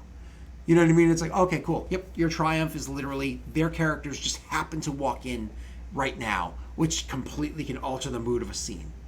But it's important to note that whatever narrative thing you're doing, you can't sit there and be like, I'm negotiating. And then in the middle of negotiating, you roll a triumph on your negotiation check. Cool. And you turn that into, I don't know, I'm trying to think of all the money. Well, would be a negotiation. I'm trying to make a different example. Like I'm negotiating so well that his character pilots better. That doesn't make sense. It has to be something that makes sense for the role that you're making. Now, their characters now walk in. A GM might allow that because it does affect the role and change the scene, but that's again barring GM approval. Maybe you use the triumph to notice something, like the character has really scraggly looking shoes for a diplomat, which is weird, but that kind of tells you maybe they're really hurting for money, so they're more willing to take that bad deal because they need the money regardless. So maybe it gives you more information about a scene to help you influence it or something. Or the flip side of what he's saying there, you happen to notice they seem to be willing to spend an absorbent amount of money like it's nothing. You know what I mean? Something like that. You're like, oh, this is like, and you can totally think of that as maybe I can get more out of them, or you can think of that as maybe by their tone you can tell that the person you're hunting for is important to them, so maybe it's worth more to them because maybe it's their daughter or something. Yeah. You don't know who it is, but you can tell by their tone it's someone more important than just the typical bounty. There's something personal. And the flip to a triumph, Susie, is a despair, which we talked about earlier. Despairs are horrible. The GM uses those to make your life miserable in every way. We've used a despair and broke our ship before, which was miserable because somebody was trying to like jump on it or something like that, and it like broke the ship. It's like, no! You can use a despair once again, like just bad things happen. We rolled a despair. We were trying to, so I may have accidentally gotten us permanently banned off of a planet. We were trying to escape, and Scott was piloting down and opened up the door. So we were trying to hop onto like the platform, and as we were trying to hop onto the platform, we rolled a despair. So one of the arms that lowered it broke, so we couldn't close it back up, which meant we couldn't go to space till we were able to close the door because we'd broken the what's that little the hydraulics boarding ramp or whatever it's called. Boarding ramp hydraulics. The hydraulics of the boarding ramp broke from the despair. Yeah. Okay. So now it's important to note one last detail, Pat. Triumph and despair do not neutralize each other. They exist in their own bubbles. The additional failure and success that they create to neutralize each other. But you can have a despairingly triumphant roll. If you keep clicking that button a few more times, you'll eventually see a roll that has both. In which case, you can do something quite triumphant that triggers something terrible. There's a despair right there. It even looks bad. Like a despair literally looks like, ooh, I don't want that. You know? I will keep trying. You will try. There's a triumph. Damn it. Do like 5 reds and 5 yellows or something. Just increase your odds. And get rid of all the other dice, sort of thing. Yeah. Boost die, just so you know, I believe boost die have 2 blank sides and 4 sides that kind of like go back and forth. And boost die? What are those? Boost of the blue. Setback die, I think, also have 2 blank sides. So your true aim maneuver, you not only get to upgrade twice with 2 ranks of true aim, but you also get a blue die from aiming. There you go. There we go, finally. Oh, Mem answered a question from ages upon ages ago, and thank you so much, Mem, for getting around to answering it.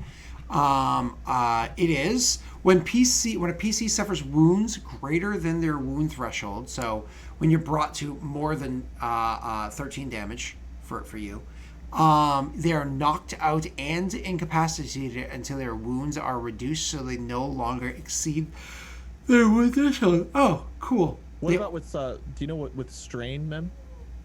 Yeah, with strain too. Please, Mem, and thank you. I answered that one before. We didn't notice it. Lol. I'm sure that's true. There you go, and you did one. Finally. I'll keep an eye out for the strain answer. If you have the strain answer, I'll keep an eye out for that one too. Jeez, man, be faster. I'm just kidding. So, do you understand all the dice now and all the results of the dice? For a good chunk, yeah. Now, Incapacitates too. some people say, "Oh, the dice in this game are so hard. It's so blah blah." I'm like, listen. If we were sitting at a table and every time somebody rolled the dice, we'd then have to like, how many of this picture? Okay, how many of that picture? Okay, all right, cool. So you didn't succeed, but wait, how many of that picture? Okay, how many of that picture? Oh, but you got advantage. Cool. God, that would take so much longer than click and look at results. You know what I mean? So this is almost a game I wouldn't want to play at a table. Almost, but I dare not be sacrilegious, and I totally would play it at a table. I mean, it's not that difficult to math. It just takes a minute because you have to do like, oh, I got 6 successes. I got 5 failures. Let's go 1 success. I love Mike. Watching him try to count the damage from 3d6 is painful. I was gonna say I do remember whenever we did the live show for charity a few months back that sometimes us calculating with dice. Not everyone was a student protege like me. Listen. Well, some people also don't know how to roll dice clean, and by that I mean they go, ugh! And like, where did the dice go? And you're like, we used to, sloppy dice drink,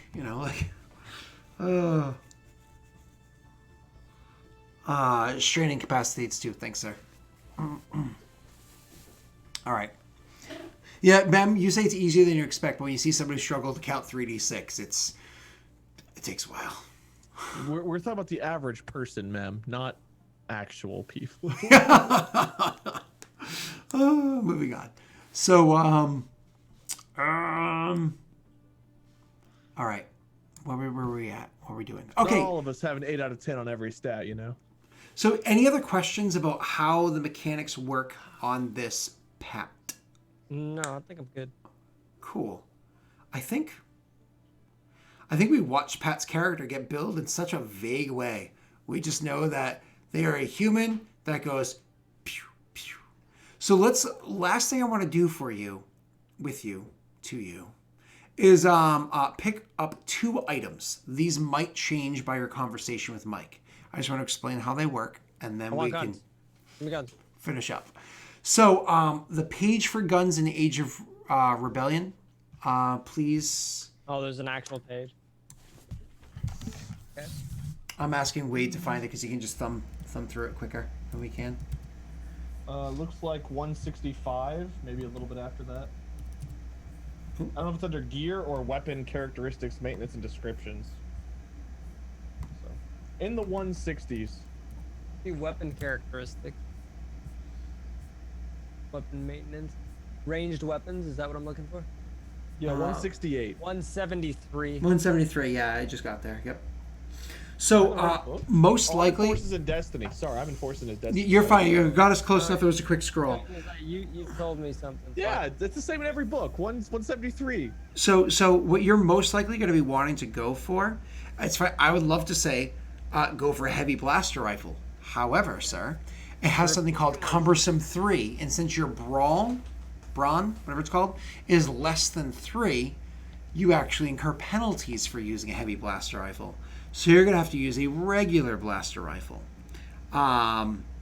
which is not... He needs a brawn of 3? What? You said he needs a brawn of 3? A brawn of 3 to handle Cumbersome 3 without penalty, correct. I know your first dedication. Oh, yeah. Or, Wade, not dedication. Wade, look at me. Or, he then jumps over to heavy and grabs Burly and negates it. Did I invite you up here? I'm talking about burly and brawny rifles, and you hop up on my lap. Are you? Why? But I mean, blaster carbine. Wait, is that what I'm doing, or a heavy blaster pistol? I was originally talking about a heavy blaster rifle, but now I'm talking about a blaster rifle. What were you talking about? Wait, what? Then I can take that blaster rifle. I imagine he's going to allow you to have a blaster rifle because you're not inexperienced. You're a rather experienced person, right? So I imagine he's going to let you have the. I mean, he didn't give us any rules on equipment, so we're gonna have fun. He did give us one. What was the rule? Oh. What was the rule? No lightsaber. Oh. Can I learn to shoot a My lightsaber? pants, I can't rub my hand on my pants now and have it feel like pants. I rub my hand on my pants now and it feels like a cat ripped holes into it. Like I can feel the fabric lifted. Ugh. I'm sorry, Pat? Do I put this into my item inventory? Yes, no. It's under, hold on. Combat weapons? Yeah, under combat weapons, correct. And there's a reason why you'll see as you're filling it out. So just blaster rifle is what I'm taking?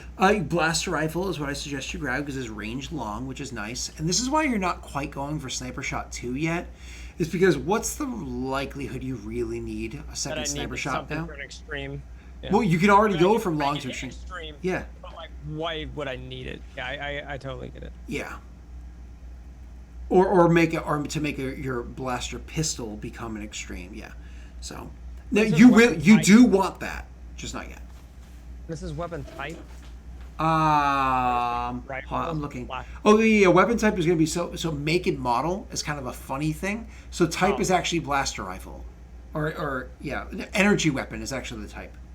Oh, okay. Can I just leave make and model like? Blaster rifle, that's fine. Okay. Yeah, but that might be like a T738 QN Wade. Minion Army. Minion That's the Army. rifle. Minion Army. Minion Army 77. Yeah, just. And not to order 77. Minion Army 2019. Like that will be the name of my rifle. I'm assuming this is not a new rifle. I imagine this is like. What? Would it be You new? probably won't have like so. I want to answer chat really quickly. It is literally all three systems that we're using. Wade's character is going to use the rules from one book, Pat from another, me from a third book. Mike, who is not on the stream tonight, is going to be GMing it. So it is all three books because the rules are effectively the same for all of them except for one mechanic. Go ahead, Wade. I'm sorry. So Pat, your rifle, like the age of it, I don't think will really affect it. It's just a matter of like honestly, I think a more experienced rifle probably is more likely to be modified. I doubt you're going to start off with a modified rifle. No. So your blaster No, rifle, I didn't know if it was like a minor or major or new. Wait. Condition is new. New. Okay. Every step past new that your weapon is one additional black die that you have to roll with because it's injuries on your weapon. yeah. So when it says modifiers, would that be the special? Modifiers is literally let's say for instance Wade had a pistol before that because it's something called accuracy 1 always added a blue die. So in modifiers he literally wrote 1BL and every time he clicked that die button it rolled with a free blue die for him without him having to do anything. Okay. Yeah, so if I roll this dice, you'd see like in the actual the dice portion, you see the blue, 2 green, 2 yellow, 2 purple, a red, then it has just an advantage there. I get that advantage for free, so it automatically added it because Can of you the... click another weapon? Yeah. And you see there's no blue, even though they're both using the same exact skill and whatnot, because one has qualities accurate 1, and the other does not. Okay, moving on. Modifiers on the book and page, cool, except page isn't 93, page should be 173. Stun setting, cool. No cumbersome or anything like that. Wait, does it have? No auto fire, that sucks. Auto fire is so sexy. Range is long, heavy, rarity, value, nifty. Did I fill So that all? damage for that in the higher boxes, damage for that is going to be 9. Crit for that is going to be 3. I'll get to that in a second. Encumbrance is 4. I'll get to that in a second. HP is 4. I'll get to that last. Okay, damage 9. Do me a favor. Wait, hold on. Let me look at the top of your character sheet. Average roll with this weapon is going to be against somebody who's about medium range. So let's assume that. Click the little white D20 there. You can see that you didn't do 9 points of damage. You actually did 9, 10, 11, 12, because 3 additional successes, points of damage to somebody within... oh, why do you have so many purple dice there? Jesus Christ, is that my fault? It's probably my fault. 1 second. You should have had a much better success than that, but I screwed you. And not in a good way. Would I change my encumbrance to 4 out of 7? Sorry, that was my fault. I'll get to you in 1 second. All right, let's try that again, sir. If you could. Attack. Holy crap, much better. So you did one more. So what's that? 13 points of damage. I think I did the math wrong last time. 13 points of damage. And you got the Triumph, which could automatically trigger a critical hit for you if you wanted to. But 3 threat, which Mike is going to spend, right? Cool. Get over that. You understand how that works. Cool. Can you just click that button a couple more times for me? Again, I'm being, even though you're smart enough to understand what I'm saying, I'm being very basic because not everybody is like, it's interactive. So I want them to be able to follow along. Because it's easier to learn when it's interactive. Actually, sadly, no. A couple more. Okay. There, perfect. There, not only did you succeed and got 1 additional point of damage, doing 10 damage, you also got 3 advantage. If you look at that attack roll, sir, you'll see it says critical 3, which means you have to have at least 3 advantage to trigger a critical hit. That attack right there is 10 points of damage and a critical hit. Comprende? Okay. Cool, moving on. You just asked a question to which you probably already knew the answer. Encumbrance, 4. That's right. That means out of your total encumbrance of 7, that just ate up 4 of them. And I'm still naked. You're still naked, yeah. Cool rule about armor. Armor you're wearing. Yeah. Not against you though. Yeah, that's why we're going to do those 2 things real quick. Cool. All right, and last thing, HP. Does my weapon have health points? No, that's actually hard points.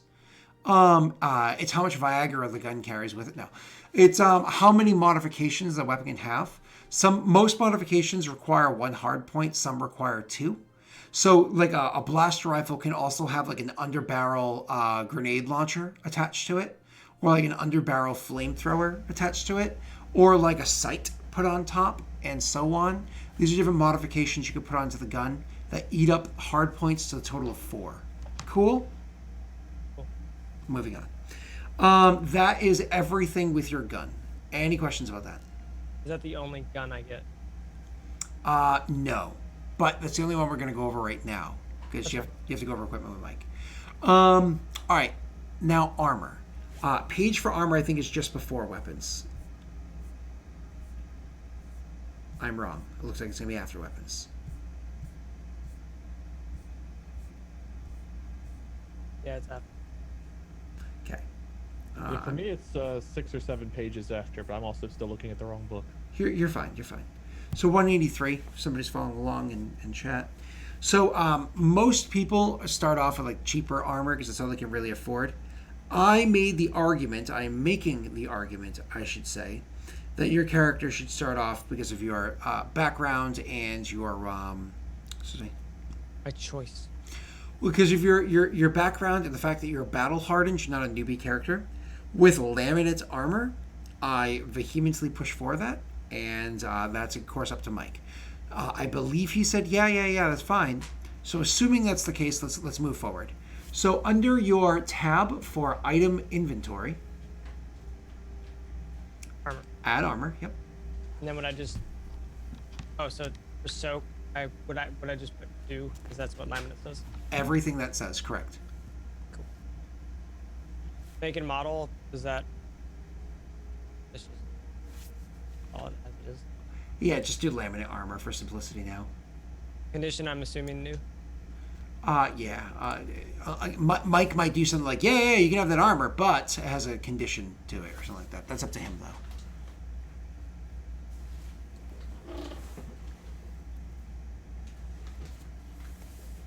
Naga, we started off with like 160 or so, because right as we go on live, a bunch of people came in with Pat. What does restricted mean? There's been a bunch of people here the whole time, sir. Restricted means that it's illegal. Oh, would this fall under that? I assume Nope. You see how, if you look at the book, where it says heavy battle armor has an R on it? Yeah. That's restricted. But I feel And that's like not restricted everywhere. It means it's restricted on all core worlds, and other worlds beyond core. It depends on the world. What's up? Yeah, I'm just filling this out. Encumbrance is 4. Am I gonna be able to carry this? We'll get to that in a second. So fill out everything once you're done. That affects your soak to 2. Mem, are you still in chat? I got a quick question just so I got my rules right in my brain piece. Encumbrance is not actually 4. If you're carrying it in a backpack, your encumbrance would be 4. Oh, if I'm actually physically carrying it as a good. I think it takes off 3, doesn't it? You remove 3 when you're wearing it. Mem, soak. I know that soak for droids is equal to your brawn plus whatever armor you might be wearing. Is that also true for everybody else? I believe it is. So he has a brawn of 2 and he has an armor that gives soak 2. So I believe he has a soak of 4. This is how much damage I can do. Afterness is actually answering as well, saying exactly what I just said. I'm sure Mem will confirm in a second. What's up, sir? Perfect. Thank you, guys. I was just reading, a suit of armor's soak is added to the wearer's brawn, and that sum is subtracted from any incoming damage. Correct. If an attack causes 10 damage, for example, a soak of 2 plus a brawn of 2 reduces damage incurred by 4 to a Correct. total of 6 points of damage. Correct. And so your soak is going to be 4. Okay, so that's how I have it. Correct. I just wanted to confirm that before I had you modify it. Okay. So Does my encumbrance look right too, as it's 5? so now it should be What's 5 4 because when you wear it, it removes it by 3. 4 Correct. with the rifle, 1 with the armor. Correct. Perfect. And then you're like, wait, how much is a blaster pistol? Oh shit. I just looked at it. There's 1. Heavy blaster pistol? No, it was light. I think. Yeah. And then you don't even have anything for when you get in melee. Heavy blaster is 2. Yep. And then you're over encumbered. It's range light, but it's always going to be light. So this is where other equipment comes into place. As you're scrolling down further, you're going to find things like a utility belt. What does that do? It gives you an additional encumbrance threshold of 1. And a backpack, which gives you an additional encumbrance threshold of like 4 or 5. I can't remember what. You'll see it in the book. However, anything that's on your person is something that's readily available. Anything that's inside of a backpack or a utility belt has to be retrieved, which requires a maneuver to retrieve. So just kind of bear that in mind. I think actually utility belt, is a maneuver to retrieve, and if it's in a backpack, it requires an action or 2 maneuvers or something like that to retrieve.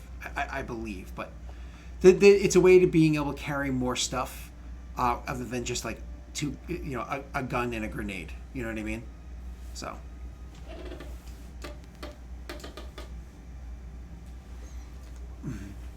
Stuck with these nerds on my own for too long. Thanks, Mem. You know we love you, Mem. I've said this 1,000 times beforehand, but Mem is the first person to ever, since I started streaming on Lost Initiative before I had my own channel and whatnot, first person to ever hit me up with a private message being like, hey, the rules for it are actually this. And I was like, did I just get rules lawyered by somebody I don't know? And it was like super awkward because I never really experienced that beforehand. It's the first person. So. And I remember the exact scenario. It was how it was I was utilizing an illusion spell. I think it's like Phantom something, like a 3rd level bard or 2nd level bard illusion spell with, what's his name? Otto, played by Bear Taffy, while they're in the icy region. They had just teleported there from the Nymphy place. So it's like episode 11-ish, 12-ish. Yeah. Yeah, I remember. Is there anything else I needed to do?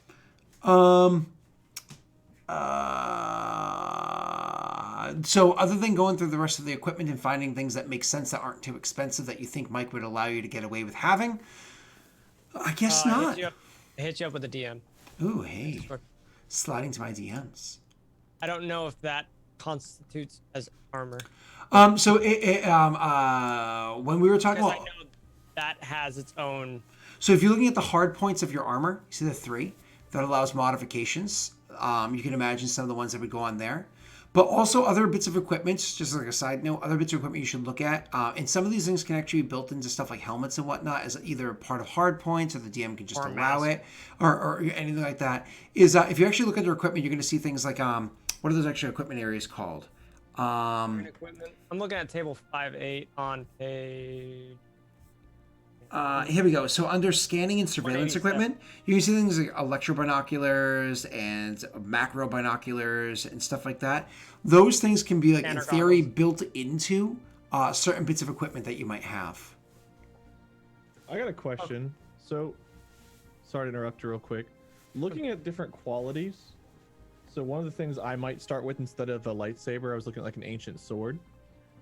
So for the ancient sword, it has the special quality defense 1. which Yeah. allows me to add 1 black dice to a roll against me.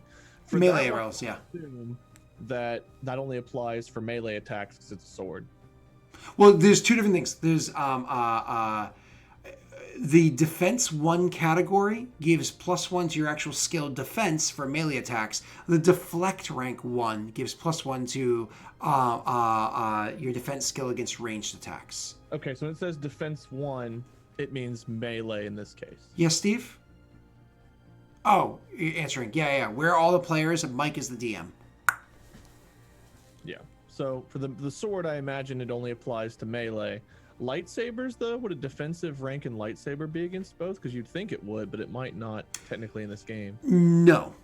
Unless the rules of that specific weapon say otherwise, no. I do not believe so. Because I don't believe that lightsabers deflect the shots. I think it's actually the skill deflect or reflect or whatever it is that you already have as a skill. Well, reflect Or- doesn't. It just you can reduce damage from ranged attacks. Down to 0. Training, In which however- case would be exactly what we're discussing. Yeah, defensive training. When wielding a lightsaber, melee, or brawl weapon, the weapon gains the defensive quality with a rating equal to ranks in defensive training. It's just, I'm assuming that means it's automatically only good for. And you imagine Melee. thematically, that's, again, I don't know. I'd have to read the rules on that. For a war sword, or an ancient sword, or whatever, a war sword, whatever it's called. I Yeah. understand that would Yeah, that don't make sense for melee. For a lightsaber, We'd have to read the rules because there will be rules Yeah. written about that. The game is definitely going to have rules written about that one. But again, you just have to imagine it could just be that the attacks miss and that the GM of those Star Wars movies you watched described it as lightsabers deflecting it. You know what I mean? Because it's just thematics. It's just storytelling to a mechanic. I would say.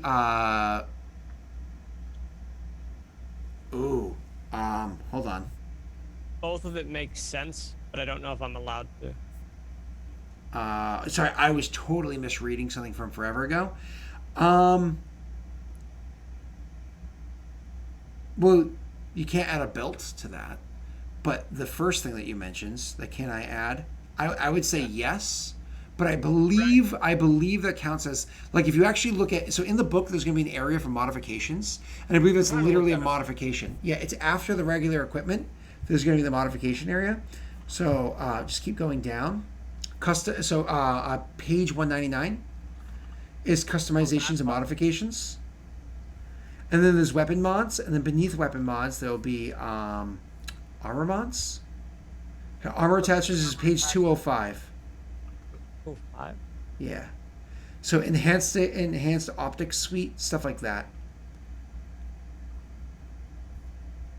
And this is only one book. Other books have other options too, just so you're aware. Gotcha. Oh. I just looked at a picture in one of the books, and that guy has a really flat bum. Wade, he would be very jealous of you. Good. Someone should be. We can't change the title today, Steve, because Mike's not here, so it still says the same title. I've tried. I've tried. See, I've done this. Title I hate Mike. And Nightbot was unable to authenticate with Twitch's API. Ah. Yeah. Yeah. And Mike's on an airplane, so it's unfortunate. Mike and I are working to comb out these issues forevermore, but that's not going to happen until after January, after New Year's, just because we all have a bunch of stuff for our families. We all have family, so. I think the The one thing I skill- missed. Go ahead. No, I'm just. Go. The skill defensive training just says when wielding a lightsaber, melee, or brawl weapon, the weapon gains the defensive quality with a rating equal to ranks in defensive training. And like I said, for a lightsaber, I could argue for both. For a sword, I wouldn't argue for both. I'm going to be straight with you. Specify. I don't care about your argument. There's going to be rules written in there somewhere, and we'll find them. That's what I'm. Yeah. Yeah. Naga said that the lightsaber does do both, but he doesn't have the book and open. I just wanted to find that. It very well. I would suggest Googling a forum that talks about it, and that they'll probably give you a page and book. And it very well may be true, and it would make sense, but until you find it.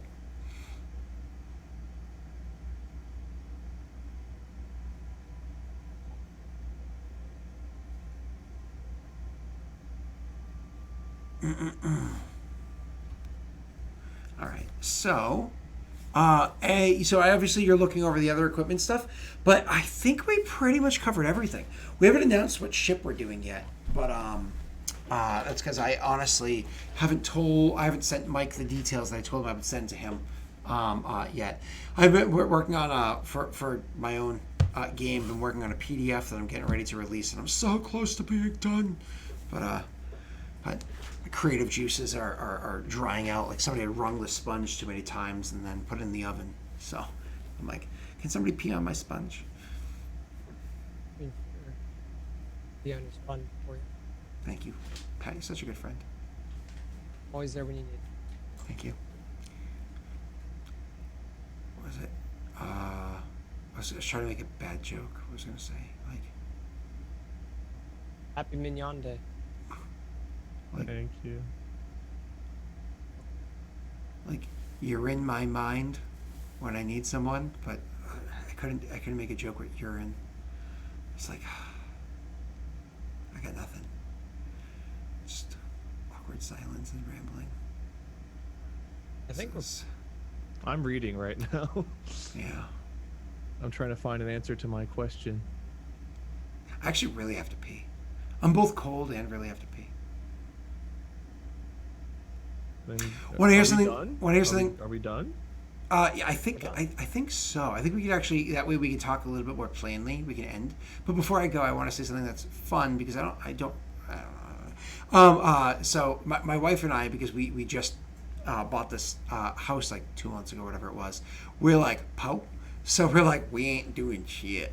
But we got a 4-year-old, so we can't like not open gifts in front of the kid because unless we're doing like, well, daddy was naughty, so we got Cole. But you definitely can't do mommy was naughty because then things just get awkward.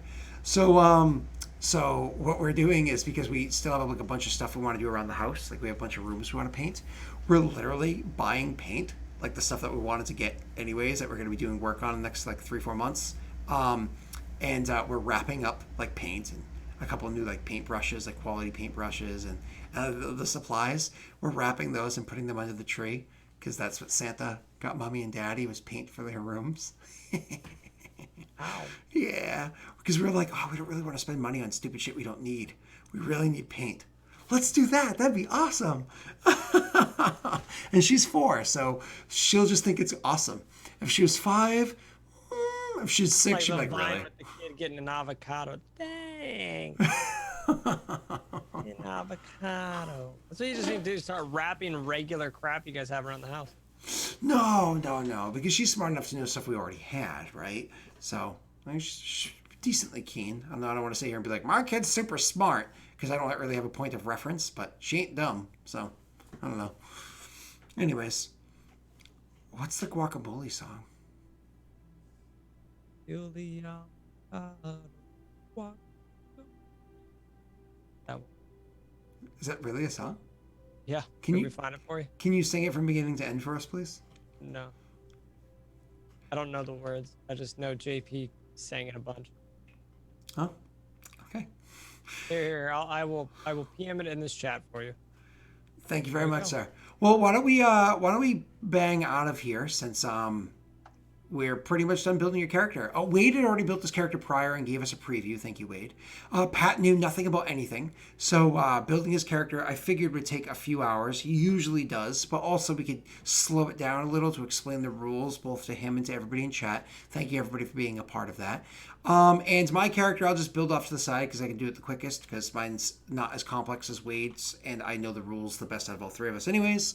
And a big thank you to all the gift subs and regular subs and Twitch Prime subs that everybody did today. Very, very much appreciated. Steve, wow, man. With the fucking 100 subs, gift subs in total on the channel. Very much appreciated, sir. You're such an awesome and super... MVP. Give Wade a lightsaber. Right? I guys? don't think he can do that. Okay. I don't think he can do that. Patreon. Give Wade a lightsaber. We haven't restructured Patreon yet. That's one of the things we're going to talk about. Do it before they restructure. Give me the lightsaber fast before they change it. God, if you get a lightsaber right off the bat, I will scream. It won't happen. Absolutely, I know Even for a if fact. Patreon did, Mike would wait till it was. Be like, definitely. oh, you were gonna get one anyway, If but he's Patreon getting gave a you this. lightsaber, give me a cool rifle. Your rifle's already cool. You just need to mod it. I let You've in already got a the good gun. evil campaign, Doxy's character, Kuka, whatever her name was. I allowed her to have a disruptor rifle. A disruptor rifle is literally the original weapon that the Mandalorian character in the show Mandalorian was based off of. But that's also Jon Favreau, I think it's his actor's name. That's Jon Favreau's like love child that he invented for like a short story he wrote forever ago. Was like a heavily modified disruptor rifle, and then he's like, no, I want to take this to the next level. And he got like a whole team to like physically build it, and then they changed the details of it slightly more, and then he's like, and to be fair, anybody who's ever seen that show saw that rifle and went, isn't that awesome? Pretty awesome. All right, well, that's enough. Wait, what do you have going on? Where can we find you? Lord Mignon himself. I'm Wade. If you guys find this the Mignon more army? Defensive stuff on lightsabers, call me. I'm twitch.tv/minion777. I just finished up Star Wars Jedi Fallen Order, which was a really, really fun game. I gave my opinions on the pros and cons of it at the end of the last one I did. I've been playing Outer Worlds, which I need to go back to. I just streamed Warframe and MechWarrior 5 last week, so I've been having a lot of fun with those games. I made a Warframe clan. If you guys want to join the Warframe clan, you should. The company was nice to provide me with like a whole bunch of good old clan goodies. So our dojo's pretty built up. Check it out if you like Warframe. Other than that, YouTube, Lord Minion 777. That's where most of my bread and butter is earned, where I post videos every day. Oftentimes with that guy here, one waving. I'm pointing the right way. No, God, Other way. fucking damn it! There we go. That's the way. It looks like you're hell pointing yeah, at me, by the way. fixed it. In the Zoom chat, you're pointing at me like I know it's Zoom. like- I'm pointing at like Scott. the girl so I like didn't touching. know. Want That's to touch? why it's Want confusing. to touch fingers? Want Yeah. to touch fingers? Yeah, this is so whatever. I tried my best. Just watch my videos and my streams. Help me, damn it. Someone else talk. Wade, before you we move on to the next person, Chatterboxing. I'll be wearing this. Come back to the show. I'll be wearing something pretty cool. Episode 1, January 1st. Check it out. Here. I didn't like the prequels. You had mentioned Wade that you did the you played Mech Warrior, the newest one, whatever it's called. Did you play those as a kid? Did you play like the old I Mech did Warriors? not. Now Tyler, I was talking to Tyler about it. Tyler was a big fan. He and his dad talked about Mech Warrior a lot. I'd never played one. I'd watched our buddy Tokshin play some BattleTech, which is like the turn-based Mech Warrior. And Mech Warrior 5 was my first introduction to the series. Really? So I grew up playing Mech Warrior. I think the first one I played as a kid was Mech Warrior 2. Mercenaries, I think it was called. Dude, it was like one of the greatest fucking games I ever played in my childhood. And I mention this all the time. There's a cheat code in it called Supercalifragisexycool, and it was like a god mode. Are you guys doing the whole camera thing? I can't see you anyways. I'll just put Thunk on top of you. Okay. All right, and now, sir, it is your turn. Pat, please.